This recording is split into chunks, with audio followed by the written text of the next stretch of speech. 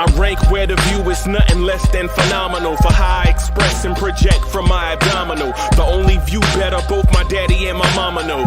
No living parents, my sons give me balance. My wife is my serenity, this mic is my identity. The world is foul enough, that's why I write without obscenities. Provoking danger with broken language and spoken anguish.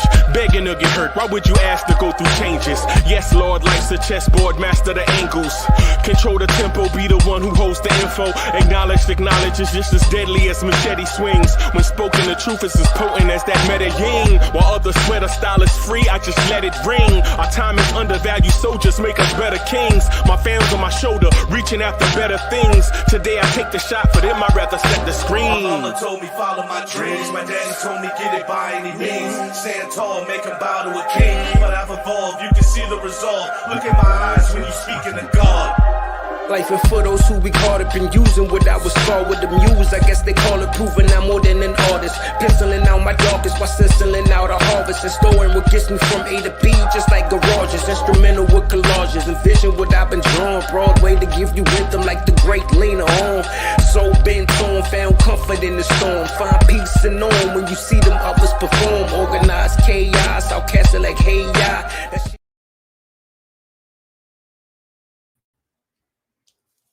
Man, I love that intro. I love that intro, man.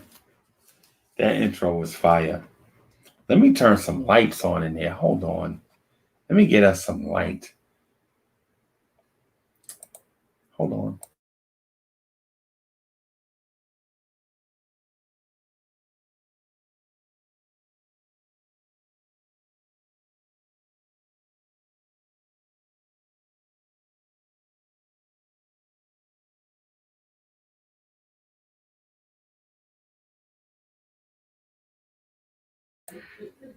What's good, everybody? What's good? What's going on? I know y'all are probably wondering. Y'all are like, hey, man, you on a little bit early. What's the deal? Yeah. I'm on a little bit early. My main man, Jonathan Macri, will be on at 8:45.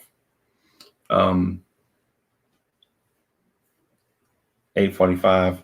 He gonna come spend a few minutes with us. I want to get on a little bit early so I can come hang out with the crew. What's good, everybody? What's good? What's good? Can y'all hear me? Can y'all hear me pretty good? Can y'all hear me okay? Test, test, test. Test, test, test. What's good? Can y'all hear me? Good, good, good. Yeah, the Miss Mocha has a telephone call with some clients or some people or whatever it is. They buy in property or I don't know what it is that they do.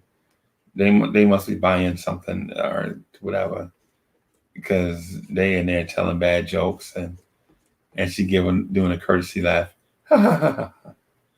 Yeah, I know how it is. So anyway, let me see. I got something on me. Or did I nick myself? Did I nick myself? Yeah, I must have. Anyway, moving on. What's good? What's good?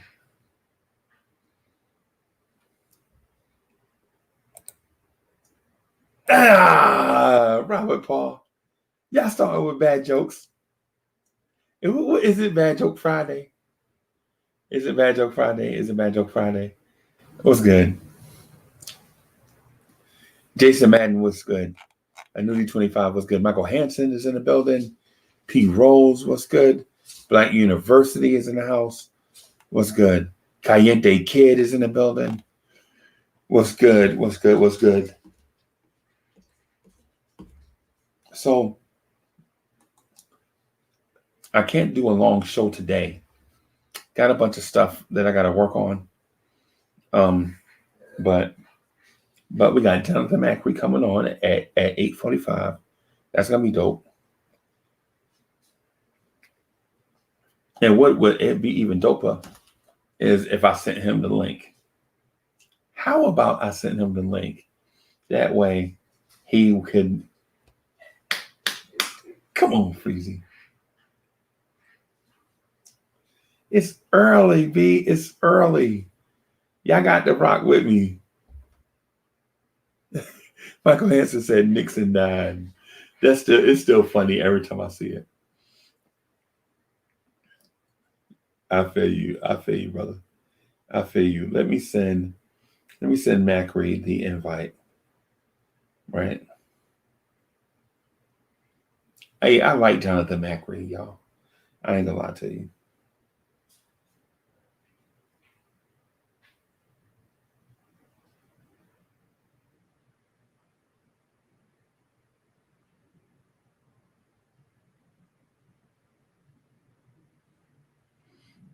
All right.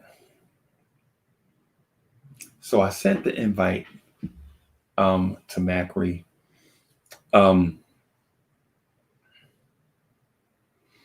You know, so some stuff happened last night in the NBA. Kane Jerry, what's good? So some stuff happened last night in the NBA. It's got me excited. LeBron James bumped out of the playoffs in the first round.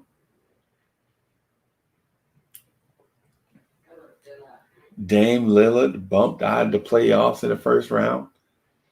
So it makes the fact that Julius Randle being bumped out of the playoffs in the first round not so bad. Knicks man, yeah. Yes.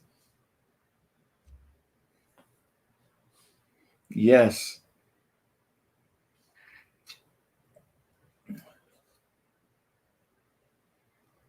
It's funny that they're knocked out of the playoffs.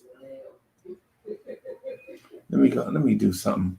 I got a bunch of things going on at one time. Uncle Freezy, get yourself together.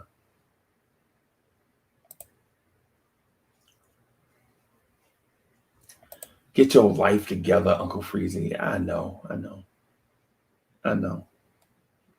Okay, yeah, we good.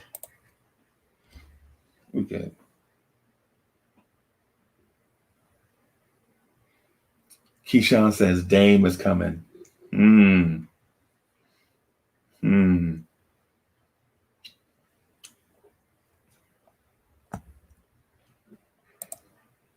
So Knicks man says no more LeBron and Curry in the finals. LOL. Yeah. And I like it.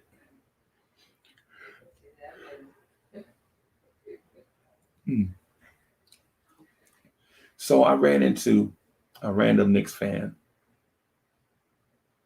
Right. I think she said she had been a Knicks fan since the 90s. Something like that. I think she said she had been a Knicks fan since the 90s. Something weird. Like the story goes, she didn't like sports. She was dating a guy. He liked the Knicks. He turned on to the Knicks. They broke up. She stayed liking the Knicks. Pierre Moise, what's good? Y'all know I rock Knicks stuff, whether it's my stuff or their stuff everywhere I go, just about. You know what I mean?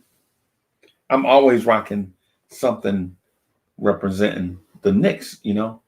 So I see this lady and she's like, yo, that's dope. I'm a Knicks fan too. And I was like, a girl? And she was like, what's wrong with a girl being a Knicks fan? And I was like, a girl? A girl likes the Knicks? What's good? So I tell her I do this show with a bunch of rowdy Knicks fans every day. Like I tell her I do a show with a dude named Knicks Man and Robert Paul and a Nudie 25, right? And she was like, a show? I was like, yes, a show. And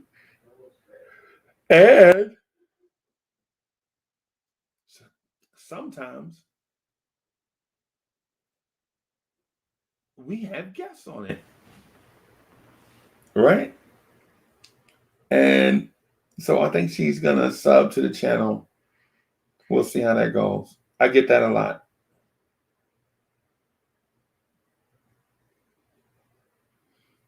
I get that a lot.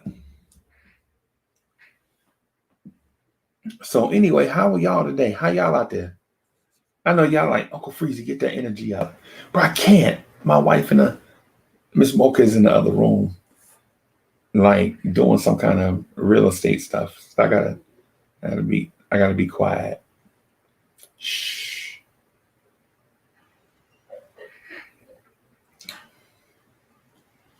Yeah, I know it's something important because it's a whole bunch of the courtesy laughs. I hear a whole bunch of the.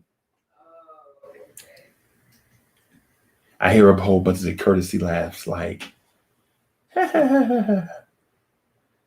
somebody is writing a check. Somebody is writing a check. Good. So, it's going to be an important offseason for the Knicks. We know that, right? We're going to go in. There are a lot of different directions we can go in. Right? A lot of different directions we can go in. To be honest with you, whatever direction they go in, whether it's the youth or the veterans, combination of both, I'll be okay with it. I just don't want to, I just don't want them to tell me that they're going in a certain direction and then they fail.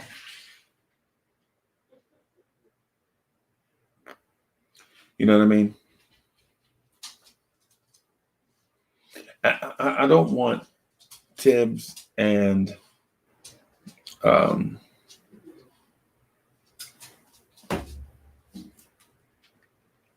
not Tibbs. I don't want Leon Rose and World Out West and them to say, hey, man, we going after a veteran, multi-time all-star point guard, and then we wind up with Dennis Schroeder.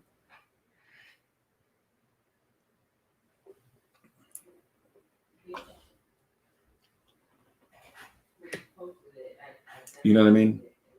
Don't get my hopes up.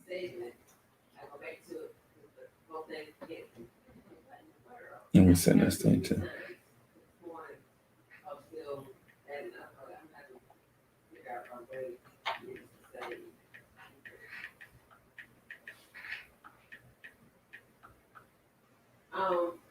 I saw the information yesterday. I just saw, but my actual sheet that I all right. saved. Just doing some housekeeping. Let me do my yo. What's good? Get that energy up.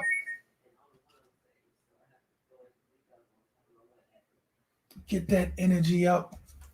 Y'all ready for the Knicks morning drive, morning roll call? Y'all ready for the Knicks morning drive, morning roll call? If you see a like button, beat it up. Throw some fire in the chat. Throw some fire in the chat. Smash that like button. If you see a like button, beat it up. Show some love for your guy, Uncle Freezy, and the rest of the Blawrence Tears family. Let's go. Let's go. Let's go. Michael Hansen is in the building. What's good? Knicks man. Carlos S. What's good? P. Rose is in the building. What's good? What's good, P. Rose? Annuity 25.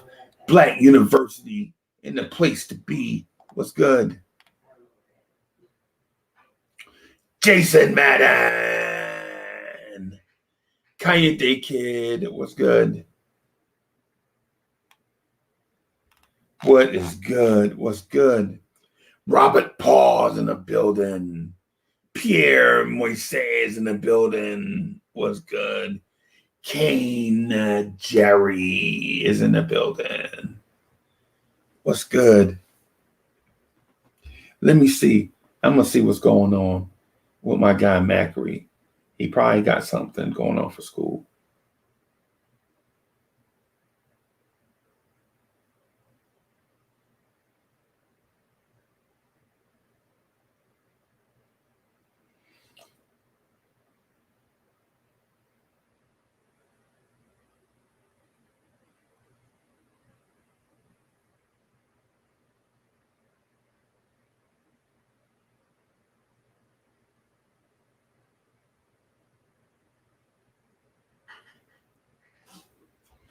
What's good?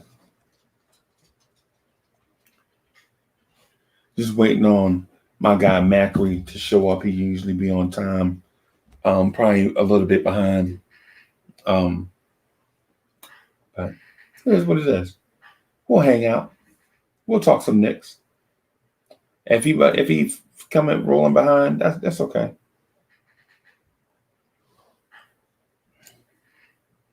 So how do y'all like the format? Do y'all like it when we bring guests on here?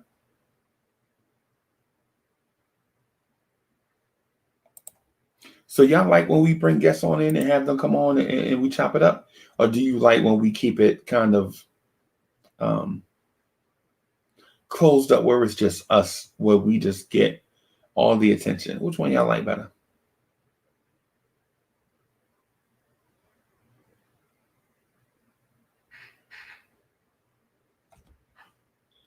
Okay. Okay. Yeah, man, I'm gonna do a really short joint today, probably till about 9:30. Probably till about 9:30, we'll probably hang out. Yeah, Robert Paul said, yes, sir. Expanding the community when you bring guests on. Yeah, there are some guests that I kind of like. Right? I like guests to come on, but I still want y'all to understand that the format is ours. And it's like not really, I'm not going to say not built for guests, but it's designed for a place for us to come hang out and vent.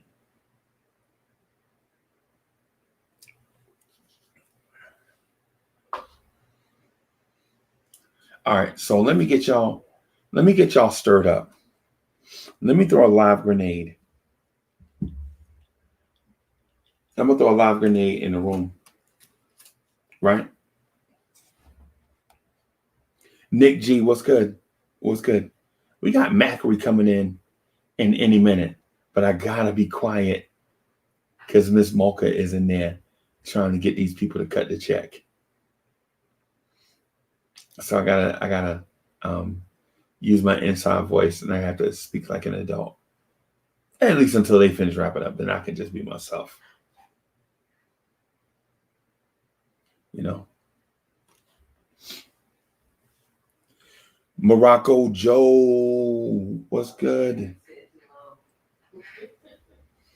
What's good? What's good? Hey, so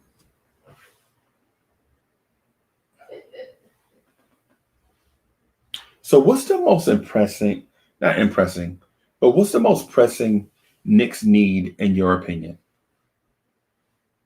What do the Knicks need to address one specific thing?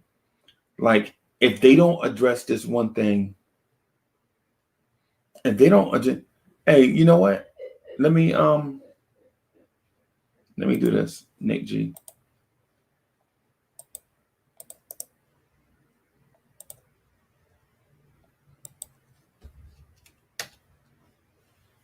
What's the most pressing need in y'all's mind? Like if we don't address this need, it's a failure this offseason.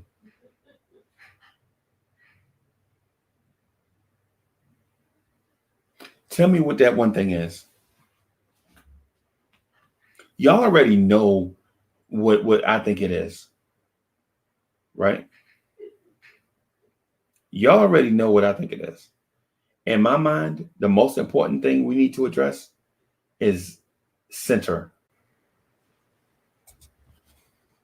Right? You're Joe, you're that's good. not a lot. Most pressing need. I'm just gonna say this and hop off because I gotta run. Most pressing need by a long shot, man. Is we need some people. Joe. Yeah. How you just gonna jump in and jump out? What's wrong with you?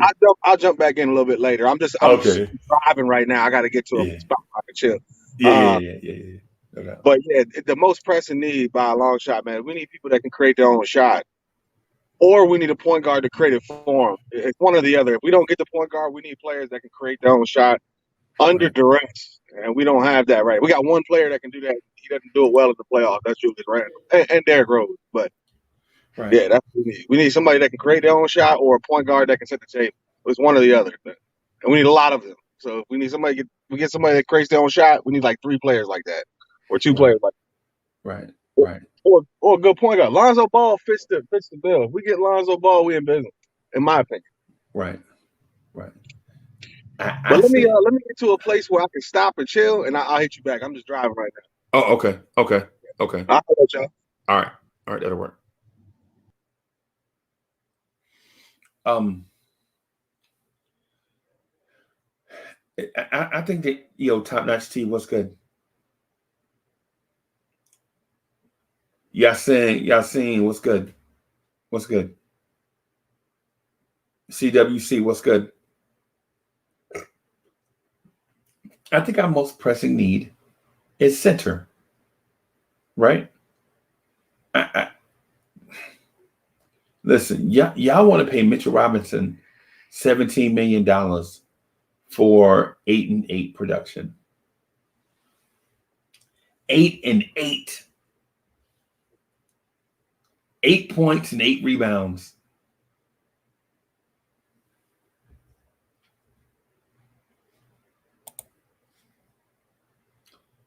Ty Barbie, don't start that. Frizzy, what's good? How we need a center. And we got Mitch. Hey, Ty Barbie, don't start that this morning. I see where you going. Ty Barbie. Don't start that. Let me finish my coffee first. Before you start World War III in here, Ty Barbie. Ty Barbie want to start World War III. People love Mitch. I love Mitch, right? But Mitch is not Joel Embiid.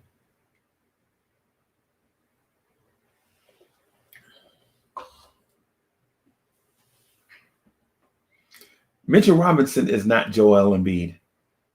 Mitchell Robinson is not DeAndre Jordan. I keep getting DeAndre Ayton. Mitchell Robinson is not Jokic. Mitchell Robinson is not Karl Anthony Towns. Some people will say Mitchell Robinson ain't even Bam Adebayo. Mitchell Robinson ain't even Miles Turner. You feel me?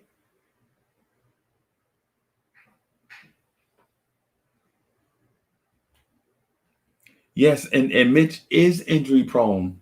CWC. Mitchell Robinson is injury prone. Mitchell Robinson is a walking injury. And listen, I love Mitch. Okay.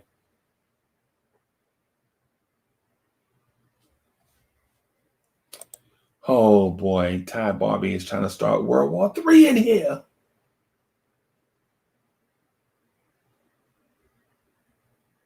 Ty Barbie is trying to. Oh, you know what? I was supposed to email you too. Let me do that. I'm gonna do that right now.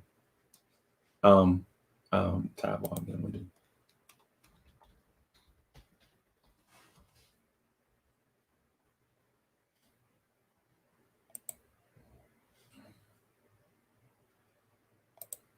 Oh yeah, that's dope. Okay. Hey, Todd, I'm gonna lock you in. I didn't even see the email. It's not my normal email. It's the show email that you sent the math to.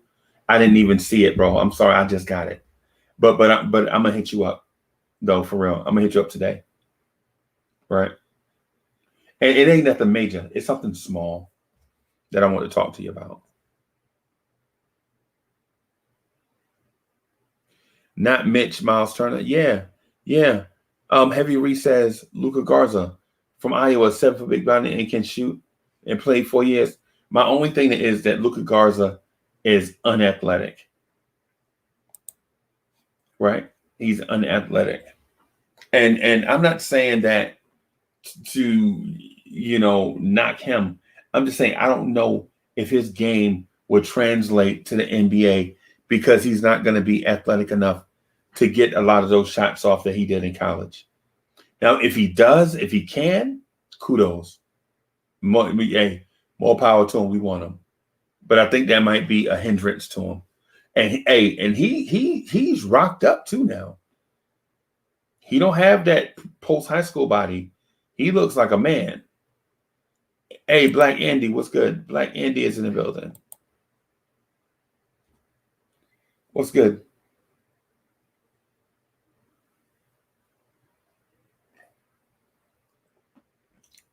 Yo, look who in the building. My guy. What's good, fam? What's good? I told you I'll be right back. Be right back. Yeah, you're right too. You hop right back in. So I do feel you on center. I was listening.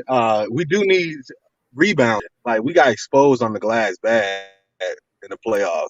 Bad. Like, right. Bad. But right. Who's available in free agency from a center perspective? Because I don't think we draft a center. I don't think that's the answer. I think we need a better big body that's a veteran. I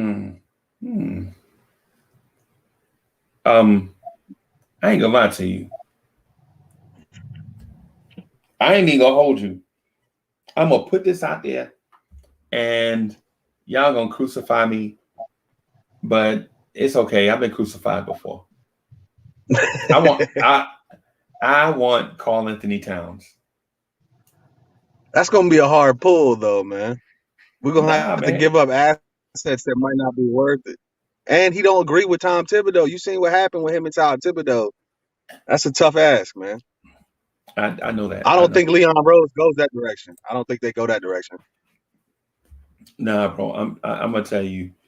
I'm gonna tell you, bro. What was real with that, right? The fact that the Cats don't like losing. Oh, nobody likes losing, bro. You know what I'm saying? You can't find. Now people may get comfortable with it because they feel like they can't change it. But a lot, man, people don't like losing. It rubs them the wrong way. It's the reason why Dame Lillard sent the tweet out that he sent out last night. Like, all these dudes winning championships and he putting up these numbers and he getting bounced every year. That's the reason why he's frustrated. Dame Lillard coming to the Knicks, that would be Broadway. You know what I'm saying? That would be another level. But I don't think that's happening.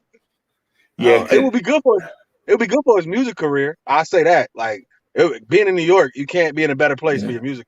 So if he really cares about his music shit, like, there's no better place than New York to be for music. Right. Because my man Darley will hook him up. Darley will hook him up. Darley is and it's other guys here that do music, but Darley is a professional, high level. I think Darley used to work for Def Jam. Or something, some company he used to work for. As you know, he used to go in and do his thing. But yeah, Darley will get him straight. Yeah, all of the major labels have outlet in New York. Every single major label. That means they got staff there, they got people there. So if he cares about his music career, Portland's not the place to be. Plus, I mean, I'll be 100% with you. I wouldn't want to live in Portland anyway, dog. It's not the place to be. It's on the news every night. They burning something down. I'm good. I wouldn't want to live there. Yeah. And you know what? And Drake made a song called Portland, and it's still not popping. Most people ain't even heard that song, Portland. You know what I'm saying? I haven't.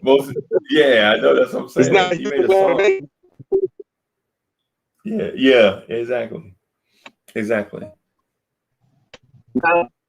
But I think Enes Kanter might be a good answer at center. He'd be on the cheap. We get him for 2 years, 1+1, like we did everybody else.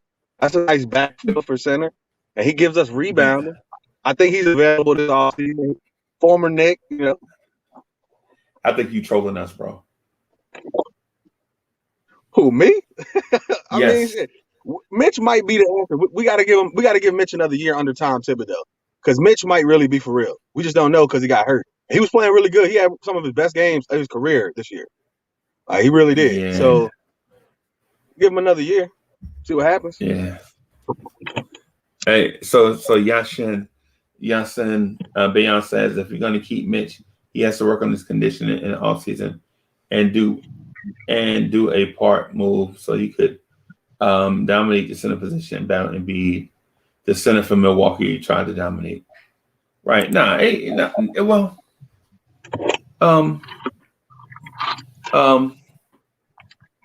whole Kanter thing is when Kanter was here the first time, we hated Enes Kanter more than we hated Alfred Payton.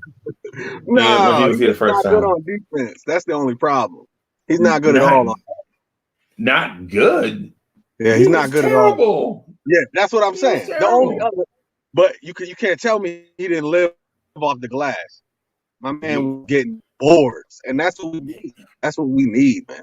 We need boards. I think Thibodeau can put him in the right spot, but at least use his size well, Enes Kanter. But I mean, I'm just looking at what's available. I just pulled up the little free agency 2021 tracker. There's a couple other names like Serge Ibaka. That'd be a good fit, I think. I like Serge Ibaka. But I mean, I don't think we answered the center question in the draft. I don't think we do that because we already got young talent at that position. We need somebody to backfill when he's off the floor or hurt. Yeah. I think we keep Taj and look for a better option than Taj. I think Taj is going to be the backup to the backup. I think Taj is washed. Yeah, he'll be 36. But he deserves. He's a good locker room guy. Like, we should keep him around like Taj. Yeah, I think so. Right. It's like Udonis Haslam. He don't play no minutes, but he's like a coach on the bench. You know what I mean? It's like another coach. Right. I agree with that. Yo, Allah Wise, what's good? What's good? Hold on, let me check something real quick, Joe. I just want to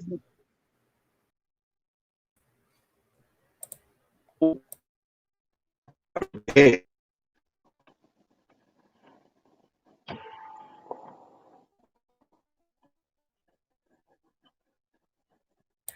Hey, yeah, so I can talk now.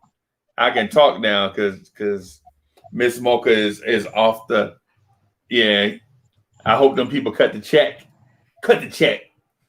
So anyway, secure the ban alert. Yeah. Secure the ban, baby. That's what we talking about. Cut the check. You know what I'm saying? I can talk now. No, but you don't Freezy, you don't believe that point guard is more important than center? How do you not believe that? You one of the few that think that. I mean, just looking at what I saw, you one of the few. So here's the thing. I never said it wasn't important. I'm saying it's not as important as center. So it's very important. Really? Yeah, it's very important. But I would prefer getting a top-notch center first. Right? And then getting a point guard. I hear you. Because here's my example. But I think it's going to be. Oh, go ahead. Oh, I think it's going to be a lot easier to get a serviceable center than to get a good point guard. Like, let's be real. There's more options at center. That's serviceable at least, because you don't know what Mitch is going to do. We don't know what Mitch is going to do. He might show up next year in good shape and ready to play his contract year. He might show up and really be about his business and be a boss out there. Like, we got to take that in consideration too. So you want to drop the bag on Karl Anthony Towns when we may see the best Mitch Robinson possible next year. You know what I'm saying? The best Mitch Robinson can do the best Mitch can do, in my opinion, is 13-10 and great defense. But we don't know, man. You know, we don't know, the best call Anthony Towns can do is 20 and 12. 14. Nah, he averaged more than that this year. Not under Thibodeau. Well, they don't get along, bro. Bad combo, man. Well, we'll see. We'll see about that. But I do believe it'll be harder to find a Karl Anthony Towns than it is finding a Damian Lillard, right? And I know that's wait a minute. Yes. You're smoking dust, bro. What are you talking about? Damian Lillard is one of the best Angel Dust Holmes. It's Angel Dust Holmes. You smoking something. You out here with the chickens like it's like Smokey on Friday. Yeah, man. Yeah, but so hear me out on it. How many centers in the NBA? How many centers in the NBA have the skills of Karl Anthony Towns? Yeah, but look at what's winning championships though. A Karl Anthony Towns style or like play style isn't going to bring you to the promised land. Like I don't think Jokic is going to bring Denver to the promised land, even if he had Jamal Murray. No, it's because you have to add the pieces though. See, the reason why a Karl Anthony Towns works in New York is because you already have Julius Randle, right? Yeah, I get you because he's going to help space the floor.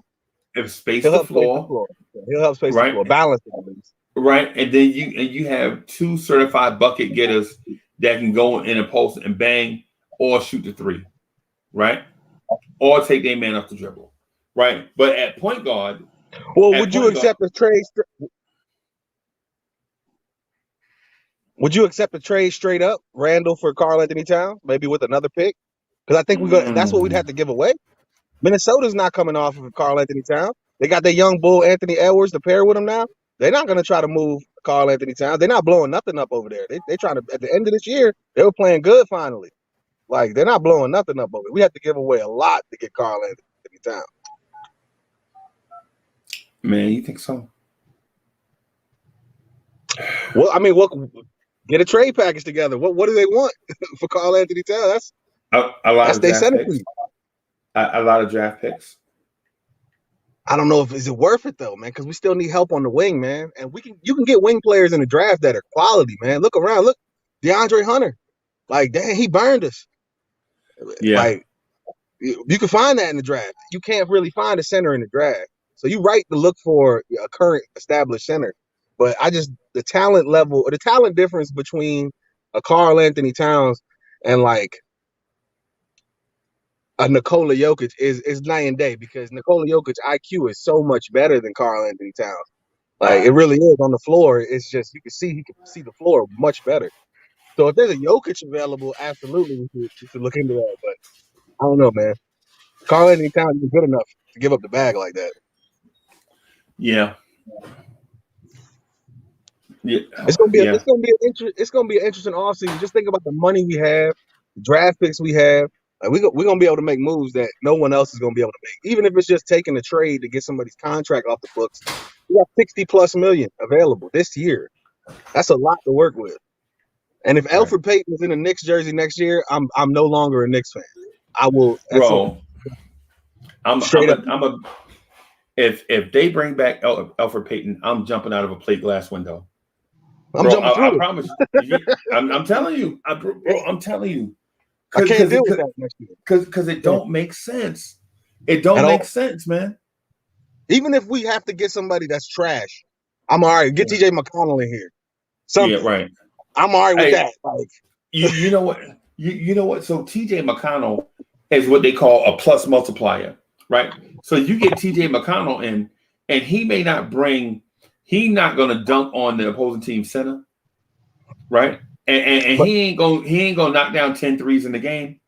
But what he will do is he gonna get under the opposing point guard skin so bad that you know what I'm saying that he gonna be subtracting. So I guess he's not a plus multiplier. I guess he's the opposite of that. He's the type of dude that get under your skin so bad that he gets you off your game. Yeah, and he make an open shot. He's a decent enough shooter. Enough shooter. Yeah, you remember T.J. McConnell hit that game winner over Carmelo Anthony against the Sixers? Yes, I do. You talk that joint made me so mad, bro. Oh, that thing made The me worst mad. part about that was that Sixers team was garbanzo beans. We should have been smoking them. And here comes McConnell going off in the fourth. I remember he was going off in the fourth too. I was like, who is this white Yes. boy with the comb over? Who is this boy? And you know what? And you I remember the thing is and I'm gonna say this, and I know Knicks fans are gonna be mad at me and want to go and punch me in the neck. But what happened, right? Right?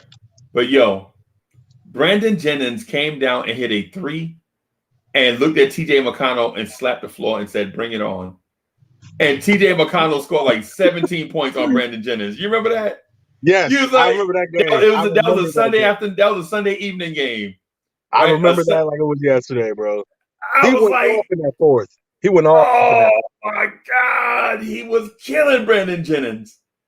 And I'm Brandon, like, one thing I say, I just to remember Brandon Jennings. I remember when Brandon Jennings was in Milwaukee and he dropped 55 in the game. on And I was like, LeBron. yeah, I On was like, LeBron and them. this dude is next up. Like I really was down for And was Brandon a Jennings. rookie. As a rookie. He did that I as a was rookie. dying for him.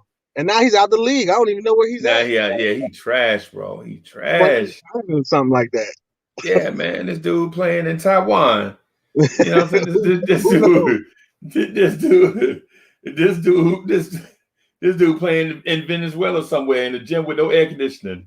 Yeah, you know. Yeah, man. Hotter than the devil in there. Boy. I can't do it. Yeah, man. So yeah, man. Brandon Jennings. Shout out to Brandon Jennings for ruining my Knicks life. You know what I'm saying? I mean, he played well with, what was that, 2015? I think it was 2015. He had a decent season for us. He started to pay attention on defense. He had a good, decent season for us. Yeah. But I mean, that was it. You know, he ain't have much left. But I still got. I mean, I got love for him. He had some great games, but he was so inconsistent. He's so inconsistent. He was so skinny and small. He was small frame dude. Yeah. He was skinny, bro. He was skinny. So you really believe that center is going to be what? Let me ask you this: not what you believe. What direction do you think the front office is going to go in? Like, what do you think they're going to go? You think they're going to address center as a big deal, or do you think they're going to focus a lot on the backcourt? All right. So since it's only a few of us in here, I'm gonna say this to y'all, and because I told Hoodie Kev I wasn't gonna say it until July, but I had been thinking it since. But I've been thinking about it since January. So here's my thing, and I'm not slandering anybody when I say this. This is just what I believe. Right? I do not believe that Julius Randle is a star. Right? Yeah, I mean he's a second option. But so I don't think he's a star. I think he's a hardworking guy that in the right situation, things come together. I think he can help a franchise win a championship. Right? So that's the first time I said that publicly. Right? But what I do think is I think RJ Barrett is going to be a mega star. Right? Yeah. Mega star. Like I'm talking about like the Devin Bookers. Right? And so here's the thing. Here's the thing I want the chat to before the chat crucifies me. Chat, listen.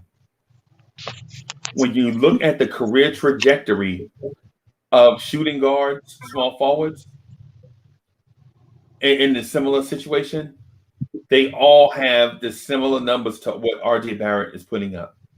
Kobe Bryant didn't average 20 points per game until his 4th year in the NBA. Right? Kobe Bean Bryant. Some of y'all say Kobe Bryant is the greatest shooting guard of all time, right? He is. Well, no, Michael Jordan, but he said close. Right. And so some of y'all say Kobe is the greatest shooting guard of all time, right? And you don't have to. And so chat, y'all be like, nah, man, nah, such and such. Nah, we got tape, man. We know how y'all feel about Kobe, right? But listen, when you look at the Kobe's, when you look at the Cornerstone Kev. What's going on, my brother? How y'all feeling? Hey, I'm letting my postseason thing out the bag right now, I'm gonna tell you. I'm gonna let you. So the first thing I mentioned, Kev, was that I don't believe Julius Randle is a star, right? Wait a minute. Time out. No, Right out the gate. Time out. nah, Kev, listen to me. You gotta let me finish. Kev, you gotta let me finish. Don't cut me off, Kev, because people will take it out of context. Kev, don't because people will take it out of context. Okay. They'll cut up the video clip and post it on Twitter. Yeah. And then it'll look like I said one thing and they won't play the whole thing. So I don't believe Julius Randle. Hey, CWC, what's good? What's up, CWC? So I don't believe Julius Randle is a star, right? But what I do believe is that he's a hardworking player, a very, very good player that in the right circumstance, he can help a team win a lot of games, right? But who I do believe is a star is RJ Barrett, because the writing is on the wall. When you look at the two guards in this league that have developed into superstars, when you look at the D'Angelo Russells, the Devin Bookers, the Bradley Beals, the Zach LaVines, right? Everybody else, they're on that. James Harden, they're all on this career arc that RJ Barrett is on. And year 3 comes the explosion, where they go from they go from 15 points a game to 18 points a game, right, to 24 points a game in a third year. Right. And if you look at RJ Barrett, he's on the same trajectory. The field goal percentage increased, the free throw percentage increased, the 3-point percentage increased, all while the number of shots increasing. Right. So the efficiency is getting better step by step. The one thing that they work on and improve on in a third year is ball handling and getting others involved, so that when it's time for them to go off for 50 or 60 points, they can just do that. You know what I'm saying? It's going to happen next year. He's going to go for like 50 next year. I just don't know which game it's going to be. Yeah. Right. No, nobody knows, and he probably don't know. You know what I'm saying? Right. But hey, Andy Garcia in the building, and Black Rain. What I'm saying is this: RJ Barrett is not a star right now, but with an entire offseason with Drew Hanlon, they already planned this. They already planned it. Drew Hanlon is working on RJ Barrett, a mid-range game. Is this his trainer? Who is this guy? Drew Hanlon is the dude that corrected his shot. Oh, okay. Right. So Drew Hanlon is the dude that corrected his shot. Right. Mm-hmm. So the thing is with that is I believe that you'll see, and this is me. I didn't get this from any other Knicks content creator. This is me watching basketball and developing my own theory. And I told Hoodie Kev this back in January. There was a game back in January where RJ Barrett went off in the second and third quarter, and Julius Randle took over the game in the fourth quarter, and we lost because Julius Randle took over and his shot was off, but RJ Barrett had been cooking the whole game. RJ Barrett could have scored 50 in that game. I remember that game. I was screaming at the TV because Elfrid Payton wasn't passing RJ the ball in the fourth. Beginning of the fourth, RJ didn't touch the ball at all. We won't have to worry. Hey, we won't have to worry about that next year. That's a fact. He's on the next thing smoking to quote Ron. He's on the next thing smoking. Right. And so the thing I wanted just so that I can finish my point just real quick. And the reason why I'm not telling y'all that, I'm saying that I don't want to hear y'all points. I just want to finish my point in full so that nobody can misunderstand what it is that I'm pointing out to y'all. So I believe RJ Barrett is going to be the star of this team, and it's going to push Julius Randle into a more natural position of being a support play, a secondary, tertiary player where he can thrive. And we've all said it. Julius Randle is not a superstar, but he's a second or third option on a championship team. Have y'all ever heard somebody say that before? Mm-hmm. Yeah. So that's right. So I think if you add one piece to this team, if you go out and get, say, a point guard or a center, somebody that can either create their own shot so you can't double team Julius and RJ, whether it's Dame Lillard or Karl Anthony Towns. I see you're gonna see RJ Barrett become the star of this Knicks team in year 3, 4-ish, and you won't have to go out and trade everything in your picnic basket for a ready-made star. All right, so now that I got it out there, there you go. So you also hold on, Kev. You also said that CP the artist, how this thing usually works is you come in and say hello, and we say hello back. That's how this thing usually works. We usually don't come in guns blazing. That's how it works. We usually say hello, CP the artist. How are you? Hello, Uncle Ferguson. Hey everybody, how y'all doing? Hello. All right. Hey, CWC was good. You also said that the Knicks had a pathway to the championship. Right. So RJ Barrett, he won't be the start anytime soon. I think I will win a beauty contest before RJ Barrett becomes the star of the thing. Yeah, I said it.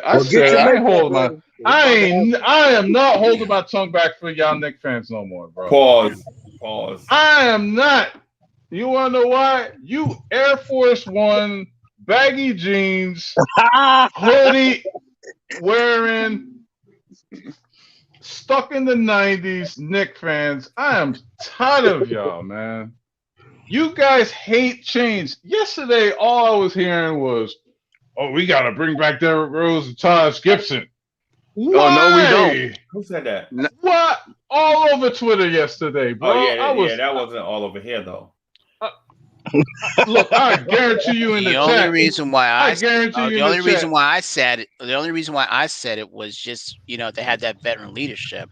I didn't say they had to play a specific role, but you see how these guys look up to these guys. You don't have to play these guys 40 minutes a game. You don't even have to play them 10 minutes, but they can be your Udonis Haslem, whatever that guy's name is for Miami. That's all we need.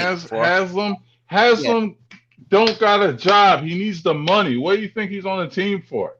Man, he done made $85 million plus. Yeah, I mean, what are you saying? He don't need the money. He loves Miami. How you know he made $85 million? He loves it. Is it a crime to love the team that you're playing for? Yes, it is. It's a crime. We just need one vet. It's a crime. Tons of money, bro. It's a crime when somebody better deserves that spot. You see what I'm saying? But again, listen. Why does it? Listen. But again, we're not saying that Rose and Taj got to play 40 or 20 or even 10 minutes a game. But for the morale of the team, you need that. If you need morale of the team, time out. If you need morale of the team, then hire Ilana Van Zandt. If you that, whatever. And what did they do for the morale of the team while they were there? At the end of the day, this is a business. And if you can't come out and play, with your head on your body, you know what I'm saying? Then you don't belong on this team. Let's get people who got some guts. If listen to what you're saying. You need people to motivate you. You need people to motivate you. It's not so much motivation. It's about building the culture, man. It's about building the culture. Exactly. You have to build. You're missing the point. So players work hard and work together. You need to be self-motivated. And No. I was just used to 6:37. Man, could you mute him? Since you in Walmart right now, messing up my whole soliloquy. He at the grocery store. Let me find out. Yo, tell Fran over there to hurry up. Hey, CP, go ahead, bro. Go ahead. All right. If you need so much motivation, you shouldn't even be on the team. I said yesterday, Julius Randolph needs to fix his brain. It's Julius Randle, man. Come on. What did I say? Oh, Randolph? Okay. Yeah, Julius Randle. He needs to fix his brain. You know what I'm saying? He needs like a sports therapist. You know what I'm saying? For real. You know what I mean? I just think that, we need depth, we need roster spots, whatever. And I'm not trying to waste that on my second cousin and an aging vet like if we're gonna do that, we gotta go for Chris Paul. Go for Chris Paul, go for Mike Conley. You know what I'm saying? Those are the type of, because you know what? I believe they have still more in the tank than Derrick Rose does. All right, yo, CP, I got a question for you. Thank you. Culture. You know what culture is? Culture is Cardi B's daughter. That's what culture is. That's the Migos. How do you build a winning team, CP? What's your opinion on how you build a winning team? Talent. So talent that doesn't work hard gets nowhere. You need veterans to show people how to work as a professional on your team. Where did that get the Knicks? A 20 Okay, game improvement. Thank you. Shut up. I'm tired of y'all. Time out. You're crazy, man. 20 more wins. We didn't know that everyone on this panel did not know that Randle and RJ and Burks and all these guys were going to go in the tank as soon as the playoffs started. All right? We didn't know that. But you can't take away from what Taj and Rose meant to this team, man. Yeah. I agree with a lot with what you're saying. Man, hold up, man. Let me say something, that's ridiculous, man. That's ridiculous to slam these guys. That's ridiculous. CW.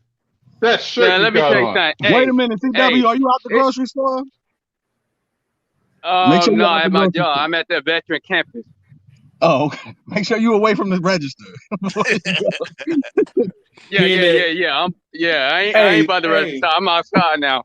Hey, CWC, did you just slip that lady a 50?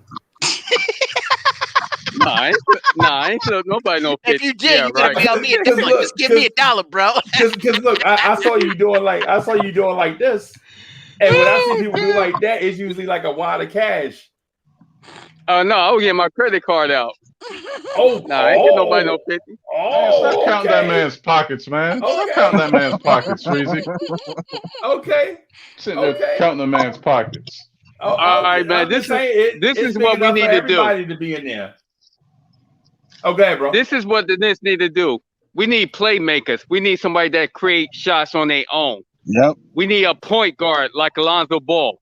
We need somebody like Powell, Gary Trent that could shoot, or Josh Hart that could shoot.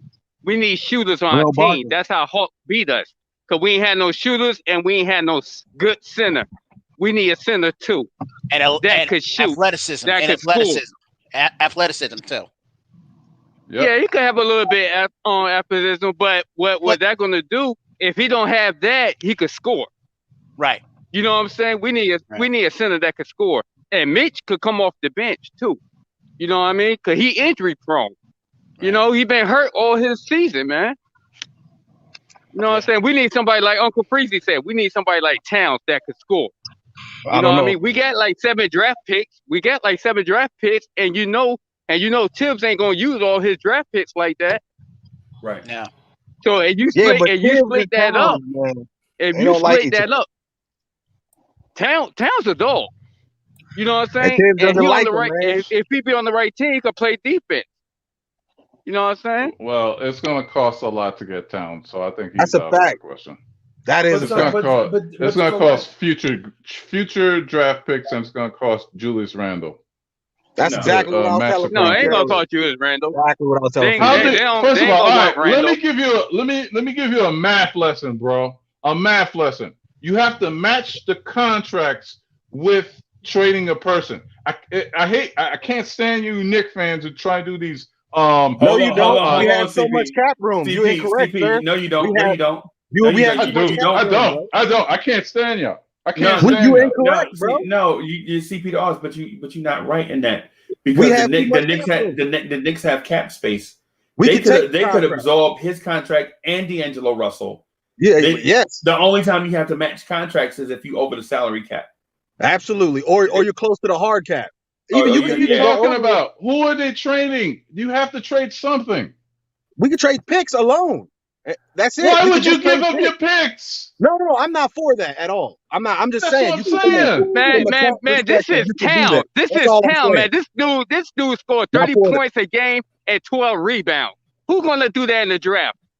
I'm just Thank talking you. about the I cap. appreciate that. I don't want to give away Checkmate. our draft We picks. That's not a got good Julius Randle. Hey, We got Julius Randle.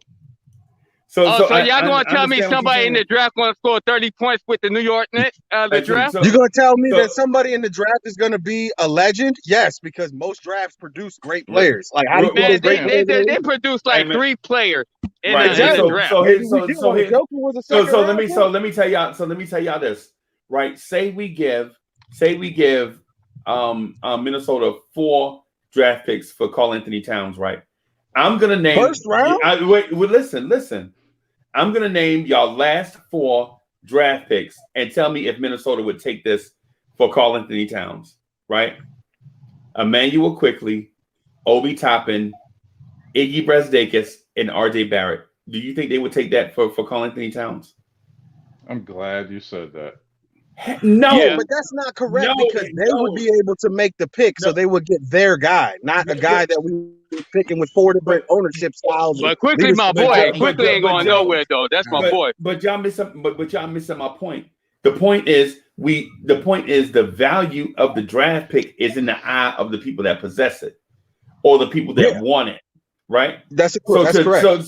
So to say that a team is not going to take draft picks is ridiculous because teams covet draft picks because it's a cheap way to rebuild your roster, right? Yeah, that's why I don't want to give them up. But that's the same answer as why I wouldn't give them up. You just explained why we shouldn't give them up. But my point is we say not give up 4 draft picks, right? But I mentioned to y'all, but listen to what I'm saying. Our last 4 draft picks have been Emmanuel Quickly, Obi Toppin, Iggy Brasdeikis, and RJ Barrett. And then when I ask you if the Timberwolves would take that for Karl Anthony Towns, a lot of y'all will say no, right? But what I'm saying is this: the draft picks itself, we are not choosing for them unless there is a guy out there that they want, and the trade has not been completed yet.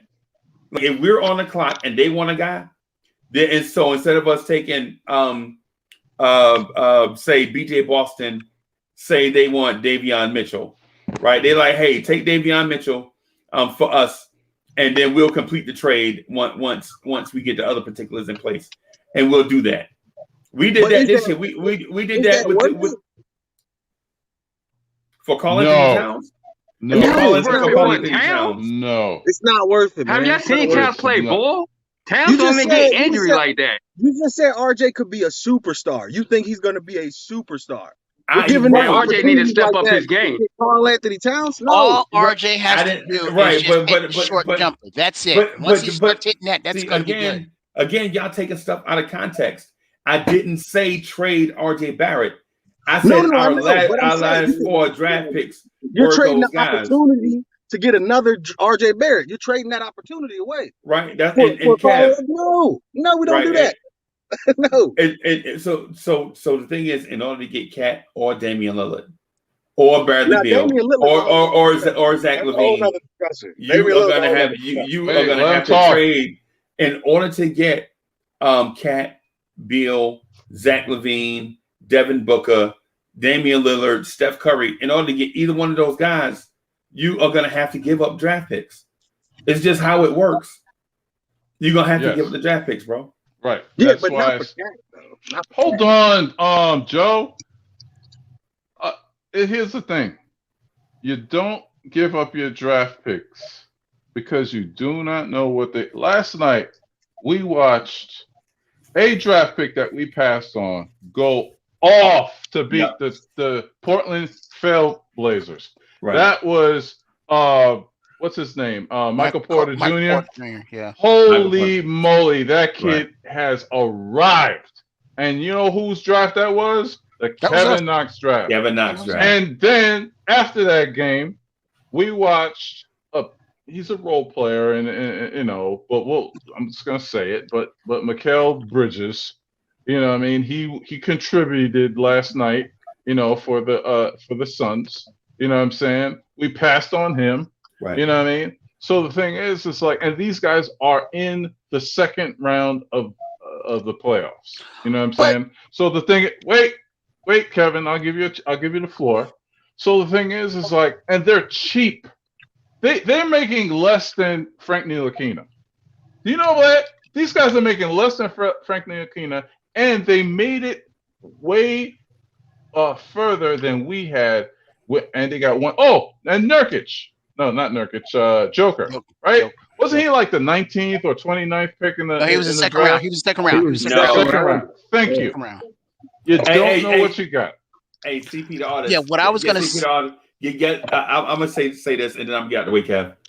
So in that Jokic draft, the New York Knicks selected Cleanthony Early, and God, and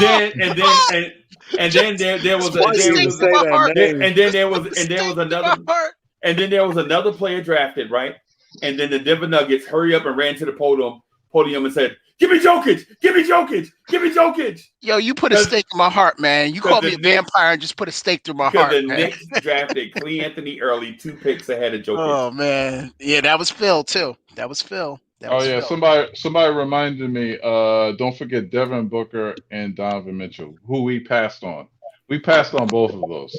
Right. I believe one for KP and for Frank Ntilikina. Right. Right. And that's another thing too, right?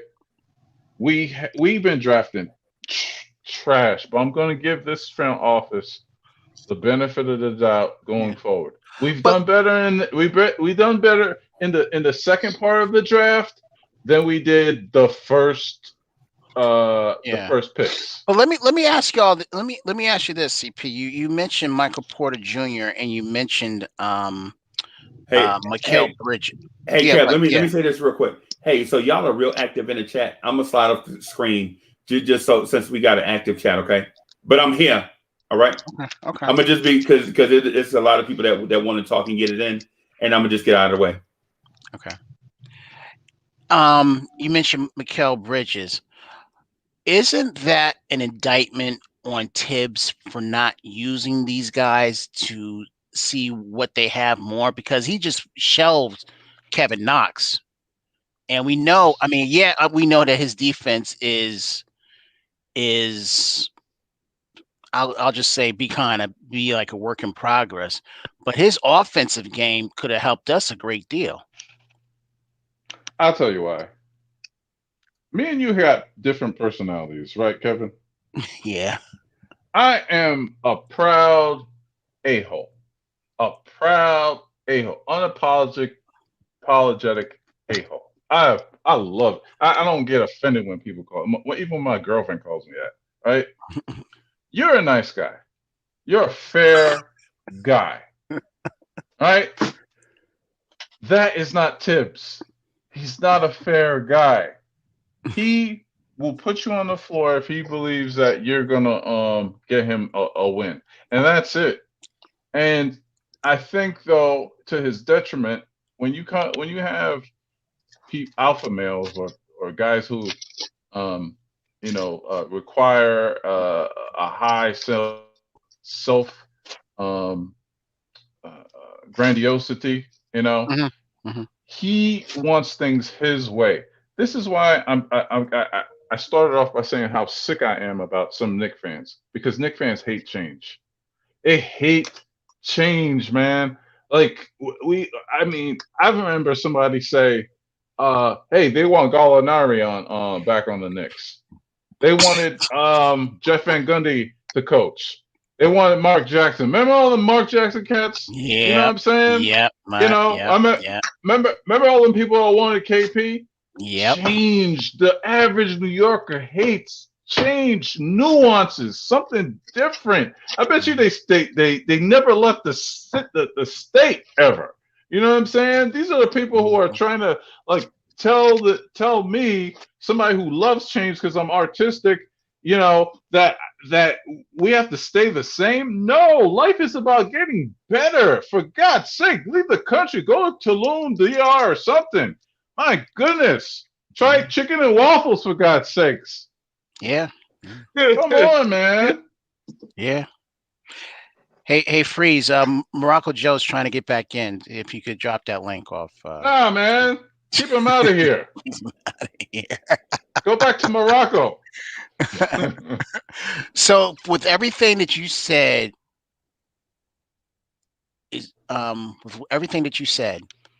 do you believe that we should sell the farm to go get like a Cat or a Damon Lillard? No, I don't like Cat. I mean, look, I played with his dad. His dad was assistant coach in high school. Yeah. And I love his family. You know, shout out to him, but I can't see him moving the needle. We already have Julius Randle. What we need is to utilize those picks. And I'm gonna say this, right? I believe Julius Randle will be a trade piece. I think he's gonna be a trade piece, and we gotta stop thinking with our heart and start thinking with our head. You know what I mean? Our heads has to think that, hey, you know what? It's about the team and it's not about the player. The Knicks are gonna have to get better. And look, if it's gonna cost trading RJ Barrett, it's gonna cost. If it's gonna cost trading, you know, whatever, it's gonna cost. That's the nature of the business. You know? But in every move, there has to be a result. You know? Someone say something. This is not good TV when there's silence. I was letting y'all finish. I ain't want to interrupt nobody. What's your name, man? So this is what we need to do. This is what we need to do. All right, you know Derrick Rose can't play all that minutes, right? So we're gonna need a point guard like Ball. We're gonna need Ball because he's younger than Larry and the other guys. And guess what? And we got a point guard from overseas, the guy Luka. We got him too. So we good with the point guard, right? We good with the point guard position, right? That's a wait and see. If we get Lonzo Ball and we got the guy from overseas, that's 2 point guards right there. So now we need to work on people that create their own shots, like a guy named Power or Gary Trent that could shoot. I like him too. Yeah, I like that too. Yeah, I like them a lot. Yeah, because if you think about a CP artist like Bullock, right? He only could shoot, but he's not consistent either, and he can't put the ball on the floor. And he's Asian. Trae Young know that. That's why Trae Young was playing defense on him, because he know he ain't gonna put the ball on the floor. So if you get a guy named Powell to put the ball on the floor, that could create a lot of mismatches, everything. You know? Yeah. And Powell gonna give it to you. He's gonna drive to the hole. I agree. And get some shooters like the Hawks. Hawks got shooters. That's what we need. But the Hawks got consistent shooters. Yeah. And the Hawks, people are gonna hate hearing this. The Hawks went through the system, the process, the long way. They drafted Trae Young and they drafted Horter, I believe, in the same draft. Then the next year they end up getting the dude that was on Duke. I don't remember his name. Anyway, they end up getting DeAndre Hunter. DeAndre Hunter. They got DeAndre Hunter. They got all these pieces, you know what I mean, to put together to have that team that they have like right now. And then they also signed well. That but beyond Bogic, Bogey, whatever his name is, Davich, they got him. You know what I mean? They Yeah. My man just told me go back to Morocco. Cam Reddish. My man CP told me go back to Morocco. Did y'all hear that? I'm just gonna ask y'all, did y'all hear that though? You know what I'm saying? Because the level of disrespect would not be missed on me. Let me Are just you say from straight. Morocco? Are you from Morocco for real? Yes, 100%. But Oh bro, yeah. that was wild rude. I'm just gonna say that to you straight up. That was wild But rude. what? I don't really Yeah, give a damn but who it was. why would you pick here over Morocco? Tell me that. Why? What you mean? Tampa, Florida versus Morocco? It's Oh Africa, no, no, no, no, man. no, no, no. Oh, so my whole family's from Morocco. I was born in New York, but I moved to Florida because I was living in Virginia and New So you York. really don't know nothing about Morocco?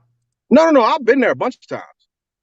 Yeah. But I was born in the U.S. My family immigrated. My dad moved here when he was like 27, and then he had me, and I'm a citizen. So I'm U.S. You know what I'm saying? I'm Oh yeah. American. I mean, there was no racial thing involved, man. It was just a No, no, joke. no. I know It was you just just it was a that's play on LA. word. But I'm It in was a play Florida on too. words. I'm in shout Florida out too. Florida. Shout out I'm in Florida. St. Pete. I'm in Oh St. no, Pete. I live in like Tampa Clearwater area, like Gulf to Bay. Oh I live right off that. yeah. Oh Yeah. okay. Anyway, let me get back to this point you was making about like what CP was saying about the Knicks. Hold on, man, I lost my point. I was My saying bad. the average Knicks fan don't like change. Oh yeah, about the change.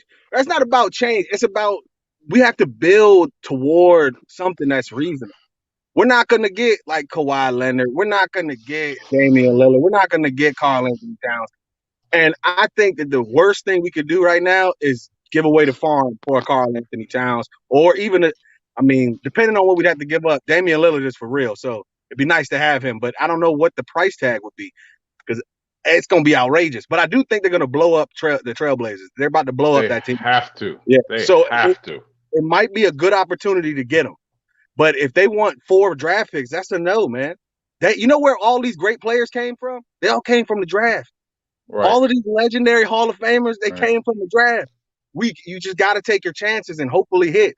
It's a crapshoot at some point, but if you hit, it's culture shifting, it's whole city shifting. If you get a LeBron James type, or you get a Damian Lillard type, or you get Steph Curry type, it really does. That's what's going to lead you to the promised land. Not giving away all of these opportunities to potentially have Hall of Famers and through the draft.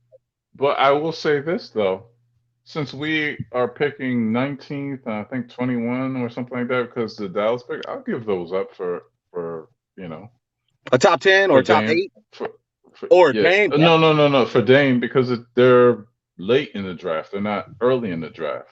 I mean, unless the Knicks see something in these 2 players that we're potentially going to get and be like, okay, yeah, I think they're going to be a piece, then okay. But then you could say, look, we got $60 million of cap room that we could spend on better players than trying to develop players. You know what I mean? Are the Knicks in a win now situation? Which I think they are because I don't know about that. I think they are. I think that they're at a crossroad right now. We could go one of 2 ways. We could continue to build the way we are building, or we could flip the switch and try to win now. And I think that that's the wrong decision. Just because we got a 4th seed doesn't mean that we're in win now mode. We still are rebuilding. Like we're a season removed from 17 wins. Yeah, but once you made the 4th seed, you can't go back. You can't go back. It's not like Portland, right? Portland, for the last umpteen years, have not succeeded. That's true. They're gonna give Julius Randle the bag, right? And now they're gonna put pieces around him, and see what's going to happen. Now, if nothing pans out, like we don't make it past the 2nd round of the playoffs next year, after all they did, then I think the next year, after next year, 2023, there's going to be major changes. And I even think a coaching change too. Because here's the thing. This is a business. Right? They don't got Johnny Bryant on that bench for no reason. Yeah, that's a good point. They picked Johnny Bryant for a reason. That wasn't Tibbs' pick. They picked him for a reason. Maybe to groom him to get this team. And the NBA is just doing this, right? The Lakers, when they got Valdo, or was it Vogel? Thank you. Yeah. They hired Jason Kidd.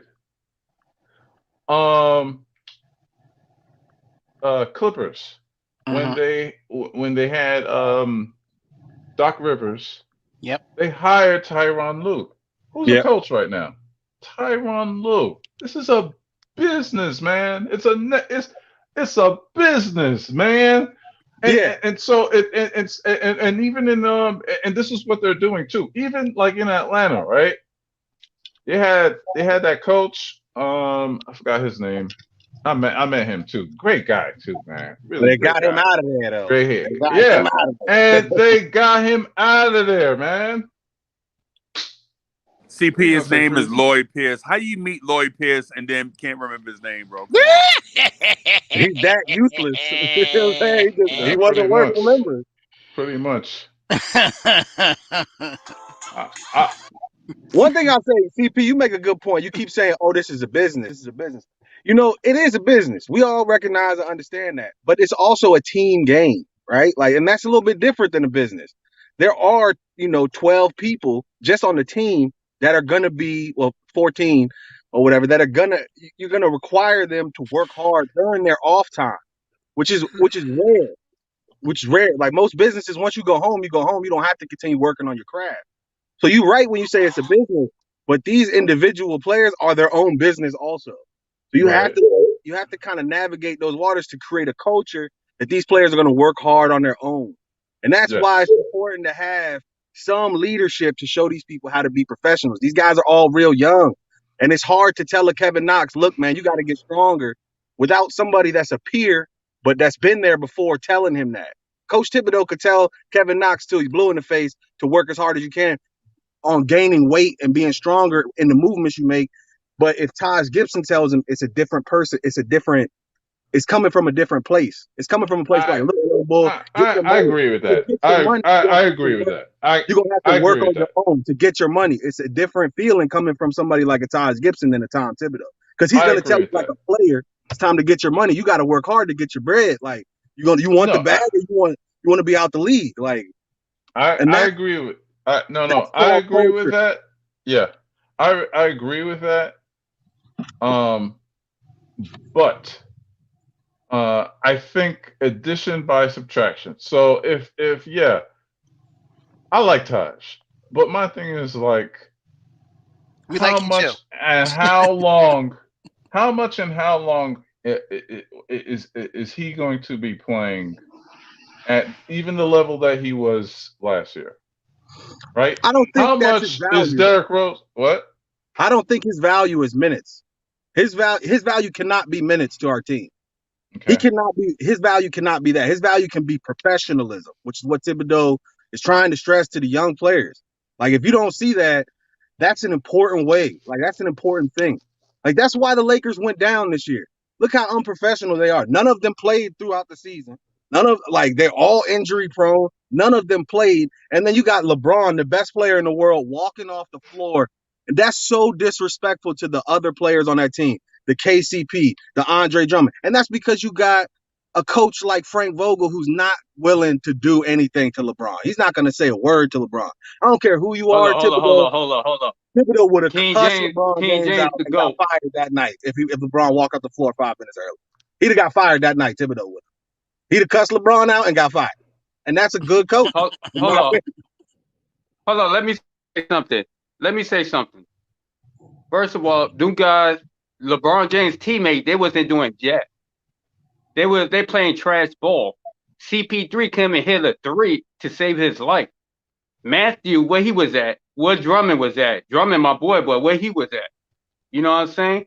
LeBron James, like 36 years old. Them other guys but you don't walk off the floor. You know what I mean? And AD, he injury prone.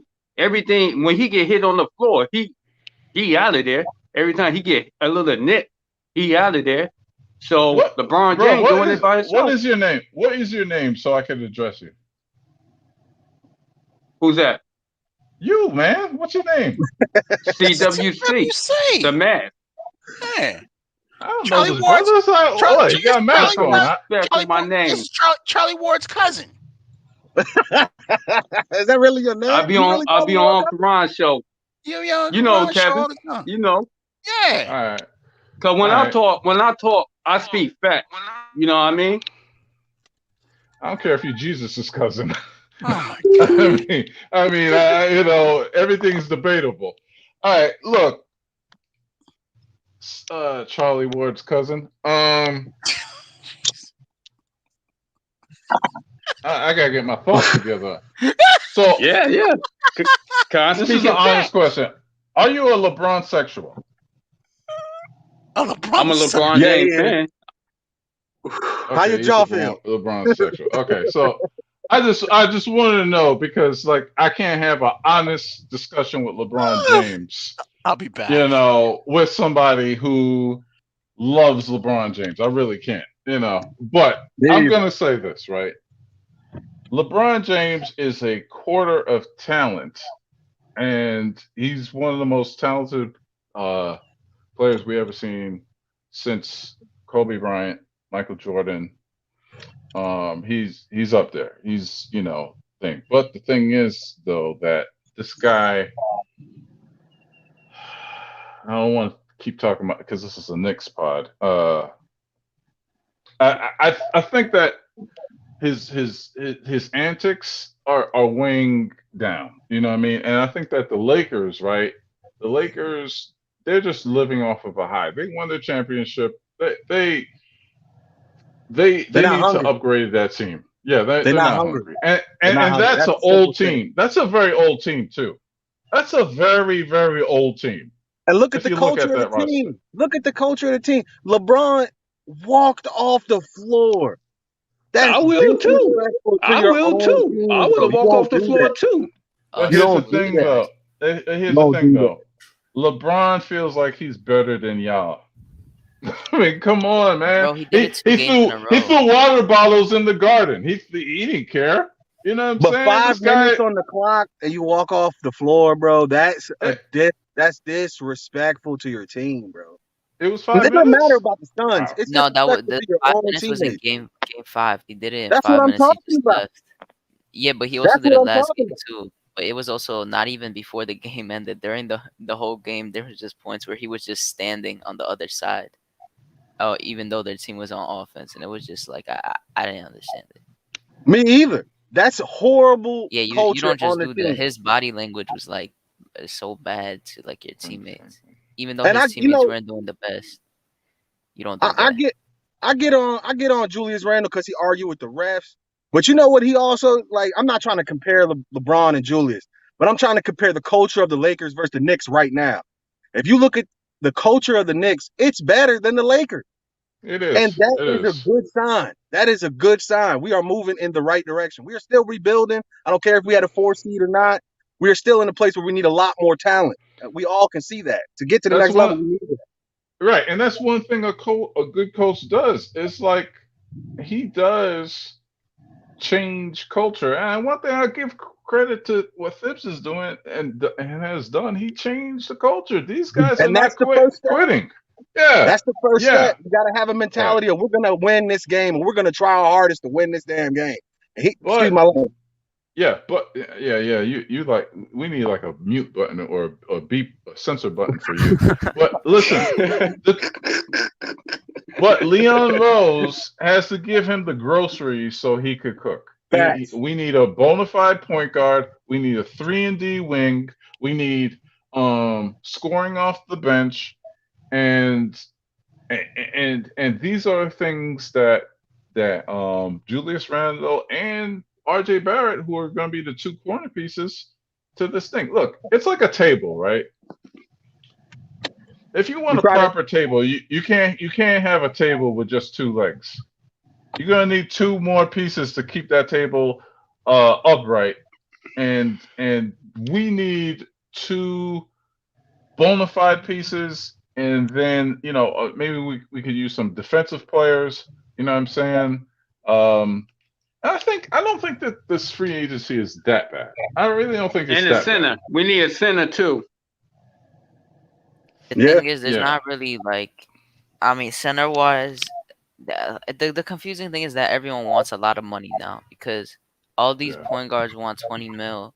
I mean, Schroeder just said today, like, I don't know if they just posted or whatever, that he wants to stay with the Lakers and he doesn't care about the money. But this man just like he passed up 20 mil per year and then played bad in the playoffs. And then like everyone wants like 15 to 20 mil now. And they got Rashawn Holmes as I guess the main center that's really in free agency. Well, Serge there's Ibaka's not out that there much. too. Serge Ibaka's out there. He's unrestricted. Yeah, but here's the thing. Here's the thing. I don't know. How much are we gonna get from Mitch? How much is Mitch asking for? Mitch is an injury prone. Mitch got an option left. We don't have to pay him but $1 million this year. We still can collect the option, pay him like 1.8. Hold on. Go ahead, Sharon. I said that we wouldn't do that just because he would become unrestricted. I'm pretty sure if we do take the option, and this year he would be restricted, so you can't bet on that. So I don't know how much was his cap be? I mean his asking price.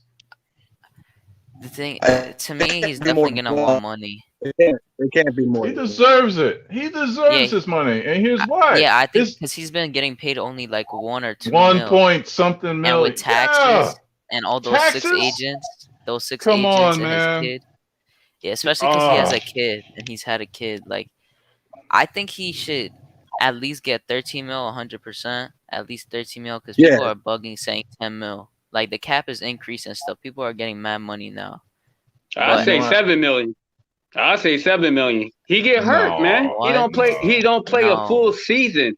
When the last time Mitchell played a full season? This is the only season he hasn't played a whole season.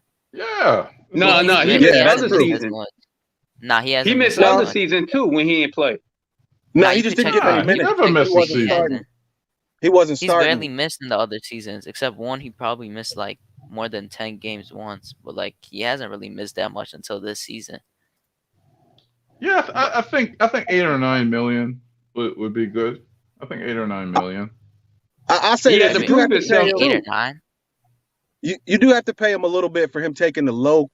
He's taking a low amount of money for a couple of years, and just as good faith, you'd have to give him a little bit more than you would normally give somebody in this situation, just because he for the last 3 years, man. You're right. It's like 1 million, like 1.5 million. It's like basically a minimum contract.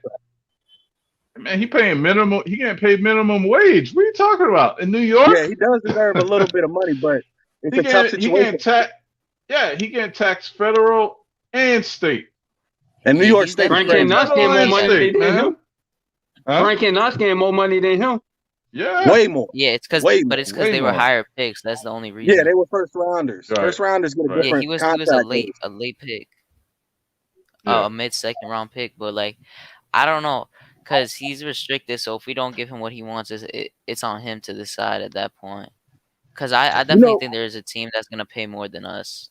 And it all depends on if he wants to stay with us or them. That's a good point. But if I'm him, and Knicks fans, don't take it personal if he walks, because, hey, he got to feed his family. I'm a capitalist. Everybody knows that. I'm capitalist. Yeah, no, I'm not mad if he walks. You can't spell CP without the capitalism. No, you can't spell capitalism without CP.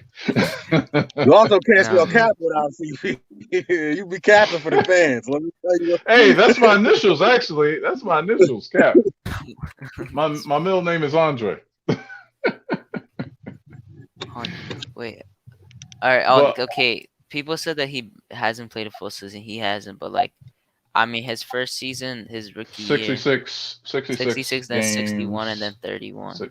Yeah. But that's not that crazy. But listen, he's not KP. Let's not act like he's KP.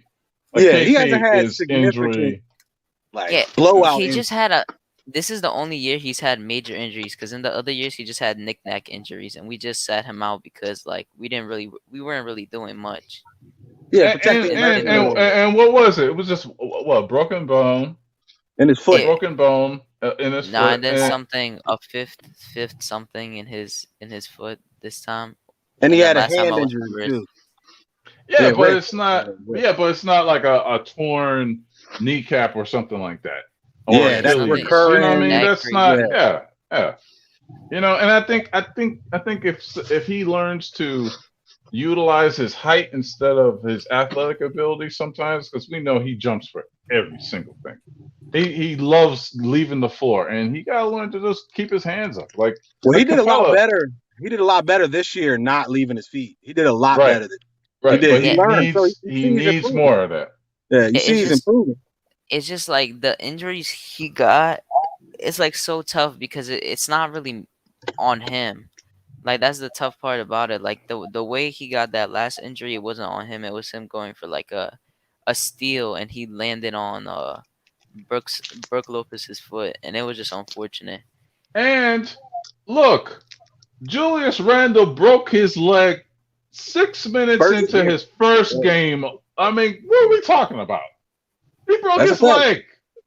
So it's like, he's young. He'll be repaired. I think, he just has to get, maybe he got to drink more milk, almond milk, go vegan a little bit. You know what I'm saying? He got to do some of that. Mitch Who didn't get knows? injured trying to block a three. It was the Brooke Lopez thing. That's the game he got injured. Yeah, he stepped. Right. He Yeah, stepped. Lopez, he I think played stepped on his 30 foot. too. Yeah, but Lopez pushed him a bit in the air too when Yeah, he was trying he to get played in. He 30. just landed so awkwardly on his thing, and you could see instantly in that play what was gonna happen. Yeah. Hey, let me ask y'all a question. But to say he's not worth 12 million, I think is wrong. I think we pay him 12, 13 million, but we can't go above that. No. We cannot go above We that. play on 7 or 8 million. That's He's it. He's not taking single digits. Yeah, I mean, you Well, got to he look at could the go. market. There's not many centers next year. There's not going to be many centers on the open market, so he's going to Yeah, that's the demand. thing. Who are you getting? Noel. With all due respect, We could Noel get a is center like in the draft. Noel We could only get a plays center in the defense. draft. That I'd rather sounds go good, but for centers take the longest to develop in the draft. Centers, wing players in the draft are the way to go. Centers are difficult to develop from the draft. Unless they're just a prodigy. Like, look how long it took DeAndre Ayton and he was allegedly a prodigy. And look how long it took him to show up. He's finally showing up, but it takes a long time to develop a center. Well, because he's our own player, does that have a different cap hit? I believe it does. Yeah, you could go over the cap for your own players.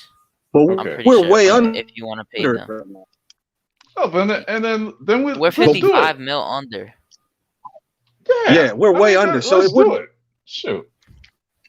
Yeah, But see, the problem is if be you don't mad sign him paying this him. year. Go ahead. Sorry.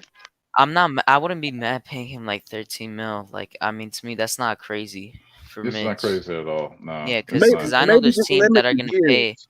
like Maybe just 16 limit the mil or years. something.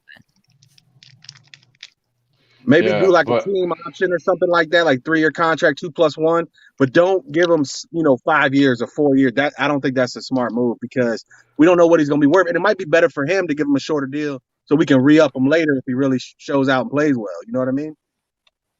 and my thing is like if Utah gave Gobert that money, man, getting Mitch at a discount, that would be cool.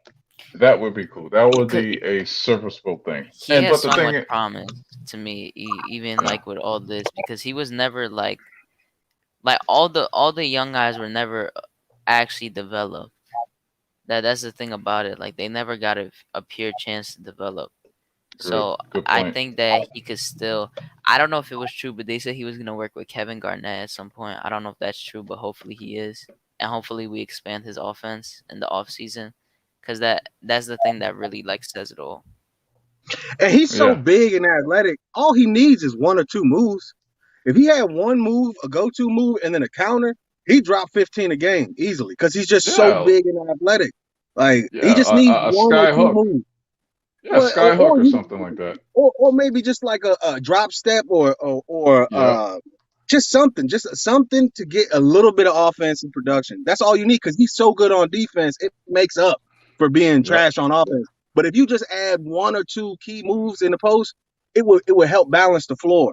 It would so Absolutely. much. It would help balance the floor because then you have a legitimate, or at least you have to guard him. You can't just have him out there and he's only rim running. He's got to be able to do something with the ball in his hands. And Yeah, I mean, you need those high percentage shots. Like Yeah. we were shooting threes. So many. Like I looked up a stat with Julius Randle. Like only 30% of of his shots were 10 feet and in. So I mean, 70% of his shooting was outside of 10 feet. 70%. Yeah, he doesn't work in the inside. Right. That's right. why the playoffs got a little like. I saw a post that his shot chart is in the regular season. It was mostly around the mid range area in the middle, and he got forced to the right and to the left so much that he could not get in that middle. That's what caused him the most trouble. Yes. We've all seen all these Knicks games this year. His prime move was getting below the free throw line and doing a fadeaway below the free throw line in the middle of the floor. He didn't do that one time in this series. Not once did he get below the free throw line for a fadeaway. Not one time. I didn't see it.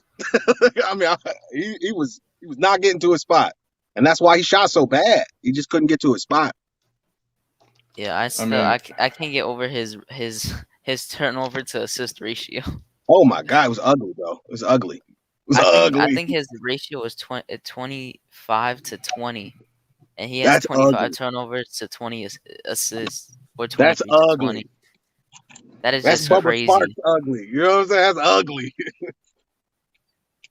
Yeah, you kind of remind me of Bubba Sparks. Yo, what is Franklin doing sitting up there? What is he doing, man? I think he's at work. Are you at work, homie? Yeah, I'm at work. Why are you pacing, man? I had to pay them bills. Even though Charlie was my cousin, I had to pay them bills. Man, we already know Charlie Ward ain't making no money. Come on now. Back in those times, man, they were making what, like $3 million? Like the highest paid player was like making $3 million. Scottie Pippen took a short $7 million. I still can't believe that 7 years for 17 or something like that, or 70. Hey, next year we're gonna have to get like 6 players next year. New players, 6 players on this team. I kind of like this free agency, man. I kind of like this free agency. Wait, who do you want to bring back from the team? Nobody. All right, I think what? Nobody. CPR don't want nobody come back. Hey man, hey, I'm results driven, bro. My life is results driven, man. If I don't like my girl, she's gone. If I don't like my job, it's gone. If I don't like a client, they're gone. If I don't like my car, it's gone. You know what I'm saying? Life is too short, man. I think Gibson. That's crazy. Everybody ain't gonna be here. Peyton ain't gonna be here. And how about Pinson, the cheerleader? Get him out of here. He need to be assistant coach, but he taking care. He messing up a roster spot. You know, and not he out of here. I mean, we gotta find players first to replace them with. Before that's a fact. You just we'll find players.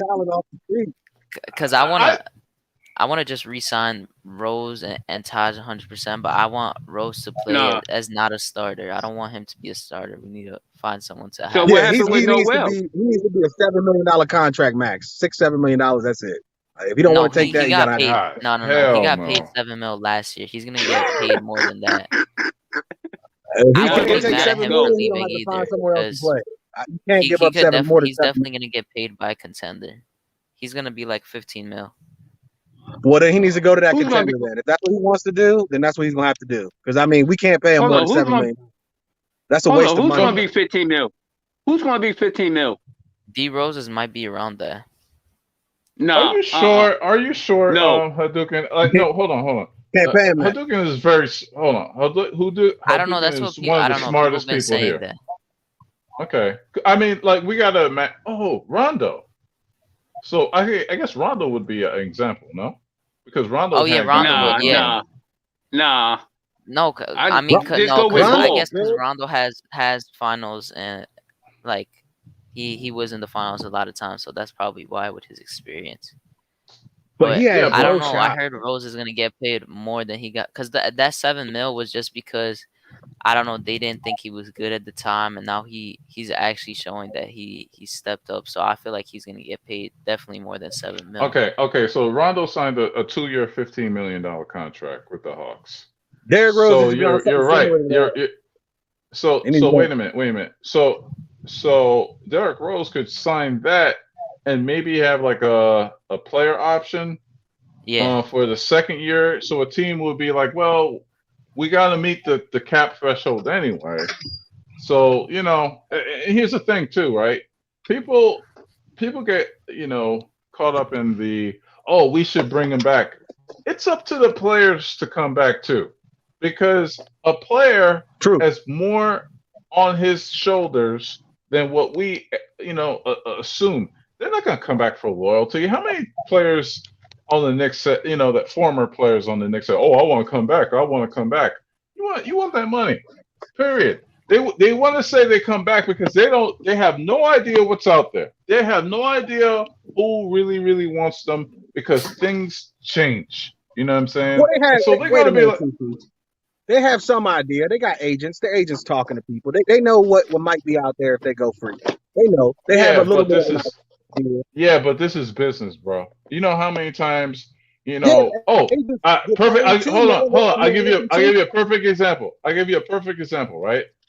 There was a report that Golden State told LaMelo Ball's representatives that they were going to draft him. And then what happened? They went with, the center, right? Wiseman. These things, they went with Wiseman. These things are so fluid. They don't care about your feelings. This is about money.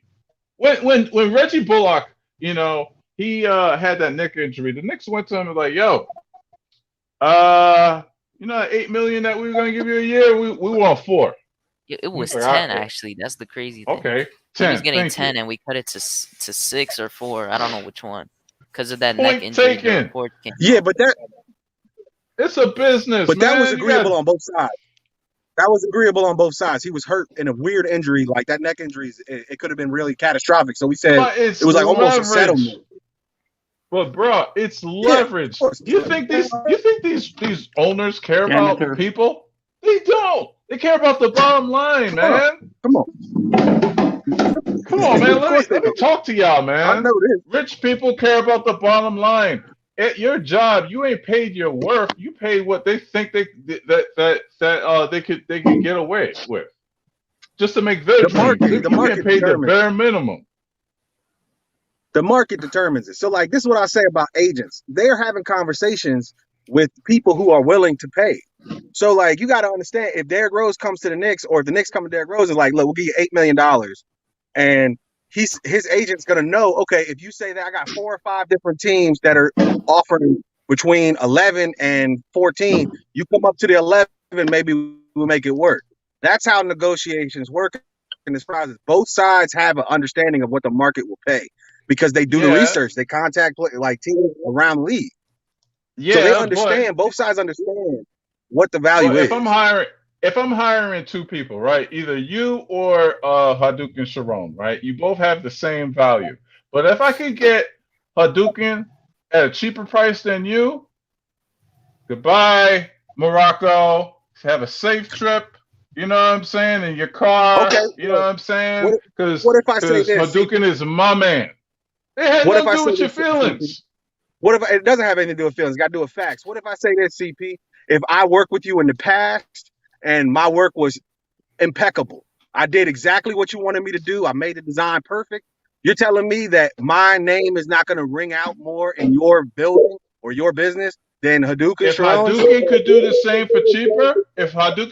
same for cheaper, I'm going with Hadouken. Plain and simple. What if you go to Walmart? Time out. You go to Walmart or Target for I don't know, some glasses, whatever. Walmart would sell the same glass for $1 or less. You're gonna go with the $1 less. It's just business, man. This is there's intangibles that it's hard to value. You can't spell capitalism without CP, man. This is capitalism. At the end of the day, it's capitalism. It's a money-hungry world. It's a dog-eat world, man. Of course, I'm not saying it's not, but there is value. I'll give you one more example. I'll give you one more example. We got the richest franchise in all of sports, bro. But we had the lowest payroll in the last 7 years. Come on. Yeah. Don't get me started. Well, a huge part of that is offering players. A huge part of that is we're offering players contracts. They're not taking it. They don't want to play for us. Like, you think I'm wrong on that? No, I'm not, bro. Like, look around. They don't want to play for us. Like, it's not just about money. There has to be something else there. It's also about situation at the same time, but it really just depends on if the price correlates with what they want to do and if they think that this team is going to get them. Do you think Donovan Mitchell took that $200 million contract, whatever it was, to stay in Utah? No, he did it to secure the bag. You know, you're young, Joe. You know the word secure the bag. Hold on a minute though. 200. We're talking apples and oranges, because that much money will make anybody's decision very different. We're talking about. But you just said it ain't all about money. No, but that much it becomes a lot about money. But look, we're talking about $2 to $3 million difference. If we can come up to what maybe the market is paying the minimum level to Derrick Rose, maybe we should do that. But like I'm saying, if he's saying, okay, I get $11 million from, I don't know, Dallas, they're willing to pay me $11 million, and he comes to the Knicks and is like, Knicks is offering 8, and he's like, look, I can get $11 million right now from Dallas. Can you match the 11? And that's the low end of what he could possibly get, because he could get 15 in Sacramento, but he don't want to go to Sacramento. If we offer him 11, is that a good decision? That's how these negotiations work. Sometimes you will take less money to not have to get a new place to live, to not have to relocate your family, to be comfortable where you're at and who go you're to a playing situation like Sacramento that's trash. Yeah, they got money, but don't nobody want to go to Sacramento. Who wants in the league wants to go to Sacramento? It's got to be a lot of money for me to go to Sacramento. Now I get Rose 11 million. In New York. Who wants to stay in New York, man? Where you are not even seeing your money. In New York, you are not seeing your money because the state tax is high, and you get taxed also the federal tax on top of that, which is like 52%, I believe. If you move to somewhere like Florida or Texas or whatever. Derrick Rose has a shoe line that makes a lot of money. Whether you realize it or not, the D Rose Adidas shoes make a lot of money, and they paid him a lot of money. So it might not, his value on money might be more or less lower than the average player, because he has other opportunities to make money, especially being in New York where he has a prominent role. And it could be his relationship with Tibbs. Could be his relationship with Tibbs that he could stay. And these players might come and live in New York. Intangibles, man, those things have a value, but it's hard to put the actual number on that value. Especially with him, he wants to be comfortable. So I feel like he's comfortable in the situation he's at. So that would make more sense for him. And my thing for the record is this, right? I don't know if it was the COVID or whatever, but I said this on this chat 100 times about Derrick Rose. I think this was even before. It seems like in the fourth quarter, he took a dip. And that the last couple of games, and like he didn't even finish game 5. He didn't even finish game 5. And like you've seen him dwindling down. I think it was either the age, and remember, the guy had 3 knee surgeries. He said that he said in game 5 in the post game, he said that I actually had a knick-knack injury in game 4. That kind of didn't make me play the whole game, something like that. Okay. And that's look, he cannot be a starter. He cannot be a starter on our team. But he can be a really good off the bench point guard. He can do that. And it's like he's quality minutes. It's quality minutes. Yeah, I just don't want him to start. He can't I want to get someone over him to start. He needs to play 20 minutes, like 22 minutes at the maximum. Like he cannot, because that's where his effectiveness, 25. That's where his effectiveness starts to drop after that 22, maybe 25. That's when his effectiveness really goes off the table. Like it just drops off the table because he doesn't have the push to make plays. Time out. I'm glad you said about his minutes. Okay, so if he's playing, there's 48 minutes in a game. We are going to need a starting point guard. 100%. Keyword: starting point guard. Right. So that starting point guard, giving Derrick Rose has to play 25 minutes a game. You're cutting his minutes in half. That's not a starting point guard. That sounds like another Alfred Payton. No. Because okay, how about Chris Paul? hold on, wait. Like so, Chris Paul, even at his late age, and all these point guards that are playing, you need the chemistry, you need that dog. They're going to, and if they're good, they're going to play 30 minutes per game. Yeah, I'm good with that. I'm good with moving Derrick Rose. Oh no, I'm just saying the max he should be playing, like if we really need to, is like 25.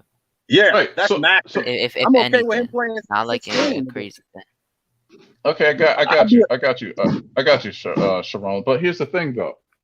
You're going to pay him money, and then you're going to also pay the starting point guard money. Mm-hmm. Yeah. There is a cap. You will be taking away, like, so for example, like if we paid Derrick Rose $15 million, don't you think you could find a serviceable younger point guard, like in the draft for 100%. The future, that you could pay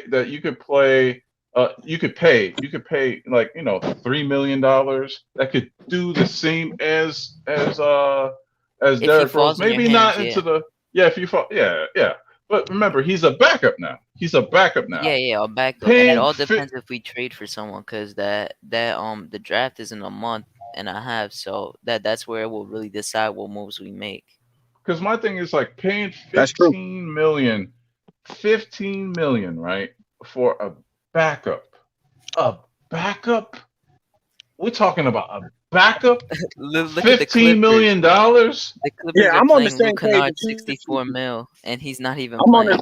I'm on the same page as you, CB. We can't is getting paid 64 mil by the Clippers, and he doesn't play. Yeah, that's bad. They are a joke. That's bad, man. Yeah, that's they horrible. Are a joke. What I would say is, look, Derrick Rose is a great player. He's got a great legacy and history in the NBA, and he's got a good relationship with Tibbs.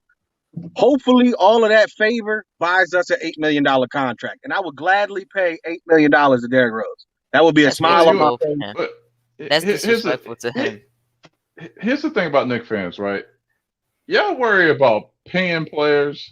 Y'all ain't paying them, man. It's James Dolan at the end of the day. It's James Dolan. And if I believe more than that, man, we can't pay him more than that. It's not a smart decision, business decision to pay him more than that. Oh no. I'm not saying that, but this is a side note. Like when Knicks fans say, "Oh, you can't pay him that," I'm like, it ain't come out your pockets. I don't care if they go $3 billion over the freaking cap and they play cats. It ain't my money. Well, no, that's true too. I'm just talking about building a winner. Like, we're not going to build a winner and stay under the cap unless we are wise with the money. We have to be wiser with the money. Like, for example, right? Kyle Lowry is available, right? If Kyle Lowry becomes available, would you rather put that money into him or not? I don't want Kyle Lowry. He's too old, and he's at the end of his career. I don't think so is Derrick Rose. Yeah, but look at the role Kyle Lowry's going to want. Kyle Lowry's going to want to be a starter. Derrick Rose is okay with coming off the bench. Yeah, but Kyle Lowry should be a starter. True, but Kyle Lowry, in my opinion, Kyle Lowry is not a good decision for the Knicks just because we're not building a point guard for the future at that point at all. We're just going to rely on Kyle Lowry. We need to have Derrick Rose, and we need to have a young point guard start. I agree that we need a young point guard, but like if there's no one available, you can't really go any other way. And if you wait too long, then you're just stuck, and you don't got other choices to make. We need Lonzo Ball. And we already got the guy from overseas. A point guard. That's how Luka point guard right there. So like everyone's overrating him. Yeah, that's really unknown. He might be, him. No, you're right. No, he ball. How do you know? He balls against Argentinian players named Eduardo Najera. Get out. Like, he might be trash. I might be able to. Like, it's Argentina, bro. It's not. What are you talking about? I don't pay any Knicks taxes. I forget about him, and you're right. But yeah, we gotta see what he's gonna do. I mean, what he's gonna do is be a bench because player. at $3 million, if he's the truth, that's a steal. It's a steal. Yeah, that's a steal. No, he got $13 million. It's good. Yeah, but I'm not too worried about even thinking about. No, I think he got 13. Help me out. He got 13 over 4 years or 3 years. Yeah, he only had this year. He only had this season guaranteed, but he didn't play, so he just got his money already. If he wasn't good, to that if he wasn't no good. If he wasn't a good point guard. Yeah, you were cutting out. Yeah, can you repeat that? Your Wi-Fi. Got that bodega Wi-Fi. Man, I mean, I know what he's trying to say. Charlie didn't give you no extra minutes or something like that. He didn't give you the family plan. You didn't get the family plan. Wireless. Come on, man. Get a boost real quick. Nah, I know what he's trying to say. That if he wasn't good, they wouldn't give him a contract. Well, what y'all don't understand though, we was at the cap floor, so we was gonna spend that money regardless. Either all the players on our team was gonna get a raise, or we would get another player. So instead of giving all the players on our team, is like he averaged like 10 points, but like he's like the way he plays is like I get it could look good on just like when you watch it, the highlights and stuff, but like who's defending? He's like one of those that can shoot threes sometimes. Like he has a good 3-point percentage, and his field goal is not that good compared to it. But I don't know. He's okay. I don't think he's that crazy. When you look at these overseas, no, he's good. He's good. He's better than Peyton. That's all it counts. That's a fact. He might be. I don't know. I mean, I would hope he's better than Peyton. I don't know. But look, these overseas players, the most dangerous thing about these overseas players is they really are playing against some YMCA scrubs, bro. Like they are playing against some players that do not understand NBA concepts and would not make it a second on a G League team. So I mean, well, look at Luka. Look at Luka from Dallas. Look at Luka from Dallas. He's from overseas. He's from overseas. Luka Doncic played in one of the best leagues overseas and won the MVP in that league, and been playing in that league since he was 16. Argentina is not Spanish Premier League. It's a big difference. There are players in the Spanish Premier League in Spain that could play in the NBA, no question. And the MVP of that league is now MVP candidate every year in the NBA. The talent level in that Spanish league is really good. The other, like Australian league, is pretty good too. The talent level there is pretty good. But Argentina, bro, miss me with that. I don't care if they won a gold medal with Manu Ginobili. This guy, like, they're playing against. The thing is, people are using Campazzo as a thing that like, oh, since Facundo Campazzo is good, that Vildoza is guaranteed to be good. That's how a lot of people are thinking about it. Like he must be good because he was playing with him and he was doing this. Yeah, I see it. But you know what? We gotta wait and see. We have not seen this guy play. Yeah, that's why I'm saying I'm not too worried let's about just him. Wait and see. Now, if they, I'm okay with the contract. Coach Coloblock said he played in Spain. He's just ethnically Argentinian. So I don't know what that means. He means that he played in the league, but he's not from. Yeah, he plays in Spain. From Spain. Oh, he plays in Spanish Premier League? Yeah, he doesn't. Yeah. Okay, then he might be all right. No, the skill. I'm not saying the skill level is definitely high there. That's the thing. It's not low. Yeah, I didn't know he played it's not in that YMCA players. Yeah, it's not YMCA players. It is actually good players, but I just don't see him being that crazy. You know what? He'll mind you a Tony Parker or something with athletic. He doesn't play defense like that. Get out of here. Tony Parker's a Hall of Fame. Oh, Tony Parker. Oh, I thought I heard Tony Allen for some reason. Tony Parker's a Hall of Famer. You can't put him on the same level as some guy who played overseas. That's no, sir. I mean, he did come from overseas too. I hope that he comes in and blows the league up. That'd be amazing for as a Knicks fan. That would be a great thing, right? I mean, all he got to do is be a notch better than Alfred Payton. He just needs to be a good rotational player. Or that's the least I want him to do. Yeah. Or even if he doesn't really matter play minutes, start. Or if he doesn't play minutes, at least maybe he develops later. You know, who knows? Wait a minute, how old is he? But it's such a cheap contract. 25. 25? Okay. Yeah. He's not that old. Hey, yo, Charlie, we don't need to hear your conversation, man. Hey, yo, Cully, man, say something, bro. Yeah, go back to work, fool. Yo, Cully, my light-skinned brother, man. Say something. I don't think he realized that he got put in. Because he said backstage with the breakfast, so there be people up here, they just keep their little icon there. I'd be like, yo, they're gonna jump in or what? We've been talking for 45 minutes. It's a good conversation though, man. It's a good conversation. We've been all over. I just don't know who we're getting as a point guard. That's all I don't know. Charlie Wood cousin will stop his is conversation. inviting us to his job right now. Yeah, man, we need a mute button on that dude right now. Nah, but I really don't know who we're getting in free agency if we really are, because My I don't question know. We're getting is, priced I so want much to know as what. a Hold on, free I want to agency. know what they're saying at the water cooler. What are you talking about? I'm all in that conversation. Nah, you're nosy. hey, so Sharon, I got a question for you. Do you think that Hey, do you yo, think Charlie Lonzo Ward, Ball is a put good your option? darn phone on mute, bro. We heard that whole conversation, man. This is live, man. That's a fact. Come on, bro. It's like LeBron walking off the floor with 5 minutes. You're disrespecting the team right now. Yeah, bro. You walked off like LeBron, man. I hate y'all LeBron Disrespecting the fans, team. Bro.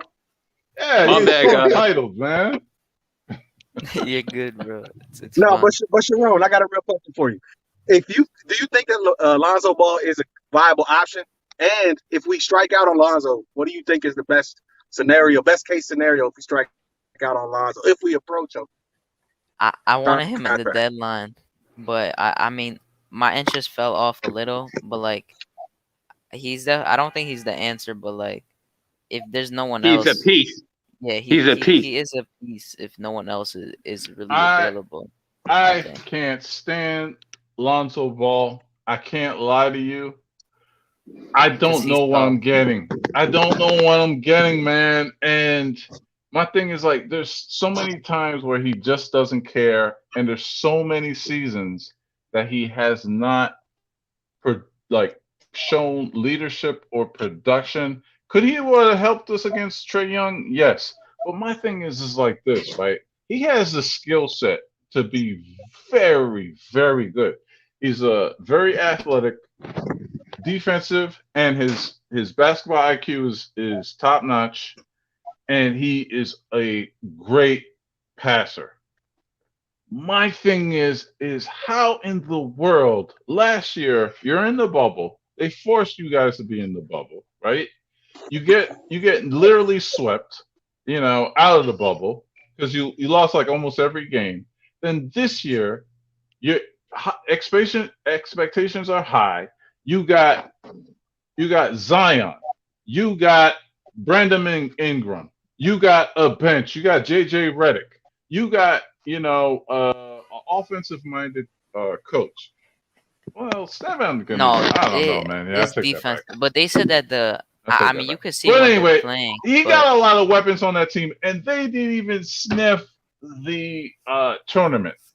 The playing. Apparently, they don't like Steve Van Gundy, and I'm not surprised, to be honest. I don't think he fits with that team. I don't either. He's just not a good fit. I think a lot of that Lonzo Ball potential that you talk about, because he does have the potential with the skill set he has to really dominate the league. He has a potential to really dominate the league. And I think why he hasn't, man, is the coaching he's got is not good. And he also hasn't got the keys to the car. He never got the keys to the car in LA. He never got the keys to the car in New Orleans. So that's a problem, right? Like, I think he needs to have the keys, man. And I know that sucks to say because he is not proven. He really hasn't proven what he could do with the keys. But I think we're in a situation where we pay him some money and we try our best and we give him the keys and see what happens. What's the worst that can happen? He's still young enough where we can move on. You can't just pay people money, man. It just sets you back. When you remember, do you remember Tim Hardaway Jr. when we paid him some money and hope for the best? And Knicks fans, we ain't patient. And hold on, Knicks fans ain't patient when you pay a dude minimum wage. You think what's gonna happen when you pay a dude $20 million? Come on, we're not man. The GM, man. We're not the ownership, bro. We're not the manager. We might not be patient, but we do act like we are. We surely act like we are. We Knicks fans. That's how we do. That's how we do. We Knicks fans. That's what we do. And that's the problem. Because look. What's the alternative? What's the alternative to Lonzo? What's the other option out there? Because we do need a point guard to start, and he needs to be young. Do we draft one? Lonzo Ball. At 19 and 21, is there going to be a point guard left that's going to be good enough to take a flyer on? Like, that's the question. Exactly. We don't need no 37 point guard. 30 what? Yeah, I'm confused. 37 point guard. We need a Go young ahead, point guard, man. Yeah. Ball 23, right? Right? Yeah, Ball around 23, there, yeah. right? Yeah. So we need somebody like that. We don't need no Kyle Lowry, because that's gonna be like another Derrick Rose right there. I get what CP's saying. We're gonna have to pay him $62 million over 4 years. That's a lot of freaking money. And it's not a good decision. That's why I'm wondering if we have a number that we're willing to pay Lonzo Ball, and he's not willing to go to it, what's the other option? That's the real question we need to ask. That's probably what's gonna happen. Or maybe we offer him a contract. Chicago Bulls after Lonzo Ball too. Chicago Bulls after him too. True. You know, New Orleans can match any contract and go over the cap design. I'm So not I mean, gonna if lie. they want to keep him, they're gonna keep him. I ain't gonna lie. Lonzo Ball, after what Trae Young did to us, Lonzo Ball became more appealing to me. I can't even. Absolutely. More appealing? Just for appealing. Just that's just what I'm because telling of you, defense. Yeah, just for the defense, man. I think, I mean, I just think that he does have And I stuff think to with offer. Tim, it's a good coach. Yeah, and I mean, I don't know, Go ahead, because sorry. Steve Van Gundy was also a defensive coach, but he just lost the team. Because you Yeah, can Sam see Van they Gundy, just he's not a don't, good they don't coach. like him. They don't like He's him. not a Like, good he coach. doesn't. Yeah, he's not a good. I don't think he's a coach that could teach just young guys. He's more Well, let of me ask you a older question. guy coach. Let me ask y'all a question. Do you think Thibs is Hey, that type of coach? and y'all know who will go? Y'all know who will guard on Trae Young too?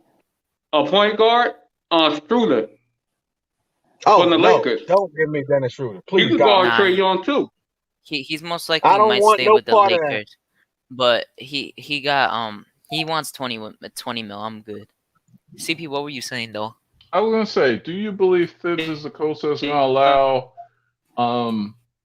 a player like Lonzo to be risky, like throw those long passes to speed up the pace? Because this was his problem that he has with Van Gundy. You know, we have the slowest pace in the league for a reason. It's because our damn head coach hates to freaking run the ball. It's kind of also because we don't have players that could do that. To be honest, we don't really have people that could make those passes.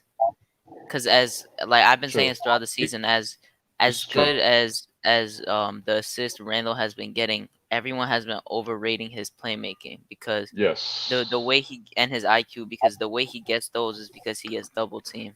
And there's always people open. He still manages to not read those, and we saw it in the playoffs. Can't read those as much.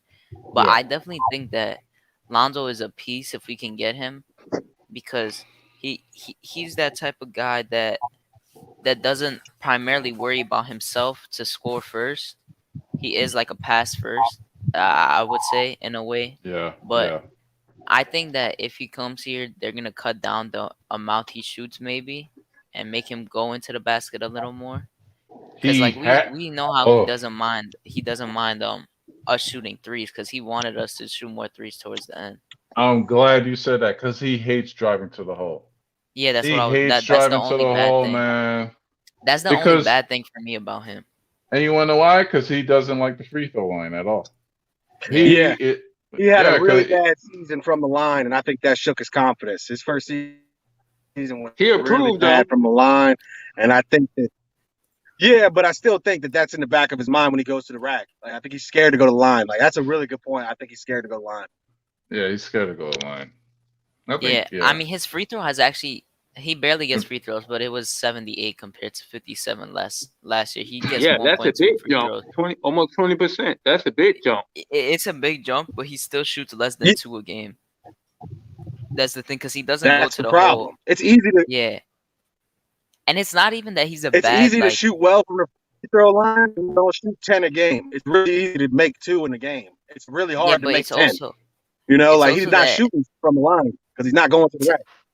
To me, the worry is not that he can't finish. The worry, it's not really a worry. It's just he doesn't really like going into the lane as much. He could definitely do it, but he just doesn't. And how could you be a point guard and don't do that? Yeah, that's what I'm saying. I feel like if he does come here, I feel like he's gonna be said how to actually like like play it better, and if he buys in, because we've seen that everybody has been buying in. So if they believe that he'll buy in and do what is said, like in that sense, because if he does drive, that does make him more deadlier. Because he does have everything that you need in a point guard besides the driving skill or the driving need. Because he got used to shooting those jump shots. Because to me, the way that Pelicans team is that he kind of did like that the 3-point shots, whatever, and then you had Zion always in the paint. So Zion does most of the driving stuff. That's the way I think. And Brandon Ingram, because Brandon Ingram plays in the post and the inside. So it kind of takes away from him wanting to go there more. And Lonzo did get and they have, man, he did play off. Talent. He did play. If the Knicks had that talent. Lonzo did play off Sorry, ball go ahead. a lot too, Yeah. like Frank. He played off ball like, for two seasons now, and that's what people worry. They're like, oh well, he had 2 different coaches that played him off the ball. Right. Why did they play him off the ball? Right. To me, I don't really understand it because they let him be more of a shooting guard, I guess, in a sense, more than a point guard sometimes. Like they gave Bledsoe the operating, playmaking, whatever. But I feel like if he gets in that setting, that he will thrive.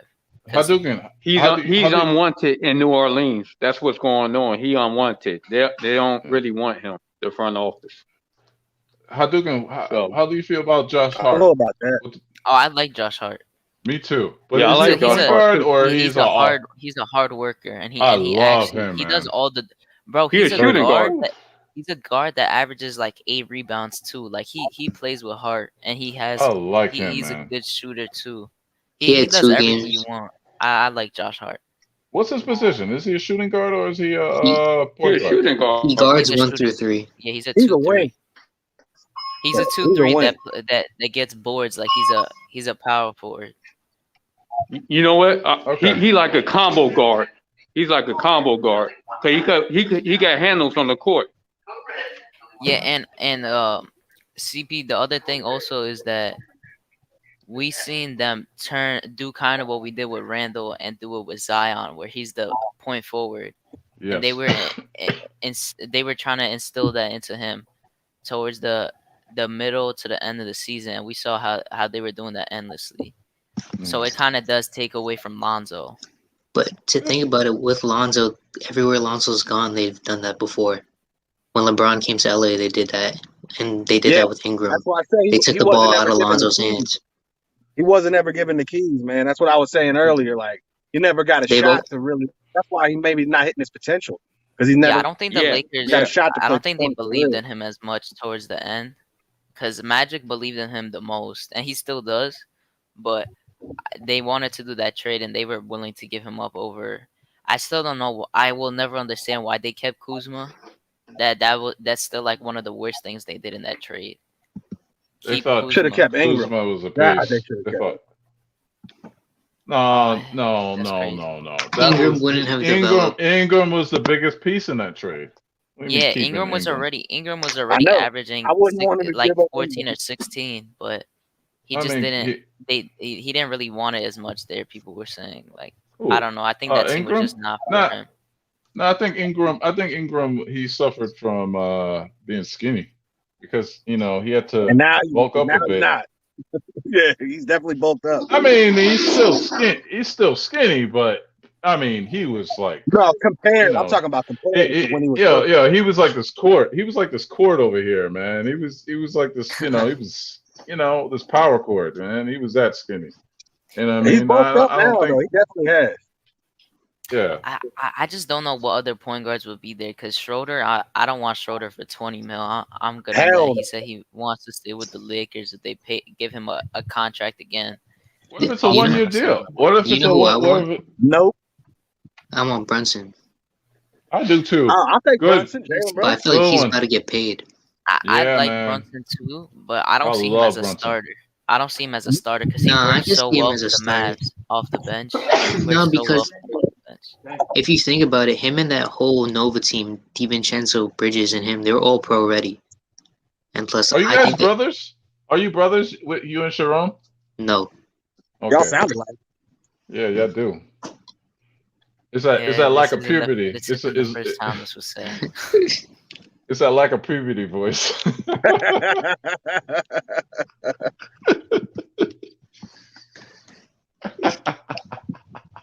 You know what? Go ahead, talk, man. I think Indiana's gonna blow up their situation, and I think Brogdon might be available in a trade. I like Brogdon. That's one. I don't think we're gonna get Lonzo Ball. I think they're gonna match his contract more. Yeah, and by the way, Jalen Brunson isn't that much of a playmaker, though. That's the only thing about him. He's not that much of a playmaker. That's why I see him as a bench. I think he is, though, Sharon. I think he is. I think he is, man. Because he can break down the defense. He doesn't have like a lot of assists, but he does have a lot of hockey assists where he can break down the defense really well. And Hadouken, he's playing with a second unit. And plus, he closes for the Mavericks too. Remember, Luka sucks in the fourth quarter. He closes most of the time. Yeah, Luka is not that good in the. But I still can't understand how Luka shoots so well, and he can't make a free throw. Can't make a damn free throw. Makes no sense to me. That's crazy to me. I got another name. How about Dejounte Murray from the Spurs? The Spurs are in turmoil. Who knows what's going to happen with that team? Oh no, they love Dejounte Murray. They love Dejounte. I know, but it looks like they blow stuff up. Like these teams, I'm looking at teams that are about to blow things up. Like look at the teams that are about to blow things up. You sound like trash right now, Joe. Your Wi-Fi jacking up, man. Your mic is jacked. Your mic don't sound nice. Check one. Your mic don't. How do you sound good right now? You can hear me better now? Yeah. I'm good now? All right, so what I'm saying is I'm looking at teams that are about to blow things up. Like the Spurs about to blow stuff up. The Pacers about to blow stuff up. Trailblazers definitely blowing it up. So like we got opportunities. The Pacers are the main one that you could look at. Pacers and Blazers are the main ones you could look at that would be able to do that, but the Spurs are just going young and through development. The only thing I could see them doing is just not re-signing DeMar DeRozan. That's the only thing. He's a free agent. Yeah. That's the only thing I see. That's true. Because every single player mainly on their team is literally who they've drafted in the last few years and just developed them. And plus, they're all like solid role players are good. They have so many young wings, if you think about it. So there's no point in DeMar. They just drafted Devin Vassell. They still have Lonnie Walker. And they still have Kellen Johnson. I'm just saying. I'm just looking at teams that are about to blow up. Does anybody know any other teams that are about to blow up? Like, those are the three that come to mind to me that look like they potentially could just hit the reset button. Any other teams out there you think maybe hit the reset button and we get some opportunities in the offseason? If they could give up picks, to get rid of those players, we should take it. I would give up pick for Dejounte. He's young enough where that would be just like us drafting him. How about the Raptors? Oh yeah. That's one interesting one, but I don't know because Siakam and Fred VanVleet are so together, like they're like best friends. So I don't know about that, but that's one interesting one if they do decide to go a different path. Because Gary Trent, I think Gary Trent is gonna get the bag from them though. In all honesty, because he's restricted. I think he's gonna get it back. I don't think so. I don't think so. You wanna know why? Because giving him the bag, how much will he make? How much will he make them better? I think. And plus, he doesn't fit with them. If you think about it, they can't play him and Anunoby at the same time, and they like OG a lot. That's why I think it's interesting. I don't know, because they basically they traded a restricted free agent for a guy that's about they traded their guy that's gonna opt out a player option for a restricted free agent. So it's like they just gambled at that point for whoever they thought was gonna be re-signing, because everyone knows that Norman Powell wanted to go out to free agency. They kind of made it clear to them. But I would take Gary Trent. Gary Trent I like him too. Yeah, I like him too. Hey, how about this? Yeah, he played defense and he could shoot. He's streaky though, but he could shoot. We know that Boston might hit the reset button on Kemba. Like, I think it's not really a reset button though. I don't want no parts of Kemba, bro. I'm not trying to pay his contract. Throw the name out there. You know what I'm saying? Like, I don't really particularly want him either, but they're gonna be stuck. they're gonna be stuck with Kemba for a long time. They have those. I don't really understand. I'll take Marcus Marcus Smart. I'll take Marcus Oh Smart. yeah, 100%. Because they're saying that that's one thing that they're gonna look at. I like Marcus Smart too. He's a guy you need on your team. I would take that and have him at the 2 or 3, depending on where you put RJ. That would be all right. Well, let's look at some other teams. Anybody else got any other teams out there that's on the precipice about to destroy everything? Maybe Oklahoma City. What they doing? They got a lot of draft. Oklahoma got like 15 draft picks. They got like 15 weird have situation. Break down. They got 34 draft picks in the next 7 years. God, actually, that's a lot. Probably more. They got 17 firsts and like. But they're second. in like a really weird situation, right? Because if they do get the #1 overall pick, which is Cade, how can you play SGA and Cade at the same time along with Dort? No, that's not a worry for them. The only team that has to worry about that. Oh yeah, think about the Cavs, because the Cavs were saying that about Colin Sexton. Minnesota. If Colin Sexton gets the first pick, which could actually happen. I mean, they got a good chance of getting it. They got to think about it, because I think Cade is the obvious #1 pick, but you can go another way, obviously. But they have Garland and they have Colin Sexton, so they're gonna have to. That's pick. an overlap. Yeah, and Minnesota. Minnesota has D'Lo and Anthony Edwards, so they're probably gonna have to. What would they do with D'Lo if they get Cade? If I'm the Timberwolves, I trade back and get Jonathan Kuminga, because they need a 4. Oh yeah, that's the only thing that fits their lineup. They have so much talent on that team, but they just had injuries. Hey, Charlotte too. Charlotte got 3 point guards too. We could get one and get the #1. And Graham is Graham. Is he a restricted or he's unrestricted? He's restricted. Ooh. Is he restricted? No, he's unrestricted. I'm pretty sure he's unrestricted. He's a 2nd round pick. Ooh. Wait. So 2nd round picks are unrestricted? Yeah, unless you pick up their option. No. Hold on. I'm reading it right now. He's restricted. Yeah, I don't think 2nd pick round up his picks option? are unrestricted. It depends on if they pick up his option. That's what really matters. They probably didn't pick up his option. And I think they might make him walk, because I think they're gonna put Lonzo Ball in the starting lineup. LaMelo, you mean? They're definitely crowded. Sorry. They're definitely crowded. Yeah, so, that is a crowded thing. Knicks man says Sacramento. What about Terry Rozier, man? That's a possibility. I mean, yeah, that's what I'm talking about. That's what I'm talking about. Year. But who are you trading for him? I think we can get him. I'm not trading for Terry Rozier. We might be able to get him for the cheap, though. What if we get him for a second rounder? He was a fringe I don't know. Frank. Nah, he plays really good with LaMelo. They're not trading him. Yeah, I feel like some plays though, like someone Knicks man said in the chat, he says Sacramento. That's an interesting one. Yeah, but they gave a bunch of money to De'Aaron Fox. I'm very sure they did. I think they backed the truck up. Yeah, but that's what small market teams do when they know they're not gonna attract free agents. They're gonna keep their young guys that they got that's turn out to be good and give them max money. I think they're gonna give up on Bagley though. Oh yeah, they should. Bagley has actually been. Yo, you don't remember they wanted to trade at the deadline. They wanted Sadiq Bey straight up for Marvin Bagley, but the Pistons declined. I would too. Bagley's not I good. would too, man. Yeah, I like Sadiq Bey. It's not even. No, Marvin Bagley's not bad. He's just injury prone. That's his problem. No, he's bad. He's bad. I don't think he's that bad. He's bad. He's horrible defensively. He's horrible. Yeah. I want a Sadiq Bey in the draft. So think about this, Dukin. Mitchell Robinson was in that same draft as Marvin Bagley, correct? Yeah. Who's a better player? Yeah. Thank you. That's all I gotta say. That's all I gotta say. I know he was definitely not worth a #2. But I do still think that the injuries were the main problem, because he couldn't stay healthy at all since he got undrafted. He's been injured every year.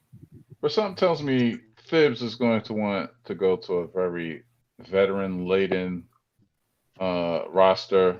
I see Martel Harrell. Montrez, yeah. As a he's not. I'll tell you why. The Lakers he's gonna go to Charlotte. Charlotte? He's been rumored to Charlotte for like 2 years. Really?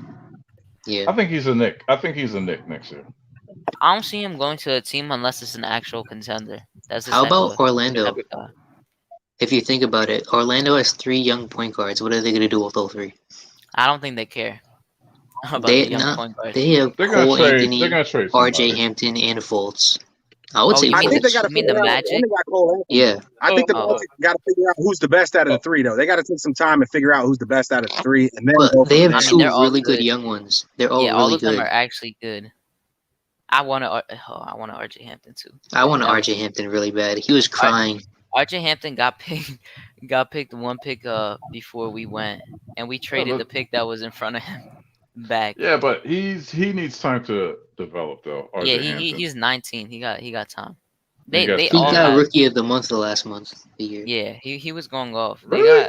Yeah, he was playing really good. He was Cole going Anthony's off. really good too. They got a lot of young players in the Magic, so that's gonna be interesting because they got good I young want players. Jonathan. Yo, we passed on Cole Anthony, bro. I mean, he was injury prone this year. But Cole Anthony, he's from 14, Archbishop Malloy and everything. Cole Anthony went 14. I mean 13. I don't really see that as like that is a little reach for 8 though. And plus, he was injured all throughout college. I mean, that's where Obi was not a reach. No. Obi was supposed to be top 5. Obi wasn't what we needed on the team, though. But we also didn't know what Julius Randle was really going to do. We needed a point. If we had Cole Anthony and Julius Randle had this season, we might have been in the second round. Yeah, we messed up that draft, man. If Julius had this season, we might have been in the second round. Yeah, and just because of one Instagram video, we didn't get Halliburton. Yeah. Oh, you mean of him shooting? Oh my God! I'm gonna be honest. Was horrible. I was never a fan of him, and that just threw me off even more. The only person I wanted in that draft was LaMelo, and Obi. I was fine with if he dropped to us. I didn't want to trade up for him though. So back on the Orlando Magic, Markelle Fultz had a really bad injury this year, and he just looked like he was getting it. Like he had a tough time in Philly. Figured it out. He was looking nice. He was nice. They traded Jonathan Simmons and a nice, but then that injury, man, for him. He was a steal. I like Markelle. I don't know, man. But I don't know if he would work on this team. But he's definitely. And Jonathan Isaac's injured as well. Both of them got injured. Yeah. I don't know. Orlando's got to make some decisions. Orlando's got to make some decisions on who they want. Not Bam. Mamba. What's his name? Mamba. Yeah, I've been wanting Mo Bamba. Have you peeped about how after Vucevic left, he actually started playing good? And I'm not surprised. But that pick was so dumb of them. Carter have been playing good. I'll tell you one thing. If we lose Mitch, I'll throw maybe like a second rounder for him. They're not going to give him up. Mitch. I'll give Knox in a second if they would want it, but it all depends on what they deem. Yeah. Hey, what happened? How about Ross with Orlando Magic? Will y'all get him? Will y'all like him on the Nets? Ross from Orlando Magic? Yeah, I would be fine with him. I like that. He might use a power or something like that. But he could create his own shot. Yeah, but I'll tell you one thing though. What you gonna do with Alec Burke? I know. I do not want to see Reggie Bullock back. I don't want. I don't want to see Reggie Bullock back. I think we keep one of them no matter what. I think that's how they. Yeah, we're gonna keep one of them. If it's not the better one, you will never see me here again. I'm going to hibernation. I ain't gonna leave the Knicks, but I'm going into hibernation. I'm gonna make me some money. But CP3, you're already in Atlanta. You're already in ATL, ain't you? Yeah. What do you mean? What does that mean? You left the Knicks. We in Florida. What you mean? He's still a Knicks fan. Rick V said, talk about Clippers blowing it up, but I don't think the Clippers are blowing it up even if they lose today. No, I think they are gonna blow it up. They have to. I don't think Kawhi. No, I don't think Kawhi is gonna leave his hometown. Like he left a very good situation. He left a very good situation. That don't mean nothing. Hometown don't mean nothing no more. No, but the thing you gotta understand is that he could have ran the East. He could have ran the East in Toronto, but he legit won a chip and just wanted to go home. And compete. He ain't coming here. So I don't think he's leaving the team, especially here. I don't think he would come here. What my fear with him is that he opts out and he signs with the Lakers. He's not doing that. He ain't doing that. You tripping? Yeah, but he don't want to play with LeBron. But But CP, he had the choice of going to the Lakers or the Clippers, and he chose the Clippers. Yes, I get that, but things change, and he like, look, the Clippers are terrible, man. Like what happened in the bubble? They messed up by not getting Lowry this year. Oh my gosh! I think and then they fired Doc for such and such. You know, he wants to be in a situation where he's like most comfortable. I believe. I think. Yeah, going to there was a thing, and this guy is different, man. He's different. Yeah, nobody knows. Really. So he's an interesting character. Yeah, he's different, but I don't think he likes his teammates. I don't think he likes I don't think he likes that. I don't think he trusts the management to get things right.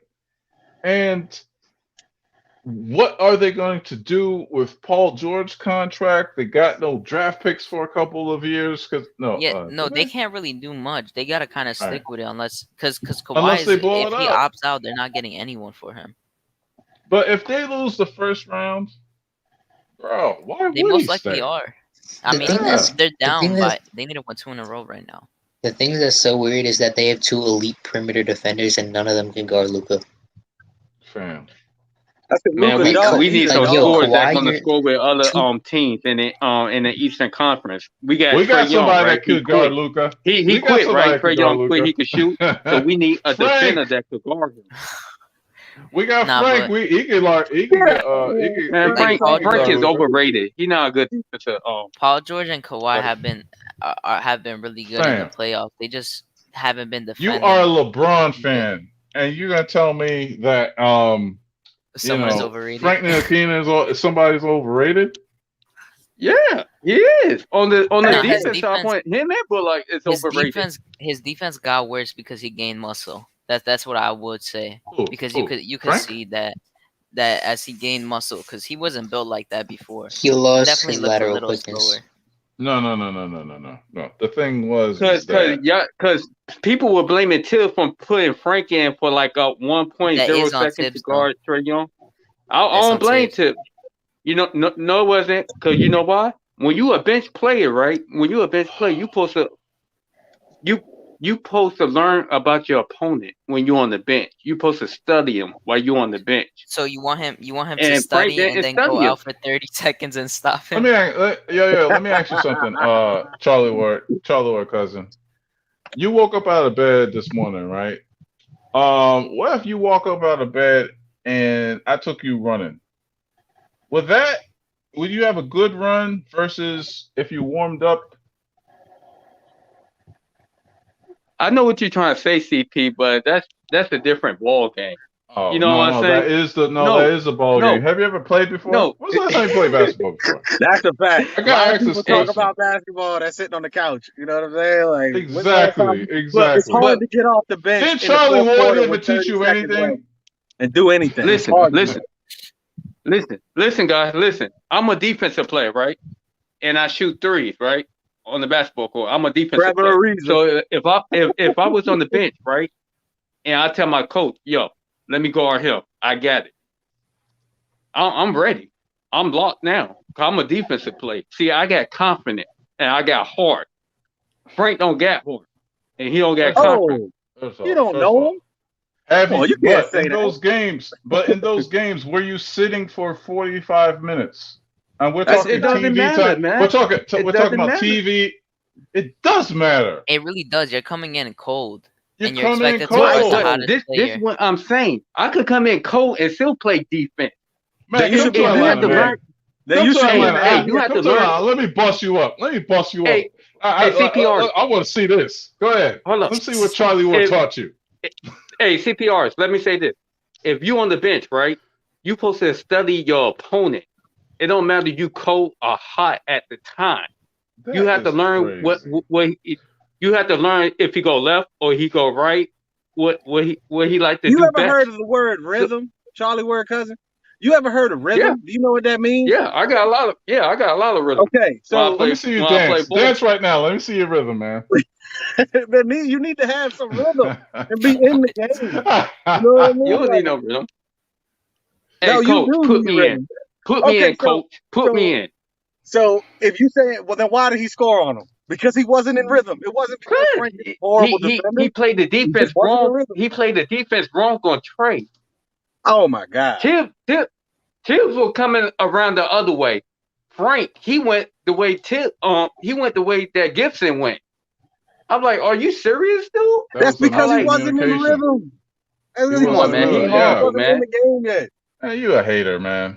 You ain't gonna talk bad about Frank up in here, bro. And you a LeBron fan? How are you even a Knicks fan? So when I've been a Knicks fan since the 90s. Frank fans are going crazy since the 90s. Yeah, get them rhythms up. Get the algorithms up. Yeah, that's what I'm talking about. There is no way. Time out. There is no way, bro. You're gonna get into a game because the player that you're guarding is hot. He's in his zone. He's in his zone. So you can put Jesus on the thing. Jesus don't get warmed up. He ain't stopping you. Come on now. I don't know. Wait. I'll take that back. Lloyd. I guess I'm a different animal. I'm a different breed. You're a hater. That's what you are. What it is. You're a different hater. I got the take of the year here. I think that the first game of the season, Kevin Knox will drop 20 and be a starter for the New York Knicks. I made a bet. No, he out of here. Hoodie Kev made a bet with me yesterday, 2 days ago. He made a bet with me. He's like that Kevin Knox will win the most improved player of the league next year and average what RJ averaged last year. I just made free money. That's all I know. Hold on a minute. You know what I like about Kevin Knox? He's not discouraged. Like if you look on the bench, he's still involved in the team play. He's still around the other players. I like Kevin Knox. About not getting money or not getting run. Kevin Knox need to go. He need to go with Peyton. I love Kevin Knox. He has an opportunity to take a step next year. I think he might take a real step next year. It's misdevelopment. Yeah. Step to Vancouver. He's going to step to Vancouver. Vancouver don't even have a team, bro. What are you watching? Like, what are you doing right now? Hey, Knox ain't going to be on this team next year. For real. He's going to go to the Knox ain't going to be on this team next year. Tampa Bay Raptors. Oh my God, man! I'll take a second round pick for Vancouver, dog. What are you doing? You guys saw what? So you think Knox gonna be on this team next year? You think Knox gonna be on this team next year? I'm gonna be honest. I don't know who's gonna be on this team on draft night. I don't know who's. I'll let y'all know who's gonna be on this team next year. I'm actually I'm confused on what we're gonna do next, so I don't even know. Well, we've never been in this position with this much cap and this much picks. We've not been in this before. We usually make mistakes. We don't have flexibility. We got a new front office. Oh, that's going to change. We got a new front office. Just know a few days before the draft and draft night, we're going to know what we're going to do. It's going to kind of show you what we're going to do in the offseason. Yeah, definitely. But I do think Kevin Knox takes a step. I think he takes a step forward, man. I think he makes the starting lineup and takes a step forward. I really do. Because if they wanted to trade Kevin Knox and didn't see potential in him, same with Frank. They'd have done it this year. What's the point of keeping him around? I don't believe that. I don't believe none of that. There's no point in trading Frank if his contract is expiring. Hold on. You can't trade Frank. You can't trade him. You can't he's a free agent. No, I'm saying no during the season. That's what he's talking about. Yeah, that's why I would have traded him because it's an expiring contract. It's free salary. Yeah, that's nobody's gonna want that. Expiring contracts. It's free salary. I honestly believe this, guys. Thibs and the front office are not in sync. There was a report that he wanted to make more trade to upgrade.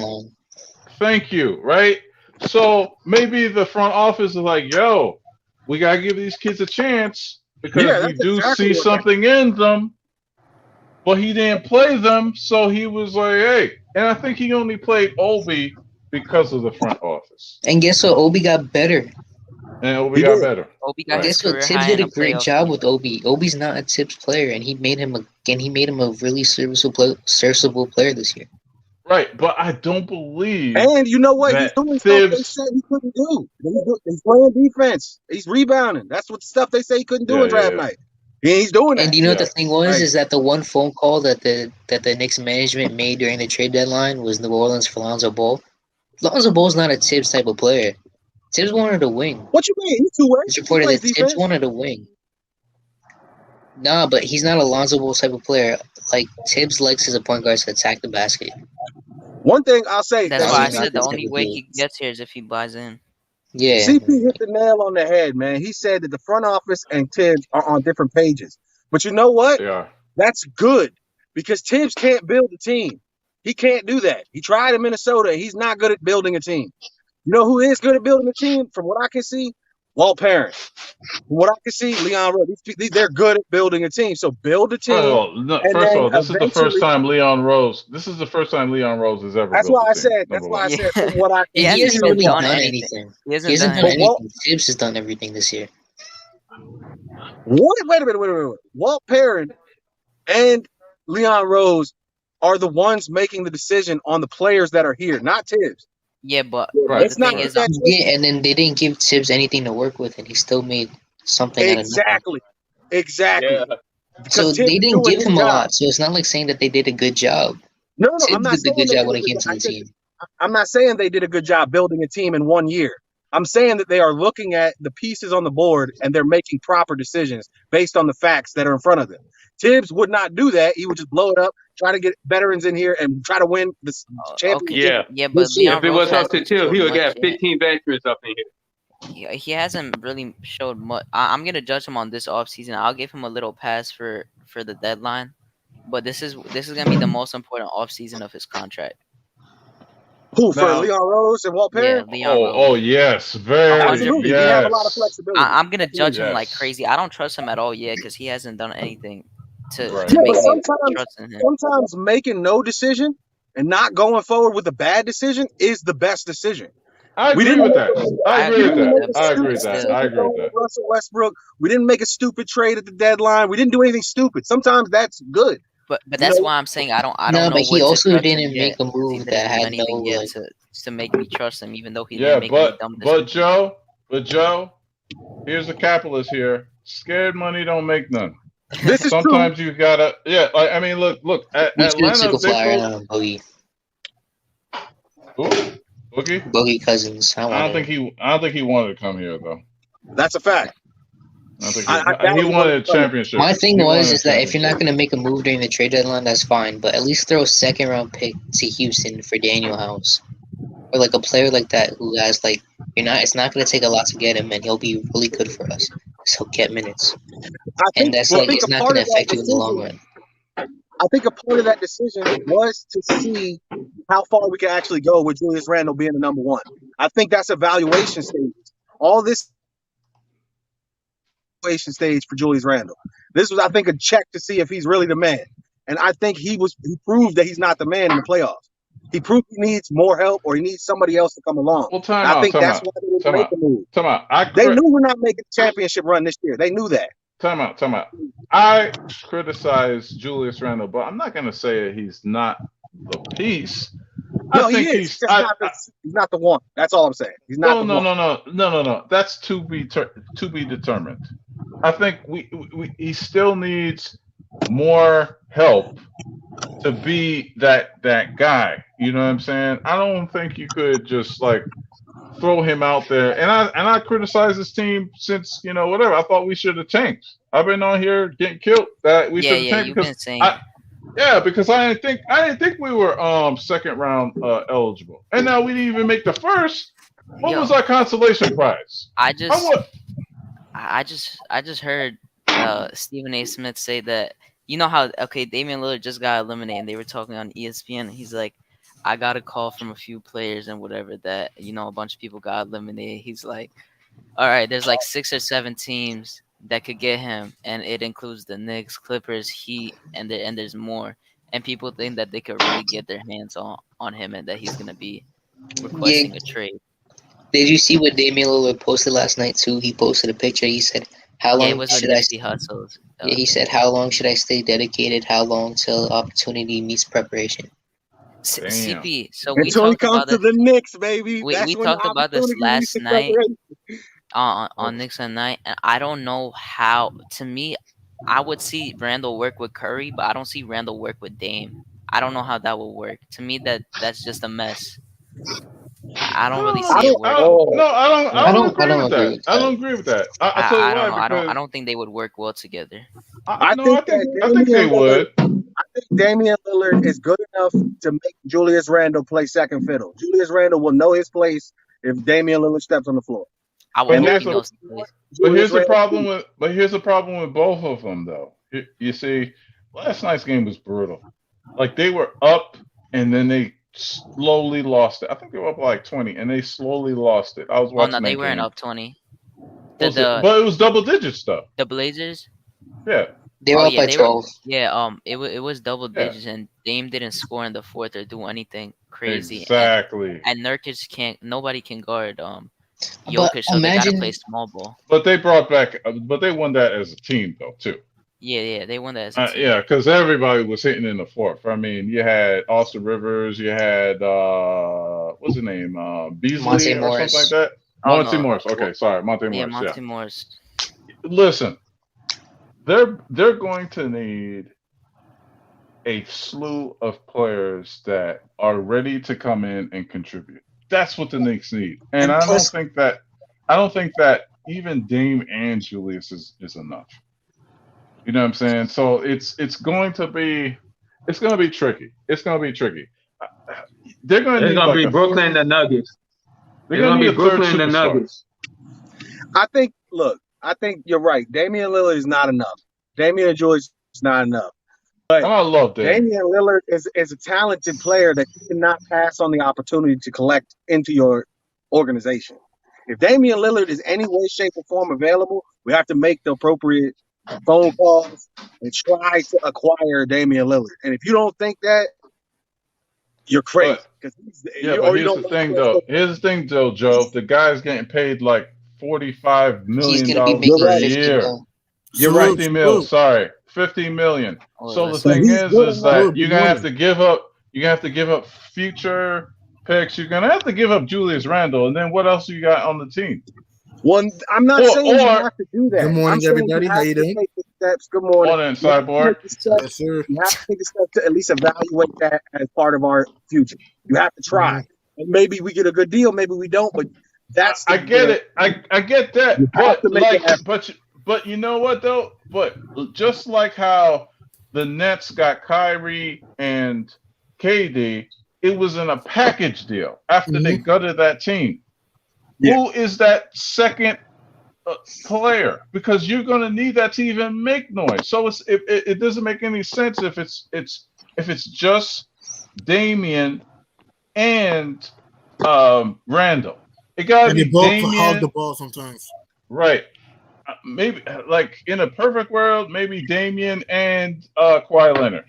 Yeah, you see, CP, I was saying that the thing that makes most sense in that is because you kind of, I don't know if you really have to do with the cap, but you might have to put Randle in that and include him in that. Exactly. And to me, if I'm Damian Lillard and I'm looking at the Knicks, what makes it appealing to me that I'm going to a Knicks team to play with RJ and Obi.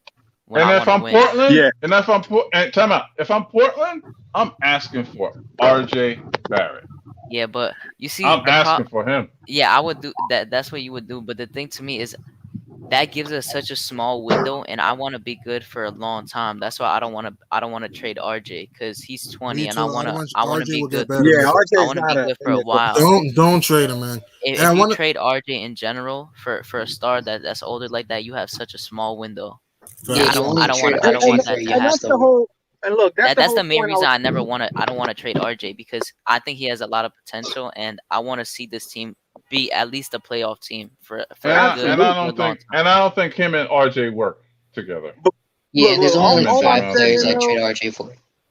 I'm not saying go out here and give the house to get Damian Lillard, but we need to evaluate whether or not that's a valuable and good decision. Our front office needs to make those phone calls and try their best to see what's the minimum. I'll try to keep the young guys to try to get Kawhi Leonard. That's what I would do. Yeah, I need to hear. Hold on, I need to hear from the cyborg below me. Because I was quoting him all last night with the fail blazers. Go ahead, G-Money. Go ahead, G-Money. Let me say something before you go to the chat. We got 85 people, 67 likes. Let's try to get the likes up to show support to Freezy and everyone that's on the panel. And if you haven't subscribed yet, subscribe. turn the notifications on if you are enjoying, and show some I'm support. gonna hit the like button because I like myself. Yeah, and I the like like. myself. I love all of Yeah, you. I love that's a all of big you. ego you got there. We know, but like it's free to like. It takes 1 second. If you didn't do it, just do it. Okay, so let me talk about last night's games. One, the Suns rise and shine and knocked off the champs.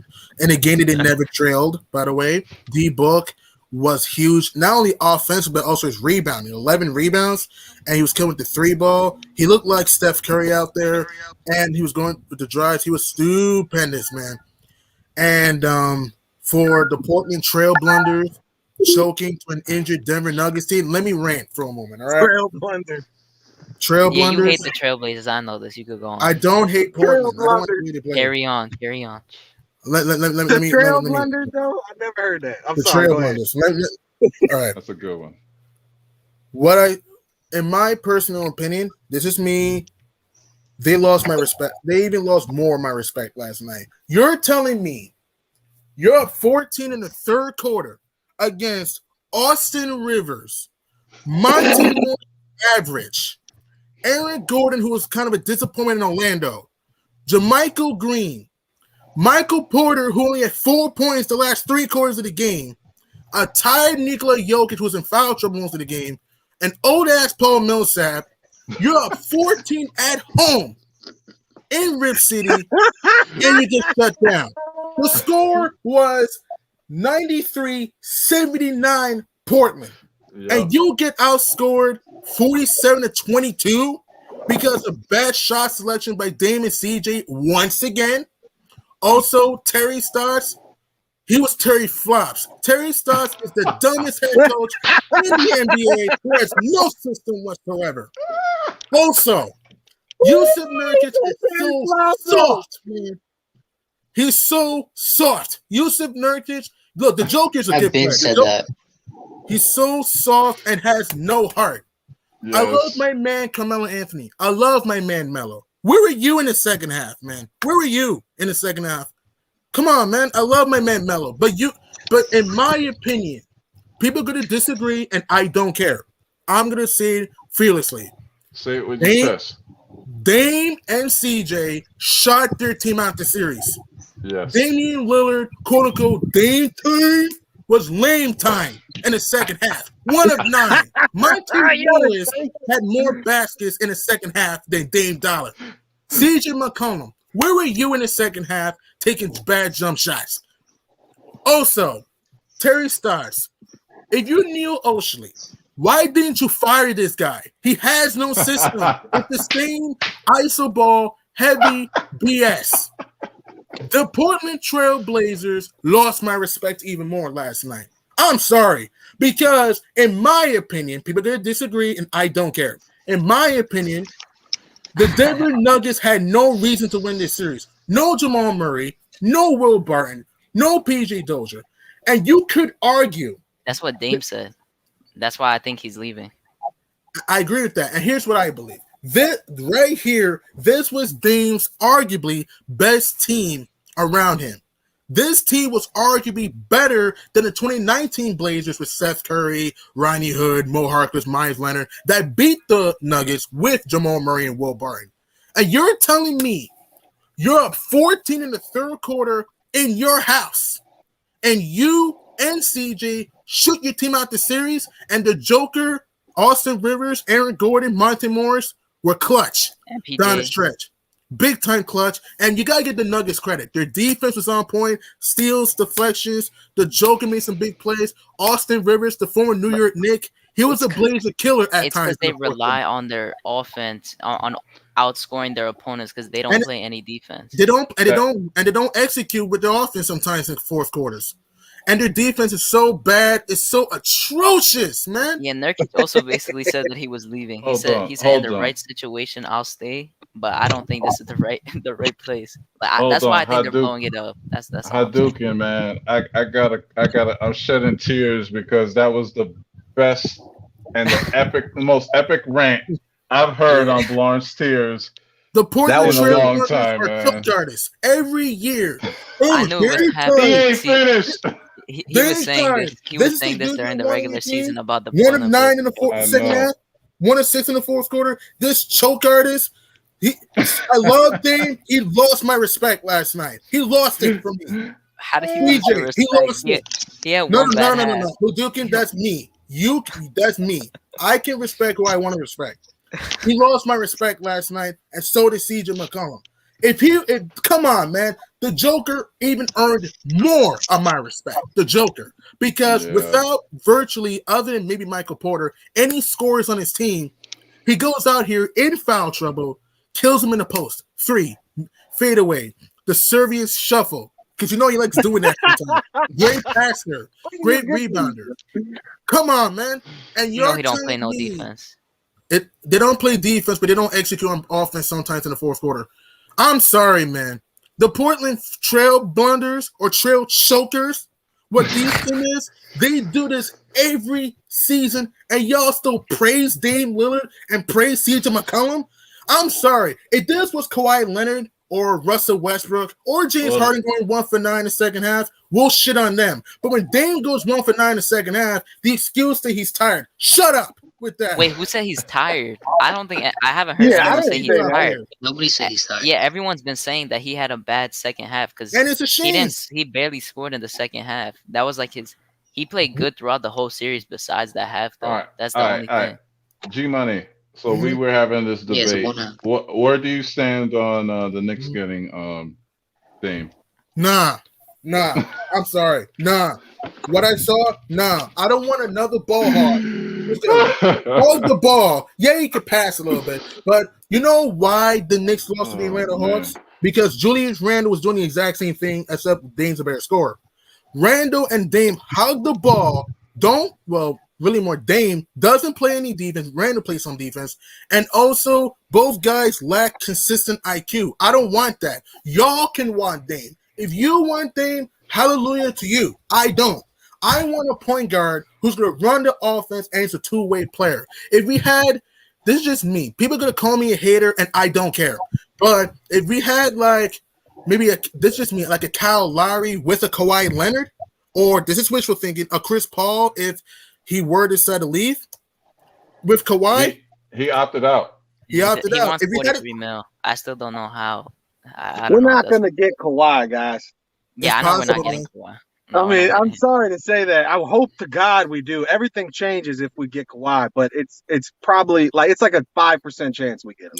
Let's be frank and real. We're not going to. I don't know about you saying about Dame's. I mean, Dame gets a lot of assists too, and he does pass. He does pass. He can pass, but he does pass. But we call Westbrook a ball hog, and he passes. So it's true. Yeah, but the difference between Damian Lillard and Russell Westbrook is Damian Lillard is a top 5 scorer. You can't say he's not. There's no way. I agree with that. I agree with that. Yeah, I agree with that. So I mean, there is a legitimacy to what you're saying about we need a point guard to run the offense. But let's also be real. Damian Lillard I'm not saying we need to trade the house for him, but we have got to make an effort to find the best deal if we can get him possible. In my opinion, I don't want Dame. You can get a good deal. In my opinion, like I said, if you want Dame, good for you. I don't. That's just me. Also, another thing too, what the Knicks need to do to get better. What were you say about DeMar DeRozan? Would you like that move, DeMar DeRozan? I don't know. I don't know. I think it's too much. I think it's too much overlap with RJ. Yeah, they do the same things. They do the same exact thing. And DeRozan plays iso ball, and I like DeRozan. DeRozan's a good player, he's an all-star, but DeRozan chokes in big games. You notice that DeRozan? Yeah, chokes in big games. I'm sorry. I like Powell. And Gary Trent or Hart or Josh Hart. Don't be a bad move. Norman Powell, he's athletic. He can shoot the free. He can defend. Gary Trent, he's a good shooter, but he's kind of streaky sometimes. Norman Powell has he played defense too, G. He played defense too. Since Norman Powell left Toronto, he hasn't played as good. True, but he's still productive. That is a good point there. And Josh Hart, Gary Trent played better defense than Frank and Bullard together. You could kind of make a case. Nah, you could. Yeah, I don't. Who was the name? All I heard was Frank. Gary Trent. You said Gary Trent. Gary Trent does play decent defense. I don't know about good defense though. I don't see him. No, He he doesn't play have the good size, defense. man. He doesn't have I the say size. decent. Frank hater, man. People He are talking about he Shea played better Gilgeous, but defense than Frank and Bullock Shea together. Gilgeous ain't going anywhere.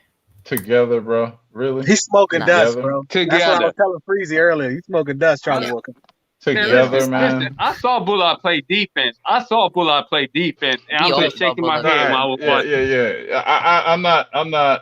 I'm not a big Bullock fan defensively. I don't think he's a good His defense became overrated, But to me, especially in the Frank playoffs. is elite level defense. He is a good defender. No.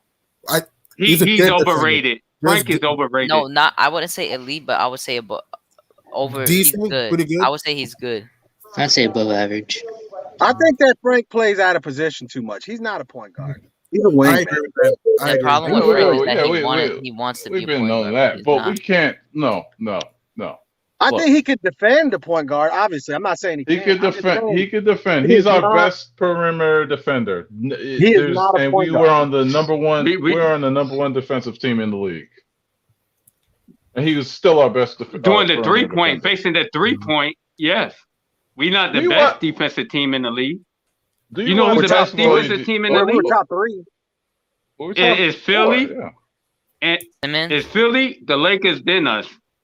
You want to know why? You want to know why though? Because Philly is long, and Ben Simmons is a great defender. But think about it. Yeah, he's a 6'9" point guard. Who's shooting over him? Nobody. Exactly. And Ben is athletic too. 6'10". Sorry, And Matisse Thybulle literally kills everyone, bro. He is so toxic on speaking of defense. Ben Simmons and the Sixers, those start their series against the high-flying Hawks on Sunday on ABC. Oh, please never call them the high flying. I'm gonna call them nigga like it or not. Against the high-flying Hawks, man. Against a Hawks team that's trying to make the conference final. Bro, The Atlanta Hawks for the second time. That's what pisses me off the most. That this man Embiid really had to tear something when we could have been on that in that round. That's what pisses me off the most. I think they still. Me too. I didn't care as much when we went down 3-1. I wasn't as mad when we lost the next game. But then when I heard that news, I was like, bro, come on. There's no way the one season. Because when we played without Embiid, we actually lost by 1 possession both games. And I think we would have had a good run if we actually played them. If only we could just make wide open shots. Nice. Yeah. That's the one I think that the Bucks. I think the Bucks win the championship this year. Salute. I think they're quiet and they about to win the chip this year. Like, did you see what they did to the Heat? They just threw the Heat in the trash can. And the Heat are better than the Hawks. The Heat are better than the Hawks. The Heat aren't. Hey, salute, free keep, salute. All right, now I gotta go because I ain't gonna get a word in. So you know. Okay, I'm glad I ain't have to Freaky Todd? Peace out, CP. What's up, What's going on, man? I'll let you live today. Go ahead. Our season is over. I'll let you live. Go ahead. I'll allow it. I love you, man. I love y'all, bro. What's goody? What's good? What's good? Yo, I'm still. It took me some days, but like, I'm cool now. Like, I'm alright. Were you more mad when we went down 3-1? Because that's when I was the most mad when we went down 3-1 than us losing last game. Well, to tell you, yeah, I was more mad at the 4th game than I was at the 5th.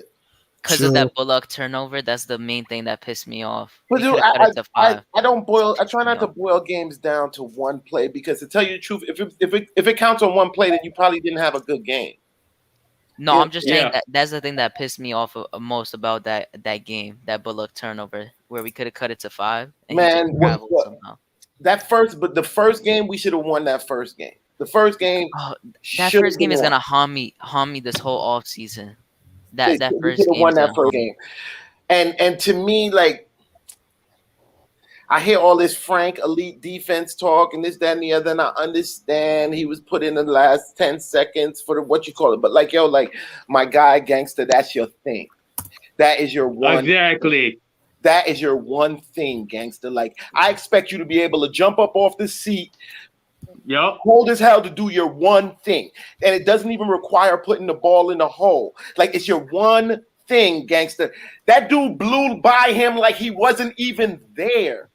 Exactly. See, I agree with you, but it's also the main thing about that 100% whole. agree with you, Freaky Thought. He blew by him like he wasn't even Yeah, there. that Bro, whole play was on Taj too and him because they miscommunicated. No, it wasn't. It wasn't on Todd. It was on Frank. Frank didn't know how to play better defense than that. You gotta watch the play. You don't have to be in rhythm to play defense. Come on, man. Put me in, coach. I'm not pounding on Frank because it was a double team. It was a double team. But like, obviously, you were put in the last 10 seconds for your thing. We shouldn't have even been in that position. That thing is a very, I'm not even going to say like, oh, it don't take no skill to do to play defense, but like, yo, it's not the same as putting the ball in the hole. It's that's your thing. But you also gotta look at and you have cats parading him on some elite defense thing. Hold on. Like, I never want to hear elite defense associated with Frank. He plays good. He plays good. Yeah, I agree. Elite D shows up off the bench in the last 10 seconds. Period. The last time you were here, you were on the treadmill, correct? Yeah. Now, did you go up on the treadmill to your highest level, or did you have to warm up before you got on there? Yes, no, that was my warm up for my workout. Thank you. That's all I gotta say.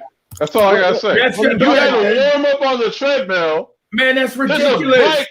There's a bike on the. What are you talking about? They do warm ups. Ridiculous. They do warm ups all game. He was there. He warm.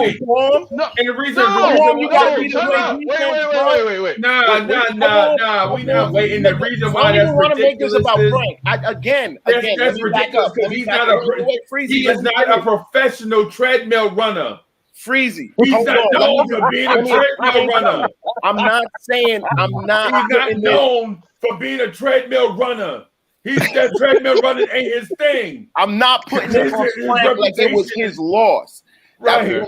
When you were just asking me about disappointing moments, I was more disappointed at that moment.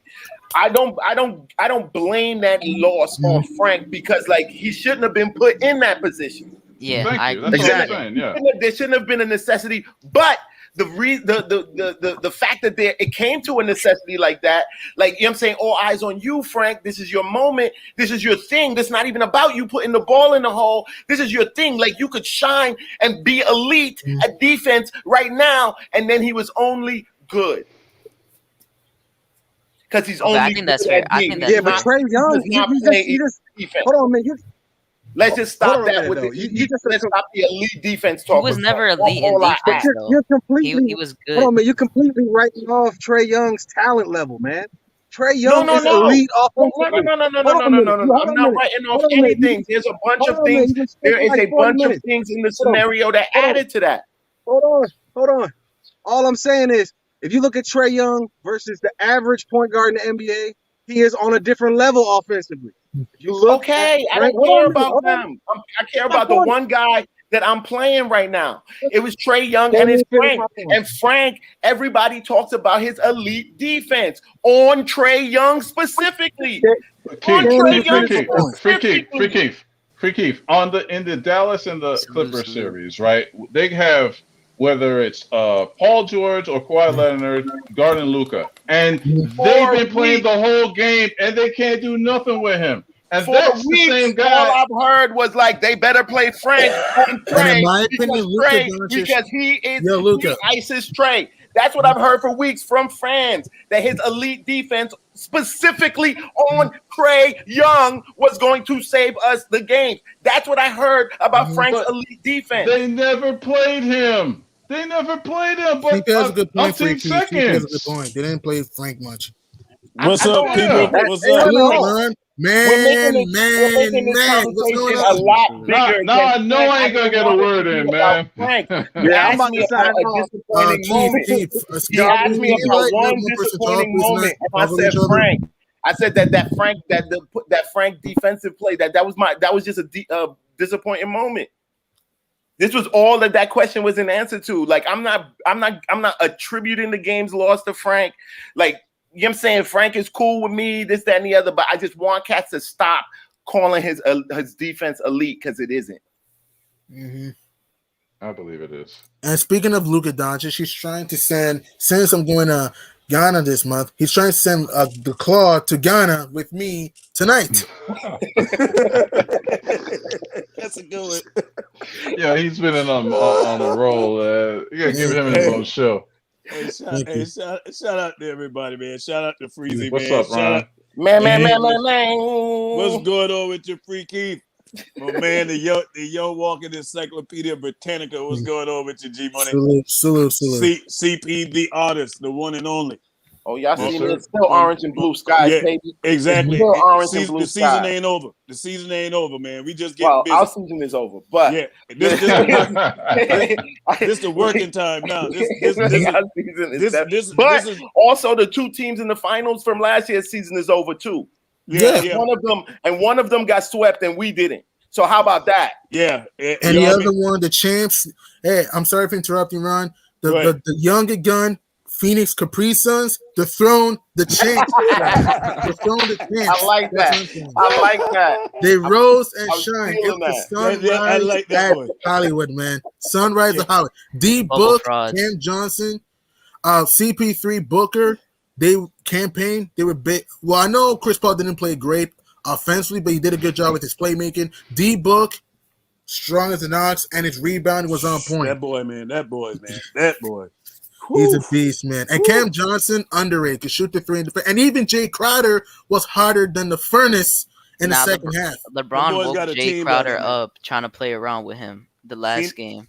Phoenix got a team. Shout out to Hadouken and my man Ethan, man. Shout out to everybody on the panel. Of course, the captain, the one, the only Freezy, Lawrence Tails family. Hey, y'all make sure y'all subscribe if y'all ain't subscribed, man. You watching it, hit them like buttons, man. Hey, you been in this thing, watching this thing. Hey, ain't nobody talking about the Knicks, but the Knicks. You know what I mean? Knicks fans. You know what I mean? Y'all support the movement.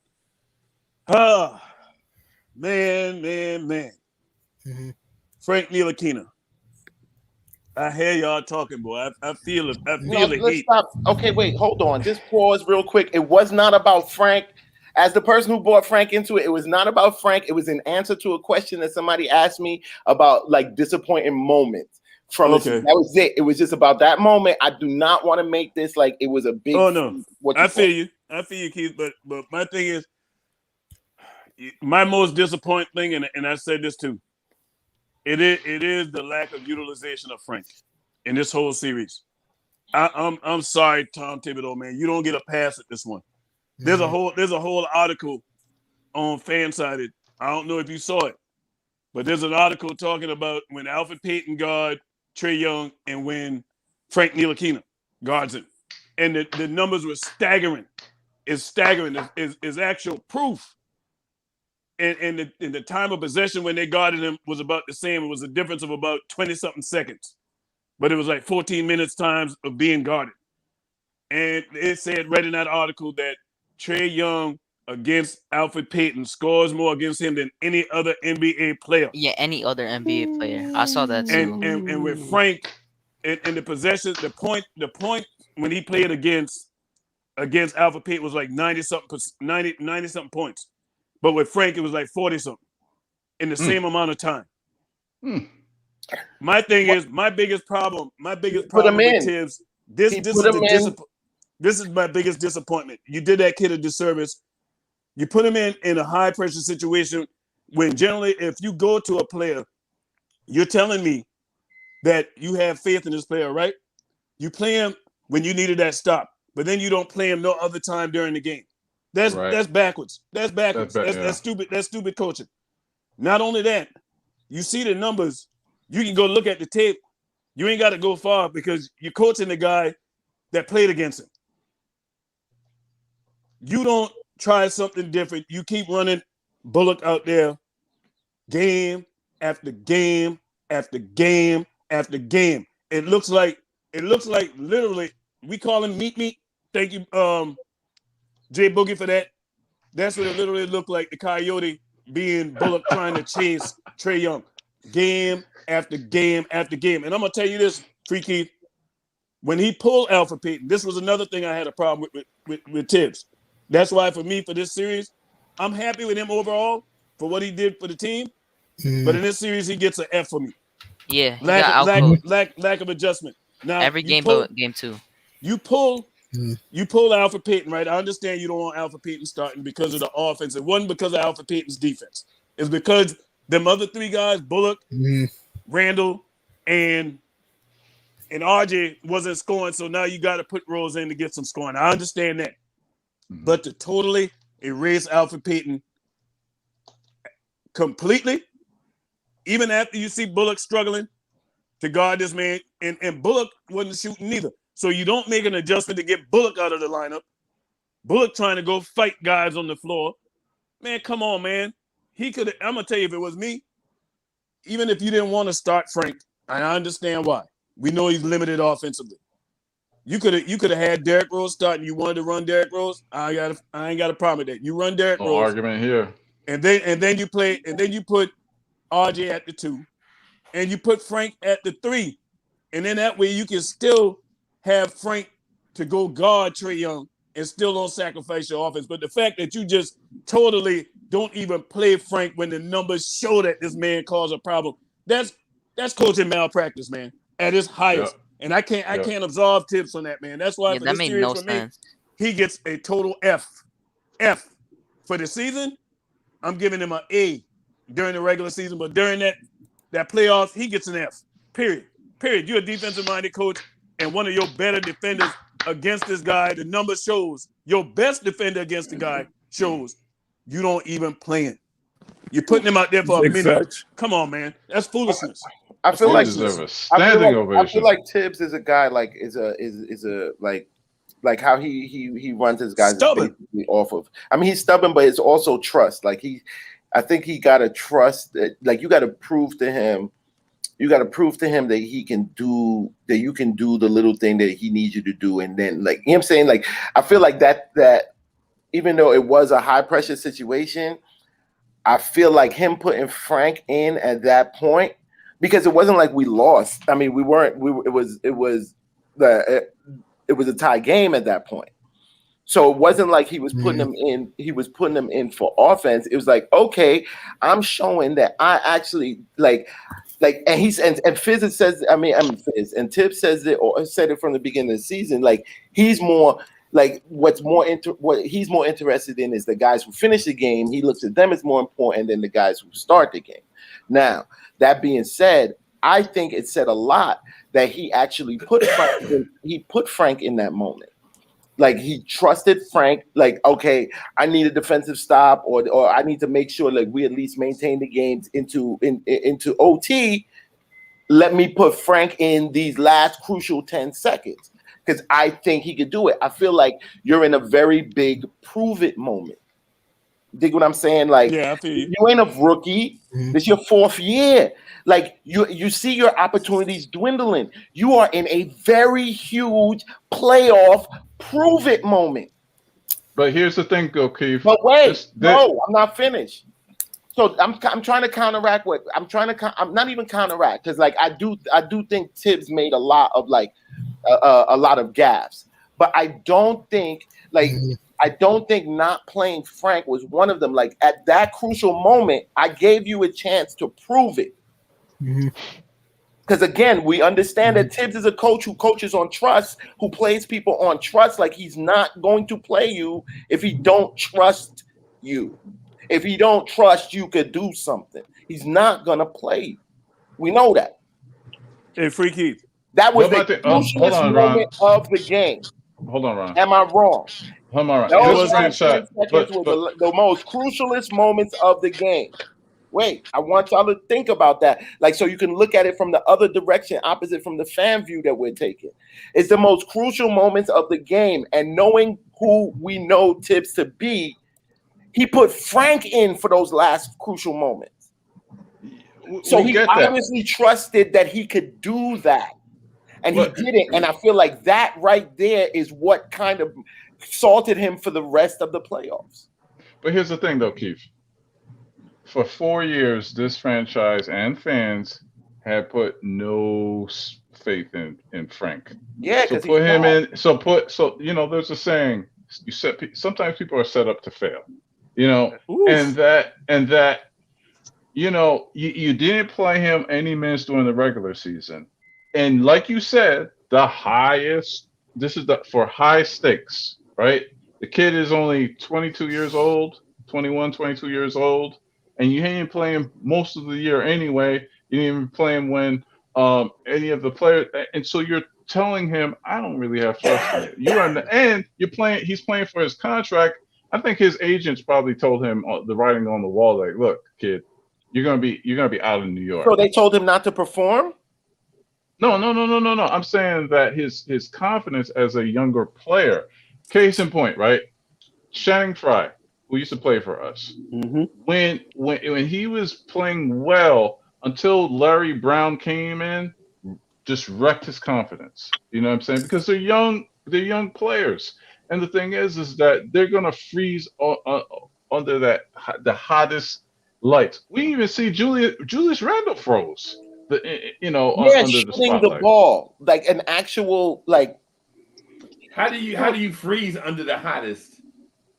That's funny, but Randle did not show up. Randle didn't show up with his shot at all. So there's room to go around. Like, he shouldn't have been putting Frank in a situation to have to save the game in the last 10 seconds. He shouldn't. But if we're going to speak about Tibbs and Frank, I actually feel like there was trust there. There was trust and understanding there. I do not think that was just some throwaway moment where Tibbs was just, you know what I'm saying? I ain't play, he ain't playing all game to get, he trusted him. He knows he ain't play all game. Tibbs is 63 years old.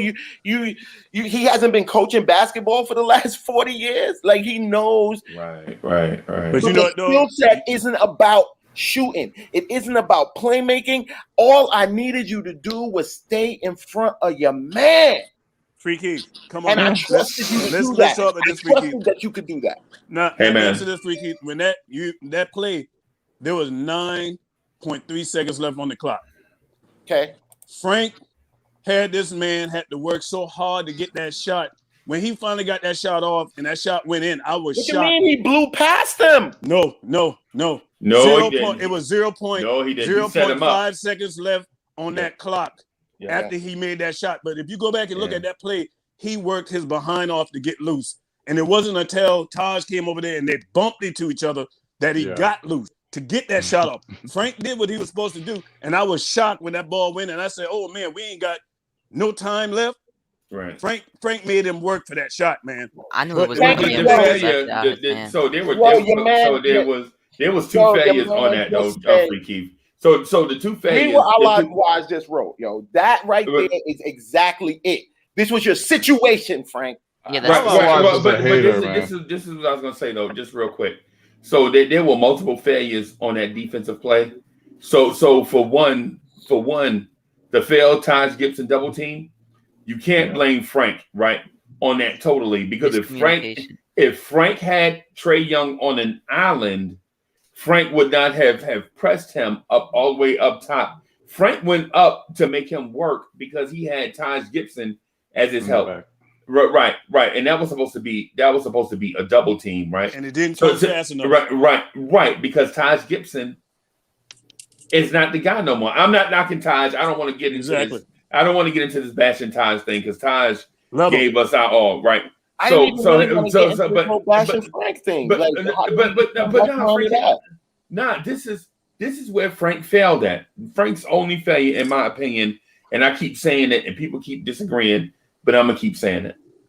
When Frank knew he was beat, he should have fouled Trae Young and sent him to the free throw line. Yeah, right. Yeah, I like that. I disagree. But listen. So my point is when you foul Trae Young, right? All right. So you send him to the free throw line, but you stop the clock with about 4 seconds left on the clock, right? That means if Trae Young does hit both free throws, at least the Knicks have a chance at the other end to get a shot in the air. Okay, you know what I'm saying? Now here's the other thing too. Now here is the real failure that people don't notice, right?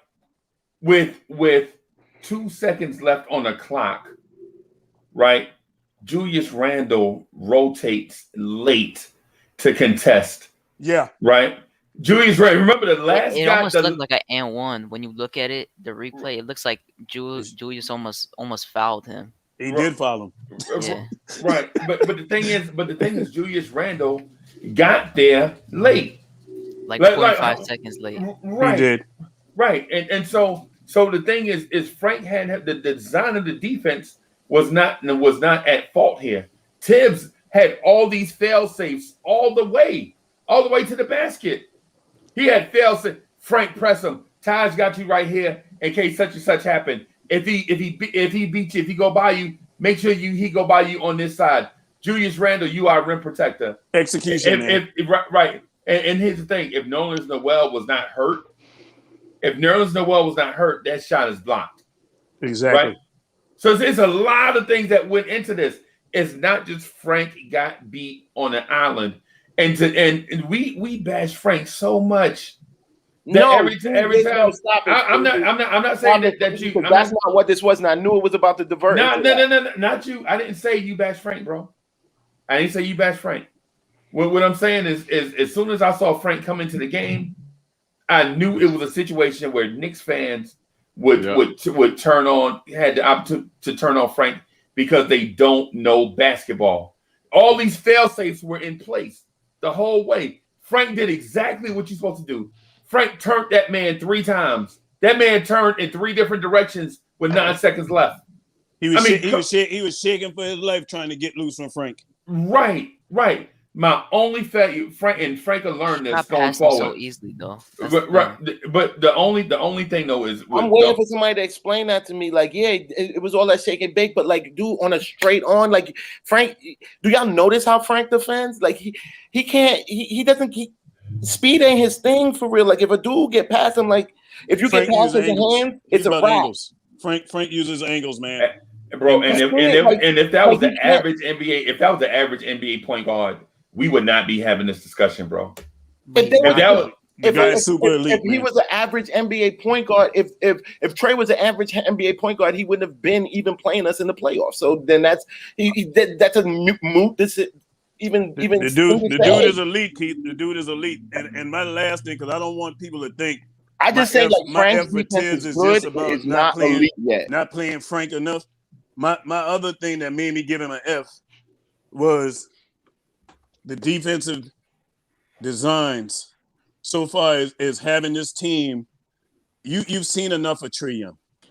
Stop. Tell your team we playing the Jordan rules. We're gonna let Trae shoot all day long, but we staying at home with them shooters. Why do we keep collapsing? All on that the collapsing got to game stop. Yeah. after game after game? You didn't see that record scratch, man. Because they didn't fully commit on double teams, or but they the would thing is, commit too much. I hear what you're saying though, but you gotta adjust. That's on the coach. You cannot you cannot allow them guys to shoot wide open jump shots because it's gonna hurt you. You can do against a team that can't shoot, but when you play against teams that can shoot, if you playing that kind of defense, you deserve to lose, and that's what happened. Right. They deserve to be down 3-1. Yeah. Well, the thing too though is, and I gotta disagree with that one too. The thing is if your weak side defender don't put a body on Clint Capella, then we getting mashed by Clint Capella. And it was like if you go back to the Phoenix game, if you go back to the Chicago Bulls game, the one that we beat Chicago. But they kept eating on a certain play.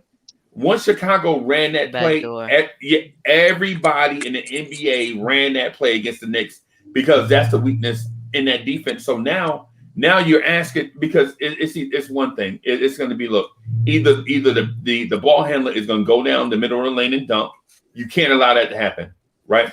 Or the roll man is going to come down the middle of the paint, catch a pass from the ball handler and dunk.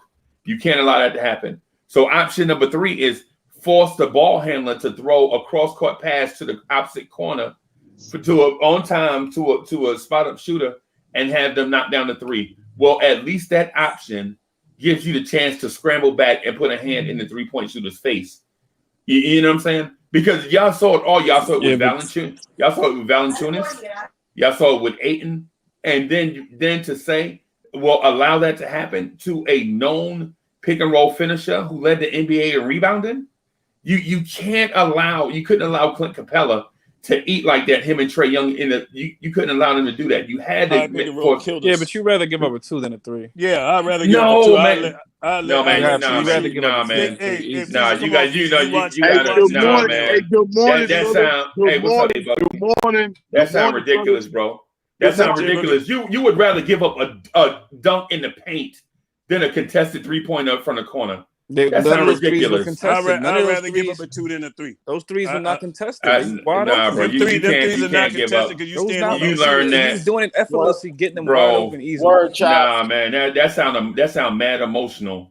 You're just saying you rather give up a dunk than give up a contested 3 in the corner, bro. So they want the basketball when you first learn basketball, bro. When you first learn basketball, you learn you do not give up contested layups in the paint. Period. You don't. That's the first thing you learn. You would rather somebody take a high percentage shot. Right. You would rather give up a lower percentage shot that's contested. That's ridiculous, bro. Look at today's NBA. I can't believe what I'm hearing. You're saying I would rather let somebody dunk on me all night than give up a contested 3. Who says he's going to dunk? Those 3s were not contested. That's the problem.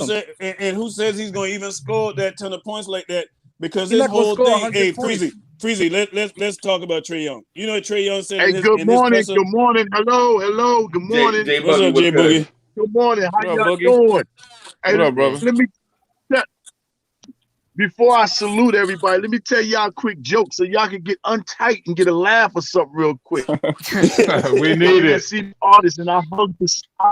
He was so tall, I hugged his stomach. God Almighty, that's how tall he is, man. Yeah, but listen, like 6'8". Bro. Yeah, good y'all guys, man. Listen, man, it's a whole. We got like 1,000 different ways we can point the finger. We got all types of angles, all types of players, all types of plays, all types of things that didn't happen, that should have happened. We can point those fingers all day long. But I'm going to tell you, I'm going to point my finger at 3 people. 3 people. That's it. Number 1, Leon Rose. Number 2, Worldwide. Facts. Number 3 Facts. is Curry. The season is now begun. That's the past. That happened. Don't keep dwelling on that. Getting yourself all hyped up. You can't change it. That's like Julius Randle all year. When a call is already made, he arguing to the ref. The call is not going to change. The game is completely over. We are in a new season as the buzzer went off the other night, man. What are we going to do to better our team? What are we going to do to change our team? Now, what are we going to do to motivate our team? What are we going to do to get better? What are we going to do, you know what I'm saying, to, lead in a different direction? Those are the things we need to be focusing on, man. That has happened, man. It's over. You can't change it, man. Forget about it. You know what I'm saying? What Scarface said in the movie, you remember. I like to forget about it, man. Don't get yourselves worked up about that. It's time to change. You talking about the restaurant? The best thing about our team, we got the most money, we got the best, we got the most draft picks, and we just showed that how loyal our fans is by clapping and celebrating our team after it was done. It'll be easy. We got some things. You guys get ready to do some work, man. They get ready to give y'all a brand new topic for y'all to talk about. Hey, appreciate you, boy. Hey, Jay Boogie know how to always come in. I don't roll 30. Thanks for bringing us back to reality. Yeah, man. Bring it. You brought us back, man. Appreciate you, partner. That was a good one. The house right there. I got to go in there, do an estimate. That's why that was my original reason for going down and purchasing the Orange and Blue Skies joint from the Spike store yesterday. Guys get no headaches. Don't y'all guys get no. Hey, you know what? Hey, and actually today is my anniversary, officially my anniversary. Man. Oh, congrats. Hey, congrats, bro.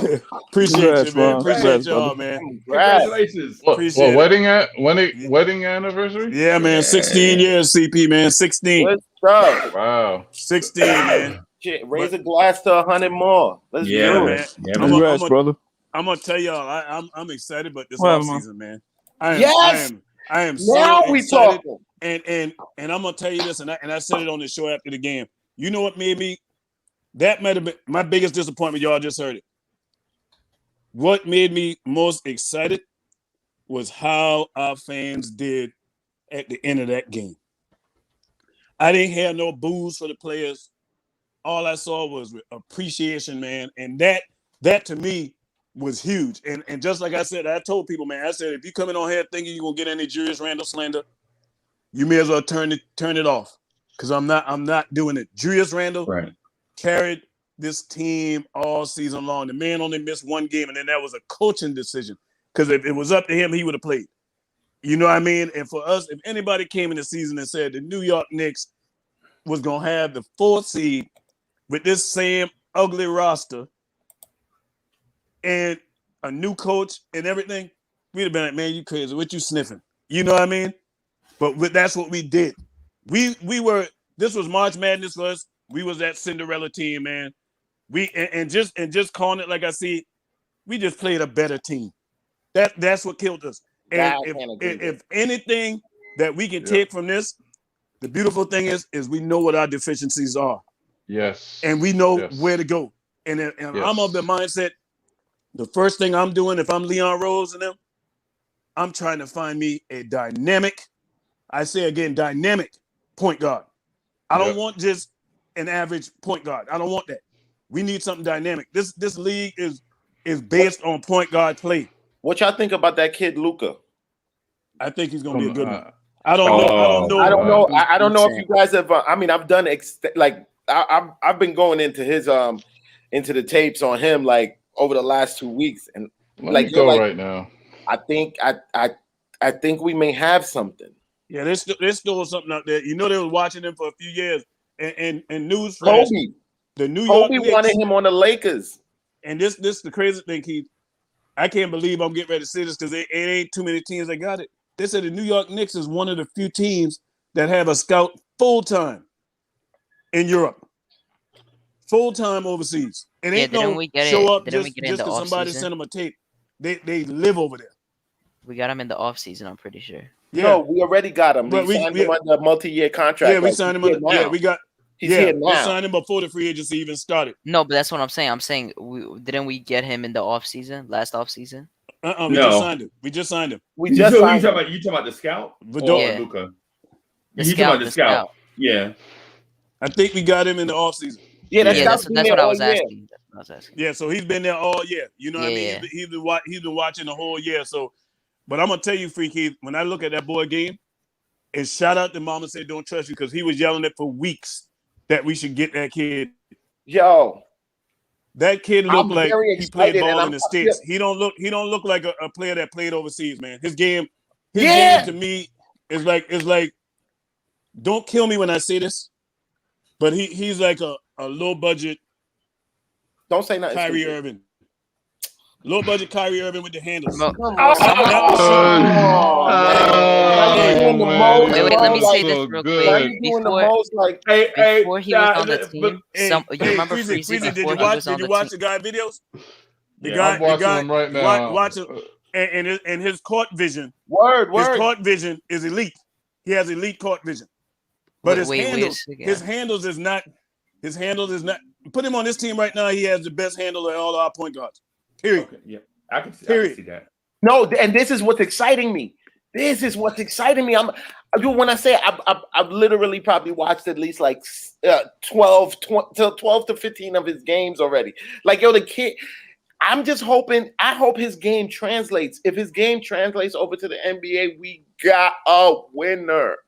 Okay. For nothing, you too. remember And that's the thing. Look how that deal got structured. That's the crazy thing. His shot, his passing, like, honestly, he kind of reminds me of a less flashy passing Lonzo. I was thinking about that. You know what? That's as flashy as Lonzo's, but like they are super accurate and he does the craziest no look passes, yo. His vision is exceptional, man. I love that kid vision, man. I hope it. He really attack. I like how he really attacks the pick and roll. Like he doesn't just he attacks that. Yeah, he attacks that hard. Hey, Freezer, we got to steal. We got to steal, man. That's a steal. I just think that with all of our talk, I just think that we need to think about him in the background, because I think we might get a wing. I think we might get a star wing. And if that's the case, I think that cats need to think a little bit differently about like what the team, what the front office might be feeling about Luka. Right. All I gotta say about that is just real quick, right? The hype season off-season train is ready to leave on track one. The off-season hype train is on track this year, though. There's tickets ready. There's a difference this year, though. The off-season hype train is on track. Freezer, I got my ticket. I got my ticket, man. Season that we've seen since like '96, bro. This is a difference right now. Yeah, man. It's a different off season. Hey, and all these teams that's getting ready to blow up this situation. Hey, I'm going straight to MIA. I'm looking for that guy Duncan Robinson. I'm not giving him 20 mil. Hey, hold on. You know what I keep hearing people say? What he's looking for? His numbers don't bring 20 million. That guy averaged 13 points. 13 points. 13 points. You don't get 20 million with 13 points. You're not getting 20 million. So we can stop that. And he's a shooter. He's a shooter only. He's not even a defender. Exactly. He's a shooter only. He's a shooter, and that's what we need. We need a shooter. But he ain't can I no say something million. real quick? Before not from us. Freezy, you remember before we got Vildoza, someone brought it up and he said he plays like Luka, but better. Yeah. Someone was trying to say that before. Yeah, somebody did say that. Somebody did say that. Well, but I tell you that guy, we need shooting. And this series exposed I feel like us Chop put me up because Luka. I shooting, man. I shooting, and you know what, Freezer, I said this. Free Keith, you remember when we was on that run, right? When we couldn't lose. The New York Knicks was averaging. I'm sorry. I think it was Allah Wise's Chop, right? No. Supreme Overlord. My fault. Yeah. So it's Allah Wise who had said it before about Luka. That's like, a different 5%. That's a different 5%. My fault. Yeah, man. But you remember? Yeah, he had said it about Luka. I remember. Hey, more like the 85. you remember when y'all remember when we was on that winning streak and we couldn't lose, right? The New York Knicks at that time was scoring 118 points a game. Right. And I remember I made the comment after that loss. I said, y'all think we peaked too soon when we started struggling going into the playoffs? Yeah. A lot of people said no. But it showed up because the last 10 games, the New York Knicks was averaging 104 points. That's a major drop off. Peak performance means you running at your best. And what was our problem coming into the season? For most of the season, we couldn't shoot. We were barely averaging. The New York Knicks was 29th at one point in offense, almost dead last because we couldn't shoot. Right. And then we started shooting. We just got back to doing what we were doing early in the season. Couldn't shoot. The defense regressed. Now that surprised me. But that game against Boston, I don't know, people, you can't forget that we had limped into the playoff the way we was playing, man. Even Doris Burke talked about it. The Boston Celtics bench, third stringers almost beat us. Right. And I like the possibilities of these free agents too. Oh yeah, it's a lot of good ones, man. A lot of good ones. I think, yeah. Hey, y'all heard that Worldwide West earlier in the season, like they almost fined him because they realized that he had people in the background trying to talk Bradley Beal into asking for a trade. Yeah, dude, I know it's stuff going on in the background right now. Right, there is. Hey, two teams that was in the finals last year bumped in the first round. This gonna be people looking to get out of there. To be crazy. Hey, I got something I got to tell Duke real quick, right? So I'm an ISO Duke real quick, but I'm not. I don't want nobody to go nowhere. I just want to tell Duke this real quick. You ready to go? It's Friday, bro. I ain't getting paid for this. So. CP, don't disappear, man. Don't disappear. I want you to hear one last thing. Right, so I got to tell Duke something real quick. Just real quick. Hey, Duke, guess what? Can you hear me? Hey, Duke, can you hear me? So Duke left. Duke probably stepped away, right? Yeah, but I'm back. Okay. Let me tell Duke this real quick. Water. Okay, I'm gonna tell Duke this real quick, y'all, and then I'm gonna get out the way. I promise. I'm gonna get out the way. So, dude, guess what? What's up? I let the cat out the bag. You're lying. No, I'm not lying. When? This morning. Oh, I had class. I had one period today in the morning, so Right, I couldn't listen in the morning. And while you were away, I was like a stool pigeon. I just let everything out the bag. Oh my God. So okay. It's okay because you could talk about. We got a while. Yeah, I got now. I feel like, in fairness to you, I have to tell you what it is that I said, right? Because I told everybody in Knicks universe, right? And I'm gonna say it real quick, and then I got to bring Ron and Free Keith back on, so that we can get back into it. But so here's my thing, right? I'm gonna just tell you that because I feel like man to man, I told you I wasn't gonna say nothing, and then I said it, and then it wouldn't be fair to me to come back to you. It'll be less of a G thing for me not to tell you. You being heard like, oh man, he said he didn't. So here's the thing. So the one thing I found out in January when the season was going along is that Julius Randle is not a star. That's my belief, right?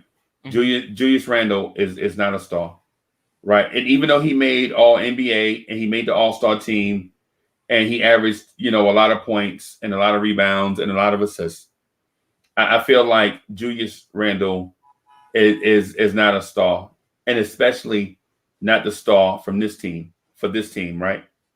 Right. And so this is what I've been holding since January. And I know it's June. And I know people will be like, nah, man, you ain't been holding. But I told Hoodie Kev in January when this thing was going on, I was like, Hoodie Kev, Julius Randle is a great, great player, but I don't know if he's a star. And there's a difference. Because you can be a great player and not be a star, in my opinion. Because great players can compile a lot of points, a lot of rebounds, a lot of assists, and not have a star's impact on a franchise. So like a star or superstar? You mean like as a superstar weight? No, he's definitely not a superstar. Yeah, he's definitely not, because people say he's a superstar. No, he's definitely not a superstar. But I don't think he's a star. And listen, when I say this, I'm not disrespecting Julius Randle, right? I don't want people to get that twisted, right? But here's the thing. So I told Hoodie Kev that towards the end of January. I was like, bro, his game is not cut out for him to be a star, right? His game is cut out to be a very, very important part of a championship team. Very important. Like a third, yeah. Right. Like Draymond Green was for Steph Curry and Klay Thompson. Right? Like how say I was gonna say Kyrie Irving for the Nets, but Kyrie's a superstar. Oh yeah, that's but I know what you mean though, because I've been thinking about it too. Like I know people take what Stephen A says as a grain of salt, but he said he talked to stars and they don't know if they could be able to play with Randle, especially like an ego thing. And I've been thinking that throughout the whole season, because I wouldn't be surprised if people think like that, because all you saw was ISO plays mainly during the season. So that's the thing that worries me about him being paired with other people. Right. And it's the thing that handcuffed Tom Thibodeau in the playoffs. Right. Tom Thibodeau they only ran the offense through his ISOs. Right. Because we ran. Okay. So I'm gonna just say this just real quick because what you're saying, it makes a lot of sense. And I actually especially want to talk to Ron about what you just said. Right. But here's the thing. Here's the thing that was burning my pocket, and I want to say it.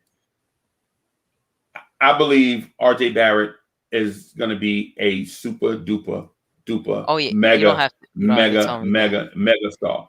And I've said that I've been like you. I've said that even before the draft. Even if we didn't get him, that's how I feel, and I don't care what anyone says. That's my opinion. Right. And so the reason why I held it to now is because I didn't want to seem like I was shading Julius Randle. People would be mad if you did that during the season. Right. They would be like, I'm a Barrett here. And RJ, every time I see RJ Barrett, that Tony Braxton song, I love me some him play in my head. Yeah. And it probably do.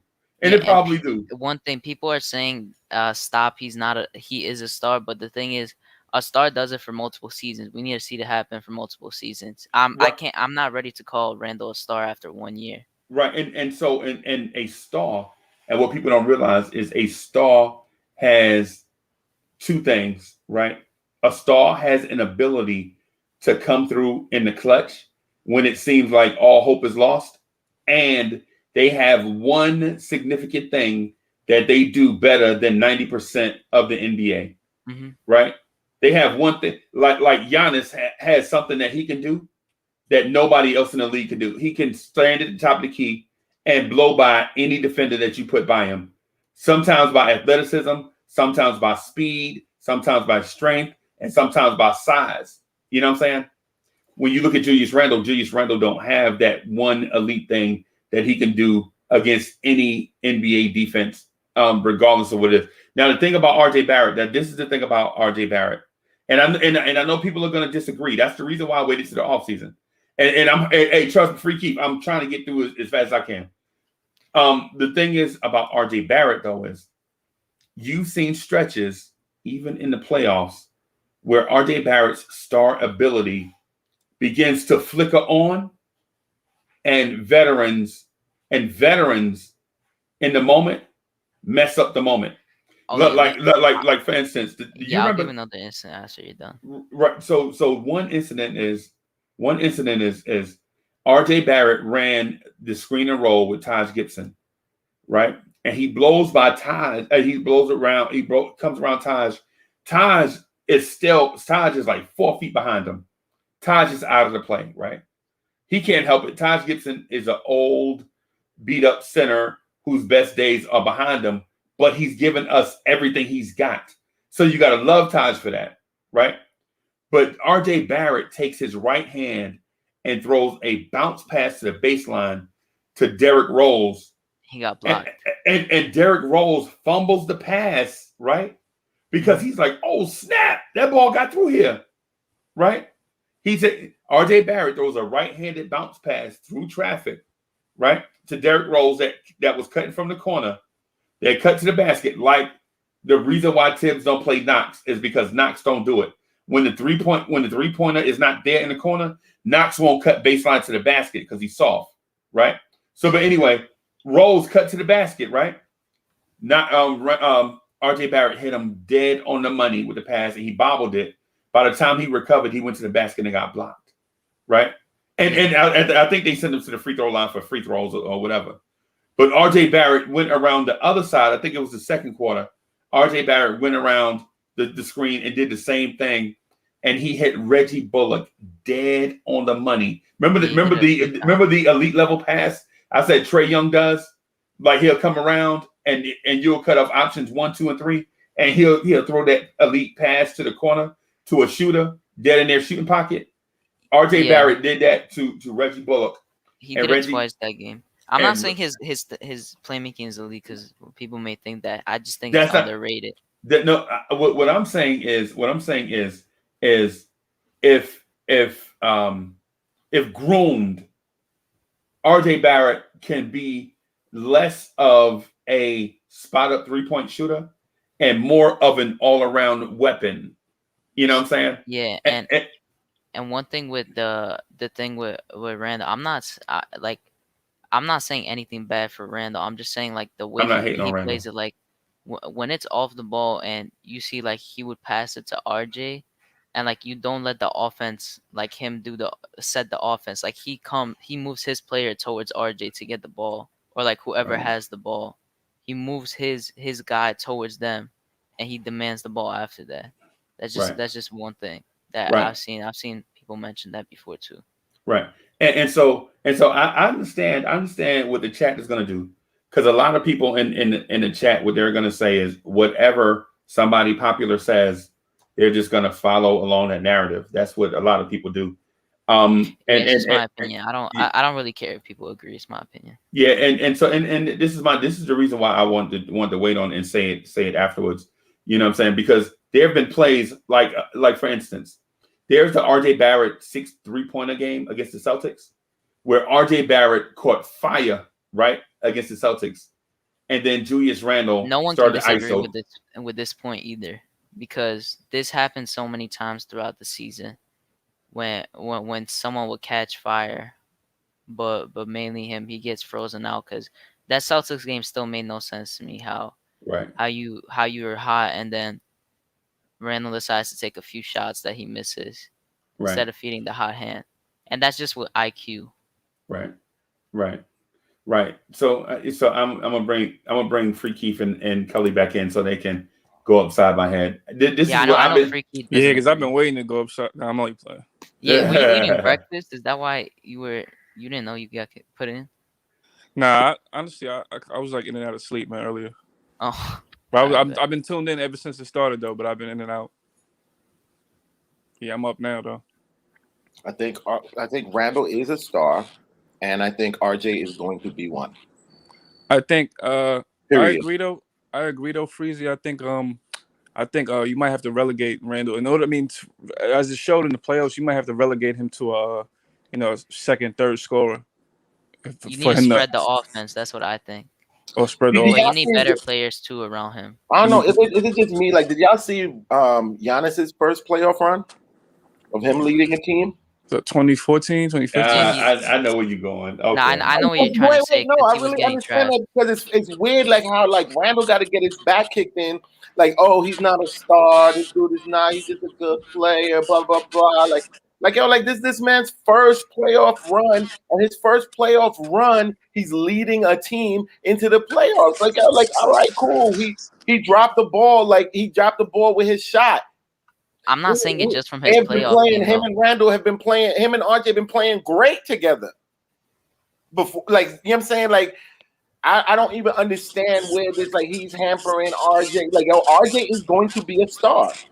Randle is a star, and RJ is going to be a star. It's not even just his playoff. I'm not talking about just his playoff, because the playoffs they both played bad. I'm not saying it with playoffs. I'm just saying that ISO, it's like you knew it was gonna get exposed in the playoffs. Because we ran the offense because he didn't have any. Because there was not the help. Everybody's shot was off. The regular stuff they was doing during the season was not hitting. No, I understand that, but it's also that since we run the offense through him, if we have him, like, because the first few games he wasn't mentally there either. You saw that he was just like he can't read double teams. He can't read when to pass out of shots, and he was just mentally drained. That's why I liked how he was playing in game 4 and 5, because it looked like he was playing his game. That's how I wanted him to play. He was just not really making shots in those games, and I wasn't mad at him. It's just that ISO play is going to set you up to set you up to fail. Was good. This playoff run was an eye opener. This playoff run was definitely an eye opener, but I hold it against. I like, to me, it does not, like, I don't put this as points against his stardom.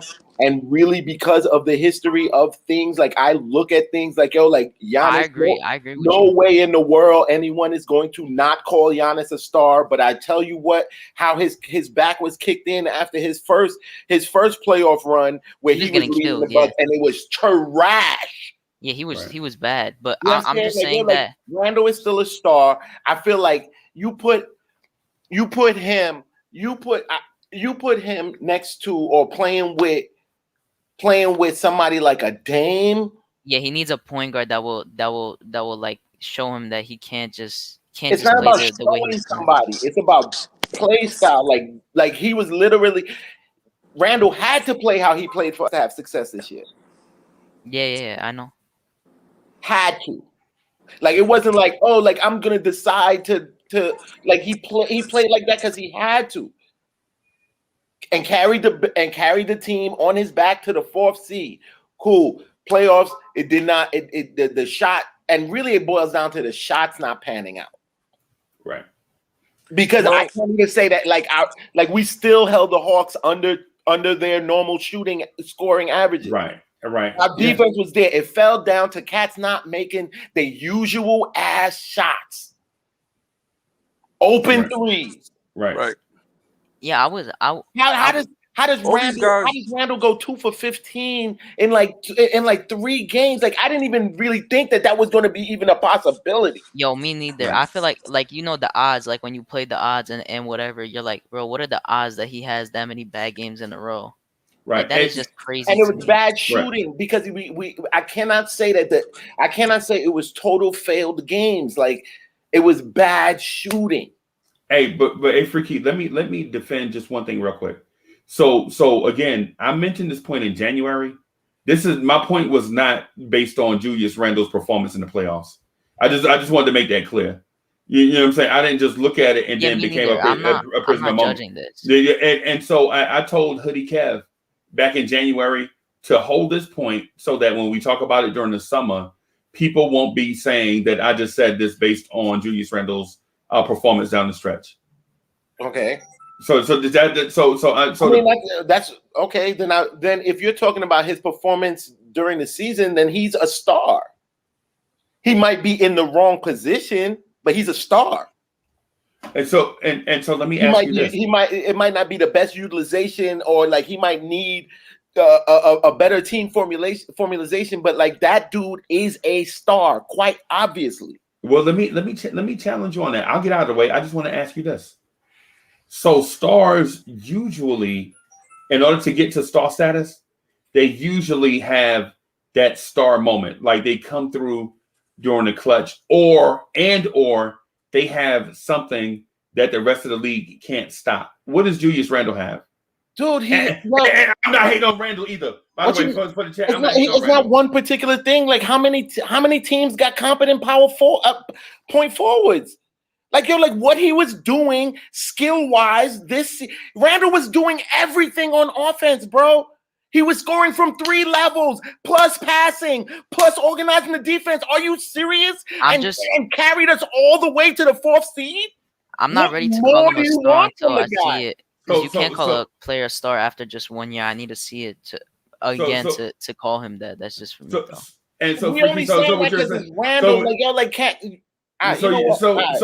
So let me ask, just for clarity. So you're saying Julius Randle skill that's elite is high assist totals from the 4 position and shooting 41% from 3. Yes. Okay. All right. That's all I asked you. That's all I was asking. But that's what I said. Okay, that's what I'm saying. I just wanted some clarity on that. Like, what does he do that separates him from the pack? Is what I was asking. Act like okay, cool. Like then let's get rid of Randle and get another Randle. No, that's not. No, I'm saying like let's do that experiment. Like let's get rid of Randle and get another a better Randle. Like who's out there? What's the dude is a star. I feel like what even when Cats thought he was bad the season before, he was still a 20 and 10 player. Yes. So I don't even understand why he couldn't obviously he's a star. He's grown into being able to actually harness that 20 and 10 to make the guys around him on his team better while carrying that team to a 4th seed and almost doubling their win total that was actually predicted. I just can't It's not about even saying Randle is the best person in the world, the best he's the MVP. I'm not even talking on that. The guy is obviously a star, man. Why are we trying to take dudes' roses from them? No, he's taking his roses. We just not giving it to him so easily. That's not. I got a question. If you don't want to say he's not a superstar, cool. Superstars carry teams all the way through the finals that don't need to be there. If it's that he's not a superstar, I give y'all that. But a star, he's definitely a star in this league. Damn, okay. y'all, Knicks fans be no. So and then quick to just give other people on other teams accolades, that dude is. Randle is a star. Stars do what he did all season. It wasn't a fluke. We were predicted to have 22 to 23 wins. We almost doubled that. Because of who?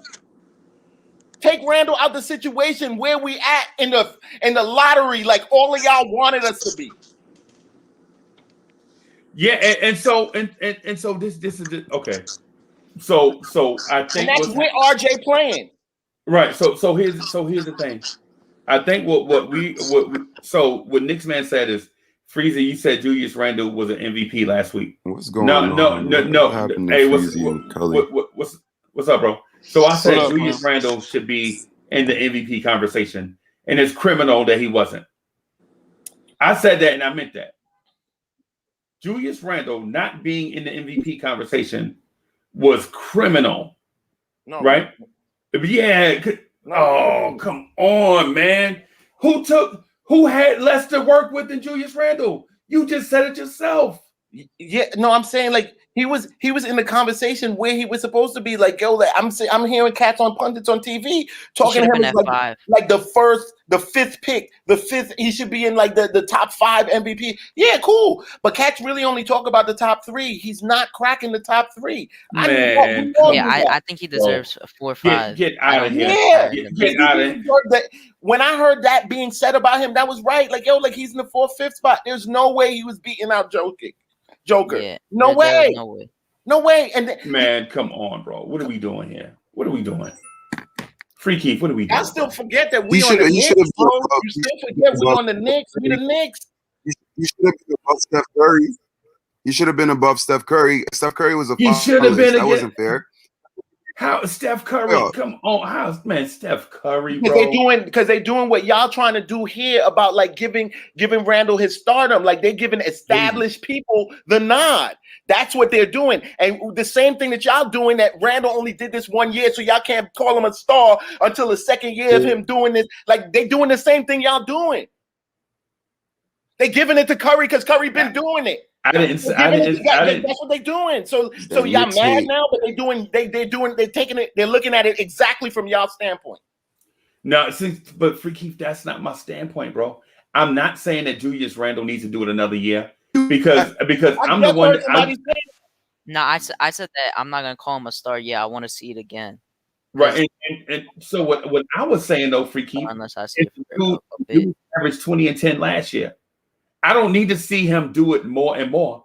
I felt like last year, he came back and did it better this year. Like, somebody improved on a 20 and 10 season, bro. Like, yo, that's wow. It was not as impactful as this will be. Obviously, that's the only. Now, last year, I ain't gonna lie. Last season, well, I guess it's the season before last, since this one is over. But I saw Julius Randle kicking out of double teams to dudes named Alfred Payton for 3. Dudes named Mo Harkless for 3. Dudes named Bobby Portis for 3. Dudes named Wayne Ellington for 3. I thought he didn't kick out of double teams. I thought that was what people said. Like that's what the problem was. He's slow. He can't read. He lacks. Stop it! Don't try to hem and haw now. That first year, Pat was like he didn't pass. No, I'm talking about right. No, but he could not find wide open people, and you could just see it. Okay, so that Pat was saying he didn't pass. What happened from the first preseason game this year? What did people see that was different from the first preseason game? He was finally looking for it. Dude, it was a whole different Randle that stepped on the floor this year. He definitely, like, I saw the first game that he changed from last year because you could just see the way from the first preseason game. You could see that. Yeah, that's what I'm not disagreeing with that. That's what I'm saying. I'm just saying that he lacks IQ with double teams, and nobody can like disagree with that because he literally. I'm gonna use the playoffs too with this, but it was the main plays that we saw because he legit had 25 turnovers compared to his 20 assists. And I'm not discrediting him because he's not the one that's making shots, but a lot of those also included him just mishandling the ball or just not seeing the double team come, or he sees it and he just doesn't pass it quick enough. Yo, we had cats who shoot 50 and 60% from the floor, shooting 25% from the floor over this playoffs, bro. Right. I agree with you. That affects your assist numbers. That puts us back. Like that puts us back in the whole like previous year playing. Right. Like that's how we played the previous year. Like, and then we started blaming people for not passing. Look at this person's assist numbers when Cats is not hitting. When Cats not hitting shots.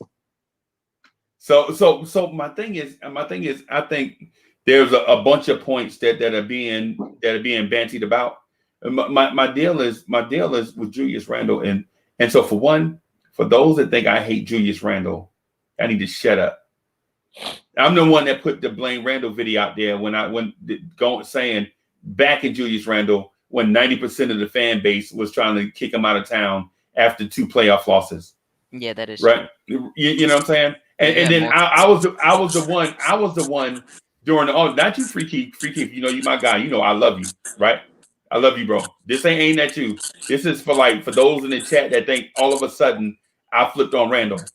I was the one back in. I know I was here. I know the history. I know what you're doing right now, even. But go ahead. Right. So I was the one that was in June, July, August, September, October saying that Julius Randle didn't put up empty stats. Julius Randle needed help on the roster. I was the one saying that. When Cats was like, they're going to trade Julius Randle for a second-round pick, I was the one defending Randle. When they drafted Obi Toppin on draft night, I was the one like, nah, bro. Obi Toppin ain't just coming in here taking Julius Randle's spot. That ain't happening, even though I love Obi.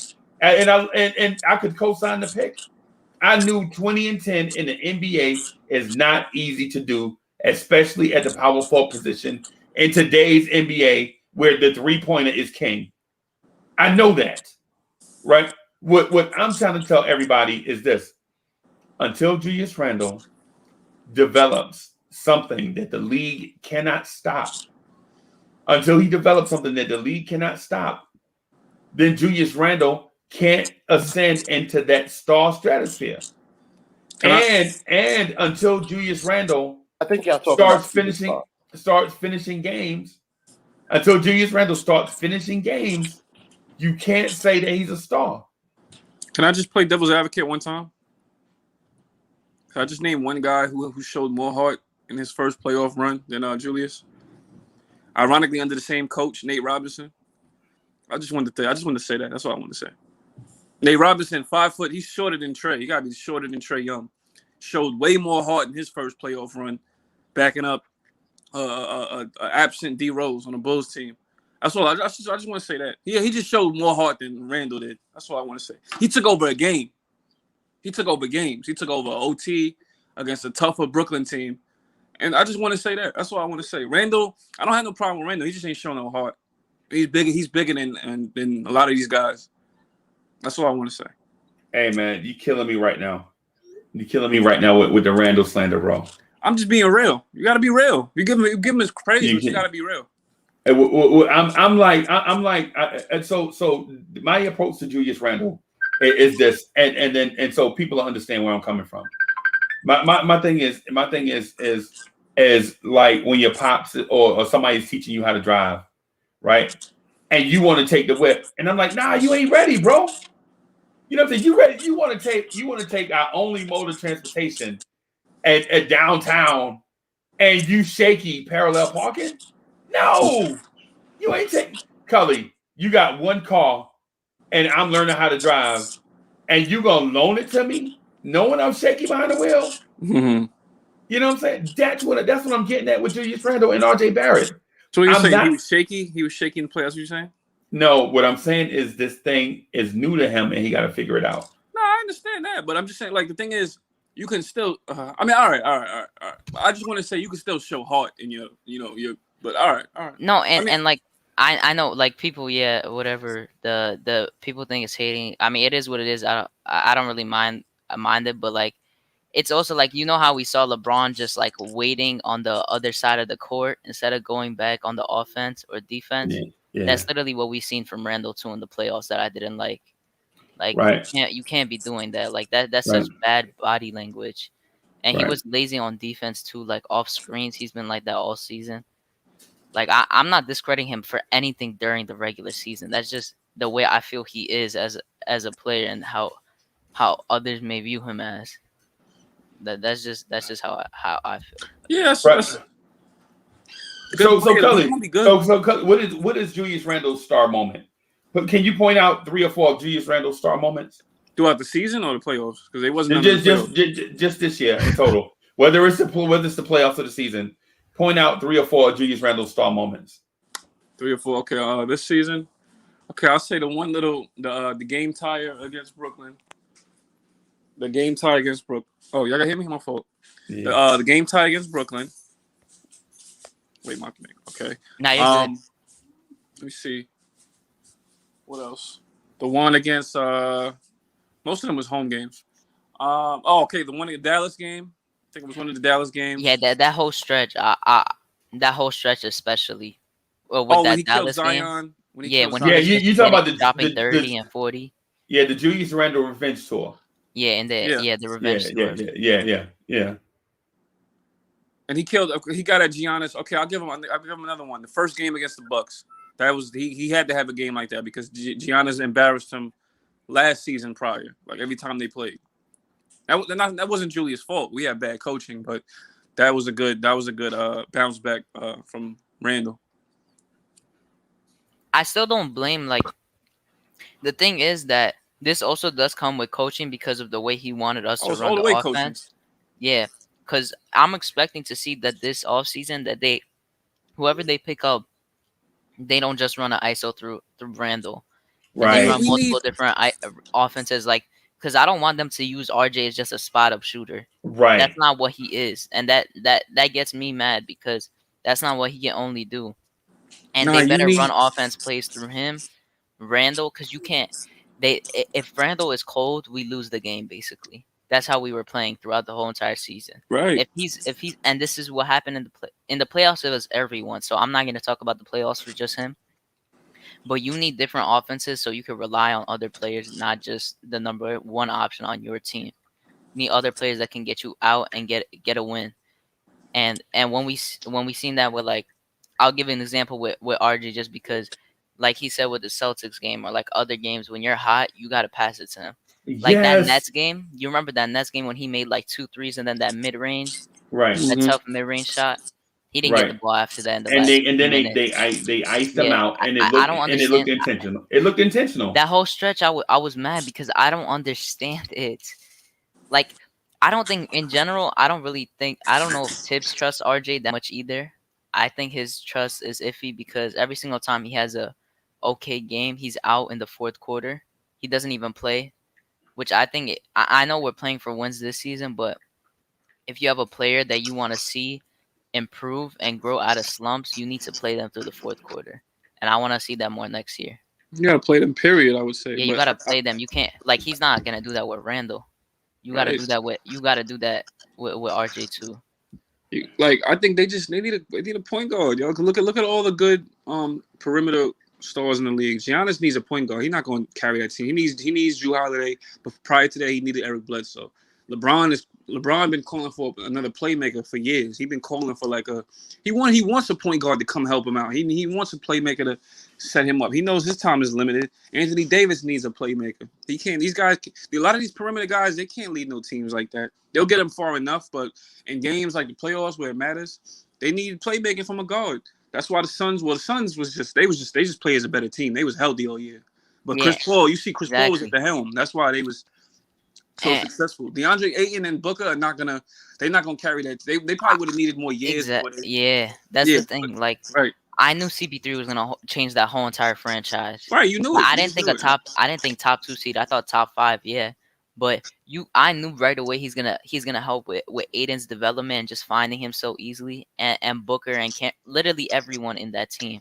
Right, he's been helping them out. And Hinton said that. Me and Hinton have been saying this before the playoffs too, that I was worried about his emotional intelligence, and we could see it in the playoffs. How his emotional intelligence gets the best of him. He needs to get his IQ up and play with emotional intelligence.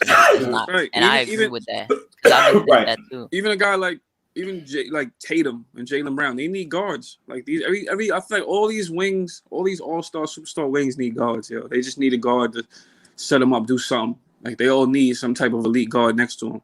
That's just how I feel. Yeah, me too. We need Randle can't be a primary playmaker. He's a good player, but he can't be no primary. I hope we somehow get a good point guard. And so the thing is so I'm gonna keep it a buck with everybody, and I'm gonna keep it a buck with everybody in the chat, man. And I hope y'all don't take this the wrong way. But I saw a similar ascension to borderline stardom with a guy that the Toronto Raptors have, and a dude named Pascal Siakam. Me too. Right. So I like Siakam. That's actually interesting you said that, because I saw everyone on Twitter. They were like, keep the same energy with Randle like you did with Siakam, because they basically did the same exact thing. And so I didn't. Okay, so I didn't see that part. Well, what I saw was the ascension of Randle on that same path as Siakam. You can see it building throughout the season, right? Mm-hmm. And once people figured out that Siakam was a one-trick pony, it was hard for him to score, right, and hard for him to have an impact on the team. Like Siakam's thing, unlike Randle, Siakam's thing was he didn't have a handle that could get him into a shot. Yeah, it was bad. He don't got no handle. Right. And so Randle's thing is he exerts too much energy on offense. Right. And so there'll be stretches where his legs are gone and his shots won't fall. But Randle, in Randle's mind though, he doesn't notice that. He just thinks that his shot's not going. He just needs to keep shooting. Yeah. Right. And so what I'm getting at is, hey, is that me? Nah, it's Cully. Oh, hold on, let me go on mute. What is it? You hear his feedback? I'm going on mute. Yeah, I don't know why it always happens like a little static from anything, but I mean, it's not that crazy. Yeah, but the thing with Randle, right, is that he takes too much of the offensive workload upon himself. And I keep saying this, and the chat thinks I'm knocking Randle, but I'm actually pointing out things. Right, but the thing is, when on a made basket, Julius Randle shouldn't be bringing the ball up the court as a point guard. Oh yeah, I agree. Right, but right. That's just lack of talent. Right, he's Julius Randle has a lack of awareness there. Like he shouldn't be after a made basket and you the power forward. Get back on defense. Right. That's what we saw the same thing with Melo. Right. And that's the reason why Melo's legs were gone towards the end of seasons. Right. You have to allow guys to play with you. You know what I'm saying? It's the so we watched, no lie, we watched RJ Barrett start to get into his bag, and the team just iced him out. Elfrid Payton looked him off. Like Elfrid Payton looked RJ Barrett off. Like, I know you just scored 8 straight points, but we got to balance out this scoring. And so in Elfrid Payton's mind, it's the right thing to do. Balance out the scoring, get others involved so that the defense can't just focus on one person. But you say that, and then when Julius Randle hits 2 shots in a row, you come down and defer to Julius Randle. Right. Yeah, I didn't like EP because he looked players off the line. He would force bad layups. That's the main reason I didn't like the way he played. He don't play to his strength. He can't shoot. He's trying to score, and it's like and so Cully, my point to it is this: when teams make a basket, Julius Randle shouldn't be playing point guard. Get back on defense, Julius Randle. Allow others to play with you. Yeah, that's why we also need a somehow to get a good point guard. That addresses it. We got to get a good point guard. Right. That should be the priority. Right. Because Cully, think about this. And I really wanted Cully to answer. That's the reason why I brought it up. So Cully, think about this. A team makes a basket right now. Julius Randle takes the inbound pass, has to beat a defender down the floor, right? Dribbling up the floor, right? 70 times a game, right? He gets us into offense, right? Right. Then the ball comes back to him with like 10 seconds left on the shot clock. Now he has to either create for somebody else or shoot the ball himself at 250 pounds. The only other player at 250 pounds that's doing that is LeBron, bro. Julius Randle, you're not LeBron James, man. Right? Allow others to help you. This season, these seasons are marathons, bro. They're not sprints. You know what I'm saying? So that's one of my knocks. If you want to knock, my only knock on Julius Randle is stuff like that, right? If another team comes out and misses, and you get the defensive rebound and push it, that's one thing, right? You know what I'm saying? Because you can get an odd man break the other way, and maybe you can get a layup or a wide open 3 on the other end, right? But when Trae Young splashes a 3, you should not be bringing the ball up the court, Julius Randle. I remember they was not to cut off your point. I remember they was at one point having Elfrid bring it up and having Julius meet him for the handoff at one point, but they stopped doing that. I guess it was a Tibbs thing to stop doing that. You remember he give him the handoff and then Randle would just attack. He would just attack right over. As soon as he gets the ball, that was EP's role basically to just get the ball, dribble it up, pass it to Randle. He passes it back out to EP. EP goes to the wing, and then Randle posts up and he gets the ball. Hey, don't forget RJ doing the fake screen. RJ he does coming that every through. game though. I told you he has top 5 most traveled distance in the league. And I'm not surprised. Yeah, I just we need upgrades, man. That's all I can say. We need upgrades. Right. And so I'm not knocking Julius Randle. Everything but power forward. I think if Julius Randle allowed, I think that's one of the reasons why Elfrid Payton is frustrated. If Julius Randle allowed a point guard to play their role, right? Well, I think you saved Julius Randle's legs. Yeah, but I ain't gonna lie though. Payton had a whole season to play his role, and sometimes he did it well, sometimes he did it absolutely. Most of the time, he did it absolutely horrible. I'm just being real. He did it absolutely horrible because if you're a point guard, like I'm always say this: if you're a point guard that can't shoot, you should be happy to give it to someone that can. So for you to sit here and defer RJ when he's a better, he worked on his jumper. So when you sit here and you bring the ball up and you defer him, who has a better chance to knock it down than you, then people gonna start looking at you like, what's your problem? Then you take it to the rack, you take it to the basket just to get blocked, and then let's say you get blocked, you get your own rebound, you try to put it up again. It's like you're messing up. You're messing up the chemistry of your teammates. Like the whole motion was just like messed up in those plays. Right. And it's because and so here's the other thing too. I wanted to say to the offseason, but since Hadouken and Sharon poked the bear, since Hadouken and Sharon just took the top of the bottom, unless you wanted to yesterday. I didn't even know you were gonna mention it today. I thought you were gonna tell me separately, and then I wasn't gonna hear about it. Right. So what I wanted to do is tell you, like I wanted to sneak it in like one of those Knicks at Night podcasts when it's just a couple people on, but it slipped, and then I had to come all the way out. And see, I ain't even told Hoodie Cab that I said it yet. But here's the other thing too. The roster needs a major athletic upgrade. Major athletic upgrade. Major. We can't have sluggers like Taj Gibson. Older guys. We can't have sluggers. Randle was athletic to a certain extent. Right. And RJ, I still think, because I know, I've seen workout videos before, pre-draft and stuff like that. I know he's athletic. He just doesn't use it to his strength. Right. I'm not even worried about RJ. RJ gonna be fine, man. But we do need more athleticism. Right. And we could get that in the draft too.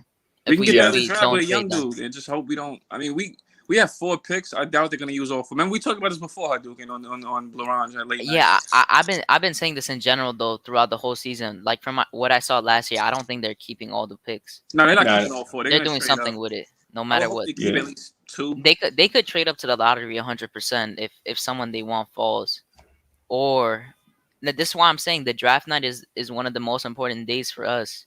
Right. Because that's where we see what the direction is for us. And that's before free agency opens up, right? Yeah, it opens up a few days after. We gotta be. But they were thinking of opening it before. I don't know. They were talking about that not too long ago, that they might open free agency a few days before the draft, just because the season is compressed. Right. They rushing trying to get it to October. Go ahead, free. And so my thing with Randle is, I hope people don't take what I said and construe it into some stupid narrative that Uncle Freezy hates Randle, right? When all I'm saying is, before we anoint Julius Randle as our savior, how about get him some help so that he can actually do the saving? You know what I'm saying? Help in the saving, because no team.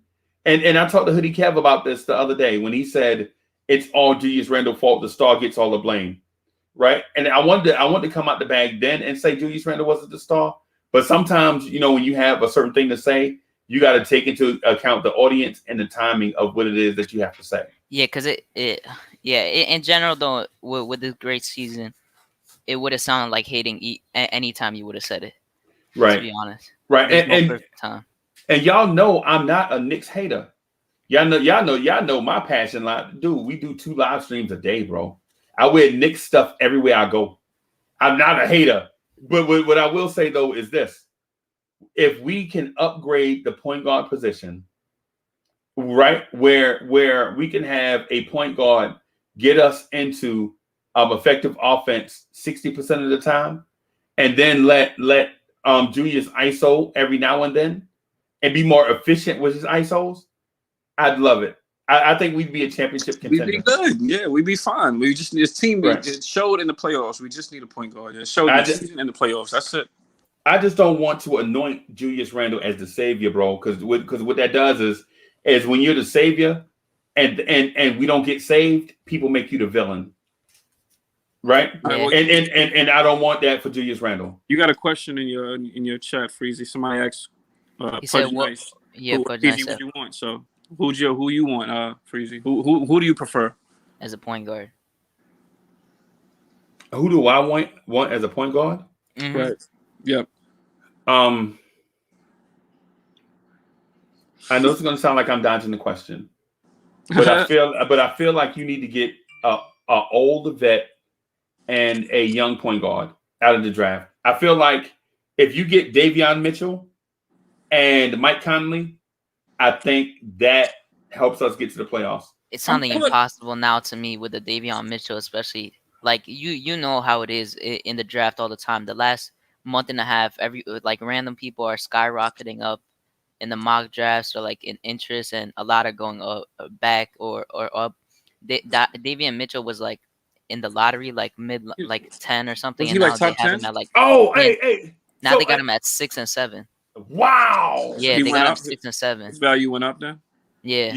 Big time. I was hoping he would fall to us. I guess that's way out. That's way out. Then he ain't gonna fall. Yeah. There's no way he falls to us unless we trade like to a high lottery. Right. And so I like a few of the young point guards. But if we, like Andy Garcia said, if we do CP3 or Kyle Lowry and draft a young point guard, I think we in high cotton, bro. I'm not gonna lie. I'm with you, Freezy. I think we need a commanding point guard, yo. That's what we need. We need a floor general. That's what we lack. Yeah. That's what we lack. Derrick Rose is a scorer. We can still get a young point guard. We still grab a young one. We just need a commanding one to start right now. What do you think about Josh Giddey? Josh Giddey, I gotta look him up again. I mean, I've watched him play. I know a lot of people really like him, or a lot of people don't like him. And to me, I'm not too much of a fan because to me, he's slow and his defense is iffy. Right. I don't know how he'll really transition too much. Like, what about? I think he's gonna take a while to progress his game, but I could 100% be wrong. That's just how I feel about it. Yeah. What about Trey Mann? Mm-hmm. I like Trey Mann. I like Trey Mann. A lot of people. He's likely to fall to us, right? Yeah, he's like a late first. Late first. Yeah. He's likely. Yeah. I would. That's take why we have as bad as I wanted to trade that Mavs pick because I didn't want to worry about the Mavs losing because they had such an easy schedule. Right. We're lucky that I know the lottery never works for us because we never go up, but the coin flip, thank God, actually worked and we won both times. Both times. That's crazy. That's crazy. Right? Yeah, because the Mavs, Portland, and Lakers are all tied, so that was a 1 out of 3. Yeah. And then we had a 50% in the other. And those picks, along with the 32, are very valuable. Yeah. Very valuable. And speaking of the Mavs, and speaking of those white horses in Dallas, the Dallas Mavs, and I want to ask you, who you got tonight? Do you see a game 7 or you think it's over? I think Dallas closes at home. I don't see the Mavs losing 3 straight home games. The Mavs I don't know. It's going to be so random, but I think Clippers are going to win. All right. Really? Dallas? Yeah, Terrence Mann, like, I still don't understand why Terrence Mann did last game, just not putting up an open layup. Should have just shot the layup. True, that's true. But it's also Kawhi could have gotten that ball. He passed out to Batum. He kind of sucked the momentum away a little bit by doing that. Yeah. True. I got the Mavs tonight. I just think this is going to be a game that which KP is going to have a big game tonight. I think this is a game that Tim Hardaway shows up. Lucas could do his thing. We know he's been showing up every game, though, basically.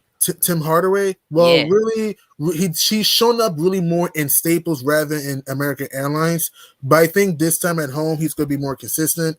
I just think I don't see Luka Doncic allowing his team to go back to Staples Center for Game 7. And even if that were to happen, there is a shot the Mavs can still win Game 7. There's a shot. the thing is that not Luka, but their whole team in general has played so good at Staples, but has played bad in Dallas. Yeah, in Dallas. Like Yeah. in Dallas, they've been getting outscored like crazy. To by me, the Clippers. I agree. This series should have been over in 5. Because remember, Game 3, the Mavs were up 19, and then they sat Luka down. In the first quarter, yeah. Yeah, the series should have been over in 5. To be honest with you, I really feel like the Clippers can come back, but I feel like it's gonna be so random. I don't see it, man. I don't trust these guys in elimination games. I don't. I'm sorry, man.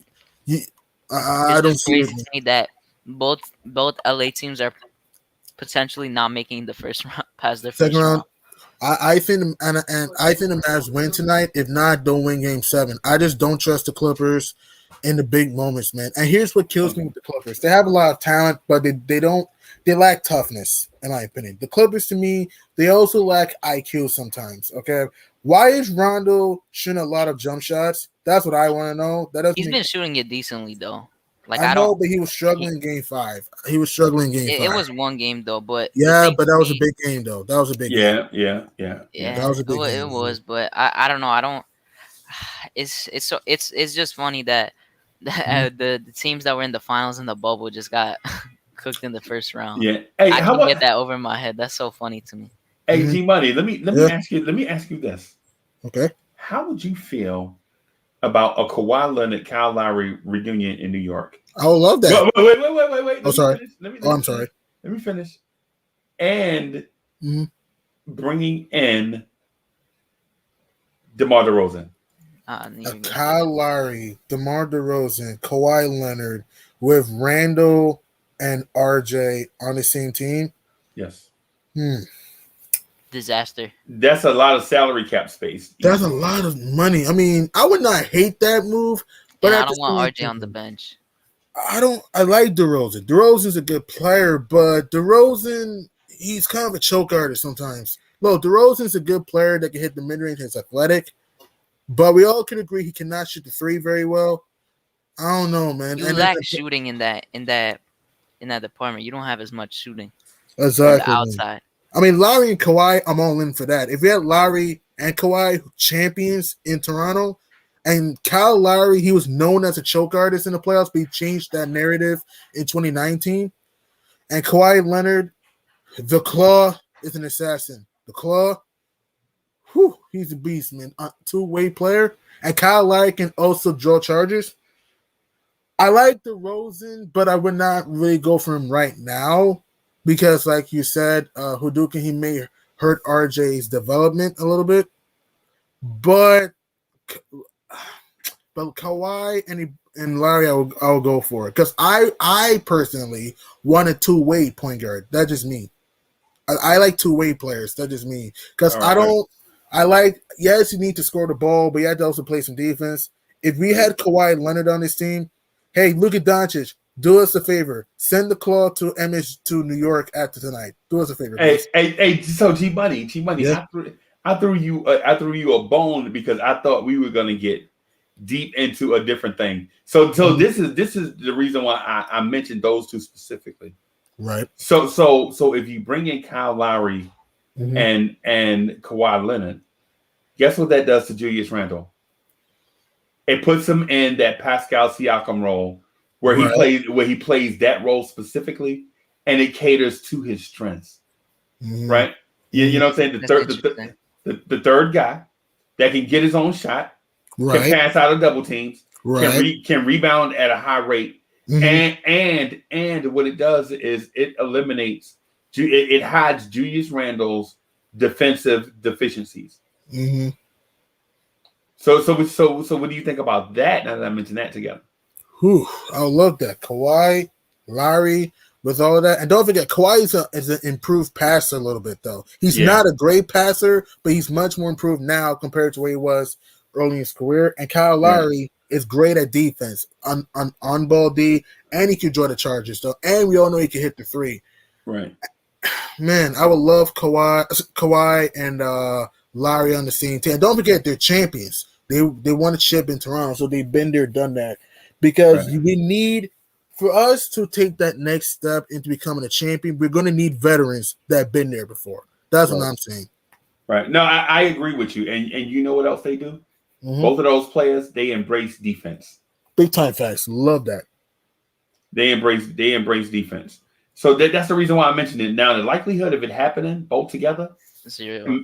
it because it all depends on, because you could go get Kyle Lowry. All you have to do is offer him $1 more than the next team, I guess. But Kawhi Leonard,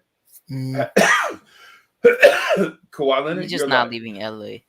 No, he's leaving. He's leaving. You can see the signs. He's leaving though. I don't see no signs. I can tell because assuming if the Clippers do not get to the Western Conference Finals, if they either lose this series or against Utah, why would he stay? Right. I mean, in general, they're probably gonna lose today. So I don't know. I just don't see it happening. Right. No, I get it, and that's a hunch. So Duke is saying he's got a hunch that he's not leaving. It's possible. But my thing is this is somebody that's old as dirt. There is nothing worse than being stuck in a frustrating situation that you can't get out of. Right. And then when the door opens for you to get out of it, man, you be like, he has a player option, doesn't he? So he could test it this year. That's why he said it. He said he's going to test it out this year. So yeah, it just makes financial sense for him to opt out this year, even if he does sign back with the Clippers. Yeah, it just makes financial sense for him to do it. Personally, for me, if I were Kawhi Leonard, look, we all could agree the Clippers are not going to win a championship. It's not going to happen this year. But if you're Kawhi, I would either go to New York or Miami. Some people say he's going to Golden State. I don't think that's going to happen. Klay Thompson being hurt, I don't think he's going to Golden State. I think that he's going to go to New York or Miami. That's my guess. Man, I think Miami makes no sense to me. No, it makes sense. It makes sense. Jimmy Butler, Kawhi, you got 3 people on your starting lineup that are not reliable from the 3-point line. Yeah, in Miami. Yeah. Yeah. But I don't even know if stars look at that. I feel like they look at that like, as long as he don't play like no punk, I'll team up with him. I feel like that's how they look at it. I don't know. I don't know, because that's the way I would think about it. Like, Kawhi is the best 3-point shooter out of 3 of them too. I mean, that's technically 3 all-stars on one team.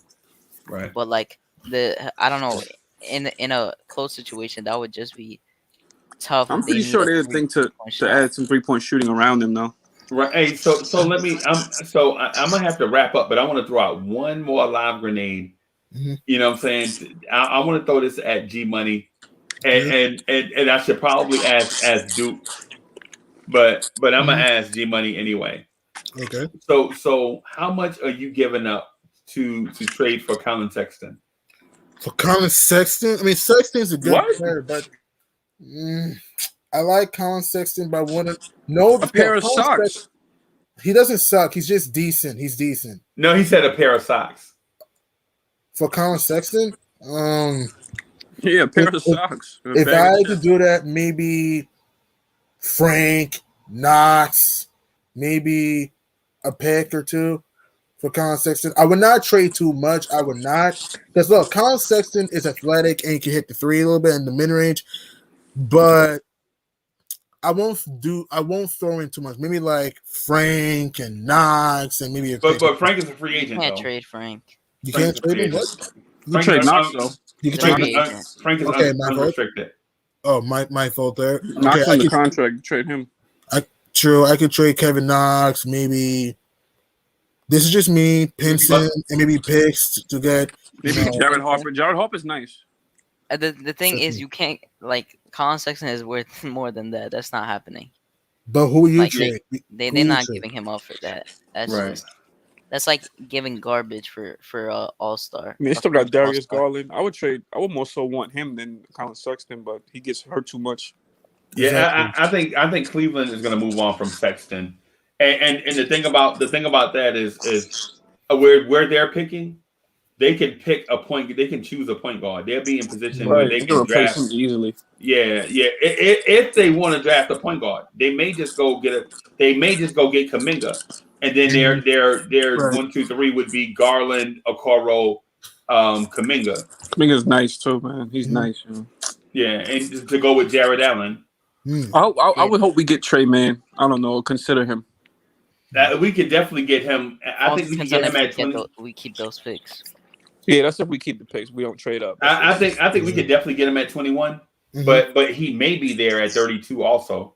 Maybe. I'm not saying he will, but he might be. But you never know with these draft boards and mock drafts and all that stuff, because I felt like we could have got quickly at 38, but the Knicks traded for 23, right? 25. 25. Yeah, Oklahoma City drafted him at 25 and traded him to the Knicks. Wait, so can I just ask one question before you wrap up? I just want to need a few names. Who is there any athletic? I gotta do my I gotta do my due diligence on the draft. But are there any athletic wings in this upcoming draft? Like that's like real nice. Yes. Are you? Yes. I gotta do my due diligence. When I do my due diligence, I'll be able to have this convo. But hey, so Hinton said Book Night, right? He loves Book Night. I like Book Night. Book Night reminds me of a very, very young, and when I say this, I know y'all are gonna. He reminds. I was gonna say Ray Allen. Oh yeah, he's a scorer. He's like a bucket getter. Right, and I'm not saying the all-time three-point shooter Ray Allen, blah blah blah. I'm saying the young athletic Ray Allen that could shoot and play make, but before he lost his legs and just became a spot-up shooter.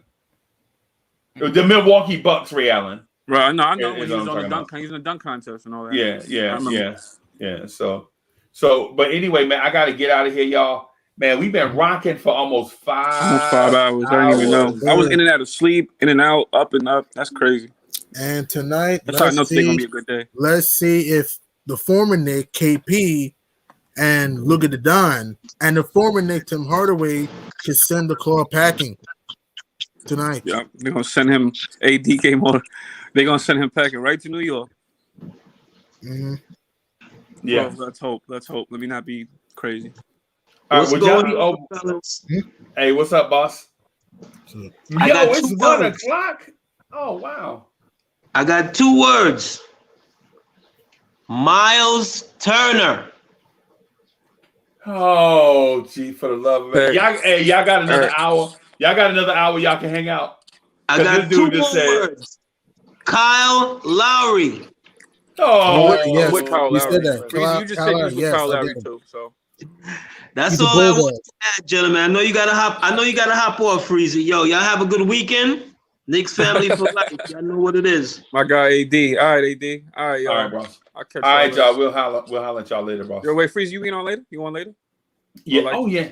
The Knicks at Night podcast. I'm thinking about starting the Knicks at Night podcast early. I'm thinking about jumping on like 9 o'clock. Like 9? Yeah, because I got this energy. I gotta get out, bro. Mm-hmm.